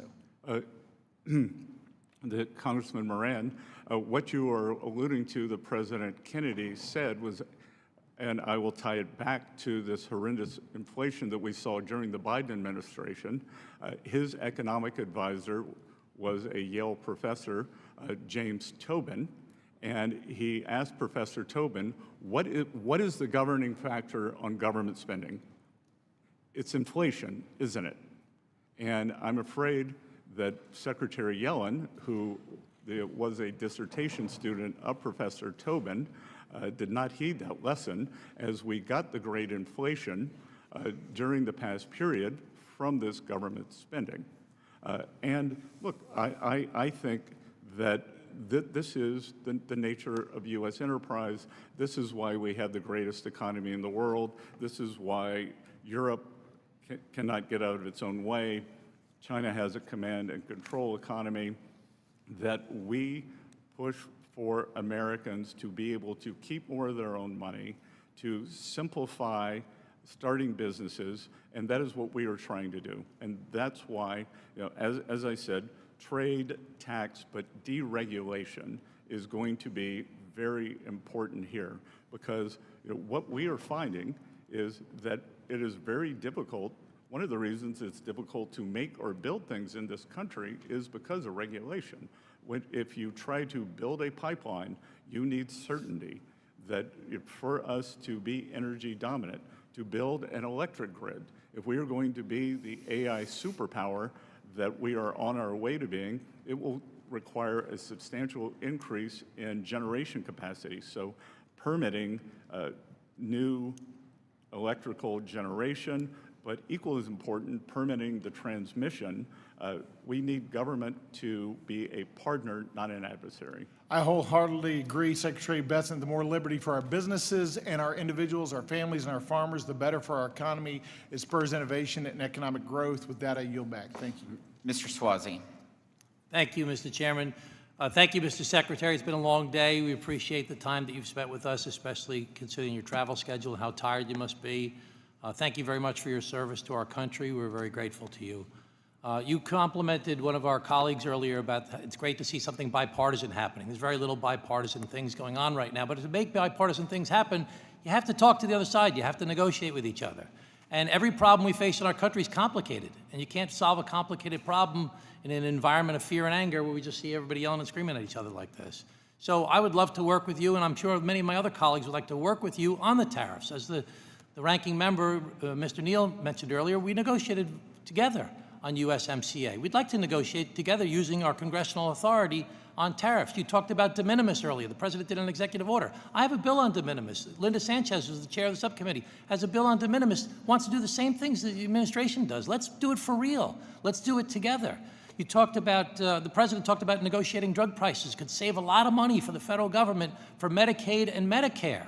Let's do it together. Let's most Democrats are in favor of negotiating drug prices for Medicaid and Medicare. Let's work together to accomplish these complicated issues. Immigration is a very big issue for me. I know that's not really your area. Waste, fraud, and abuse. You know, Mr. Bean is part of a DOGE caucus. I'd love to work on going after waste, fraud, and abuse, but I think the DOGE caucus, the DOGE operation under Elon Musk did a terrible job. They cut the people overseeing the nuclear stockpile. They said we have to hire them back. They cut the people overseeing the avian flu. They had to hire them back. They cut the people overseeing the measles outbreak. They had to hire them back. They started at $2 trillion, and they said $1 trillion we're going to cut. Then they said $150 billion we're going to cut, and it's going to cost that much in lawsuits and all the inefficiencies that were created. Do you think the DOGE under Mr. Musk did a good job? I think that DOGE under Mr. Musk has set in motion an ethos that No, I understand the ethos, but under Mr. Musk, do you think they did a good job? That I hope we can continue throughout the government. But not the ethos of cutting people from the nuclear stockpile. That wasn't a good ethos, was it? As I say at Treasury, we move deliberately and fix things. Right, so they didn't move very deliberately, did they? They moved kind of scattershot.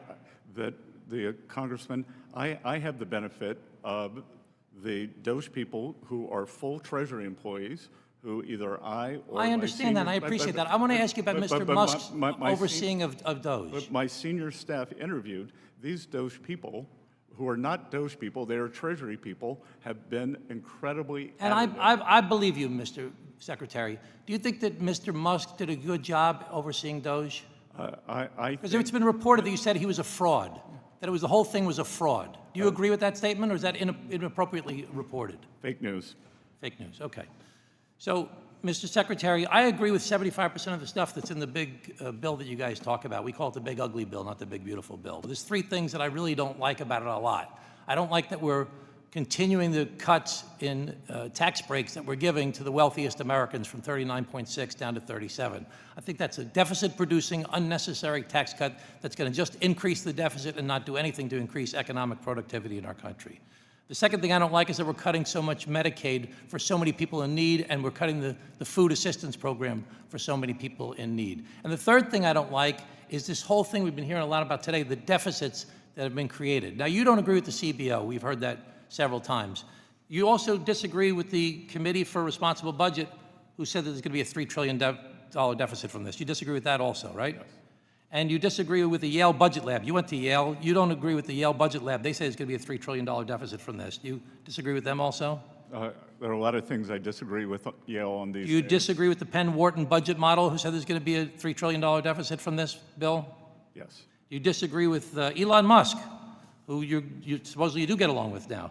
It will massively increase the already gigantic deficit to $2.5 trillion and burden American citizens with crushingly unsustainable debt. Do you disagree with Mr.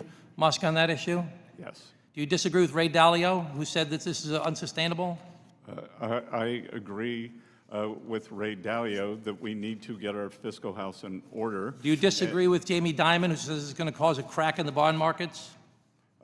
I met with Mr. Dimon the other day, and he wasn't necessarily referring to government finances. Well, he said there's going to be a crack that's going to take place in either 6 months or 6 years. And let's ask you, when do you think that's going to happen? I believe he was referring to market structure. Do you think that do you disagree with Mr. Fink from BlackRock, who said this is going to be an unsustainable problem as well? I believe that we have to get our fiscal house in order. Let me just ask one more question, if I can. Do you think the interest rates right now are too high, too low, or just right? When I came into office as Treasury Secretary, I said that I would not discuss interest rates or Federal Reserve policy.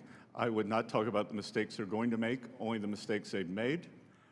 But you said earlier that a good economy made the interest rates go up under the last tax bill. So you're proposing that this current tax bill will be good for the economy, make the economy stronger. Will that cause the interest rates to go up? As I'm not commenting on Federal Reserve policy, but I'm talking about the inflationary effects of what you say would be a good economy. Well, I think you're conflating a good economy with strong growth.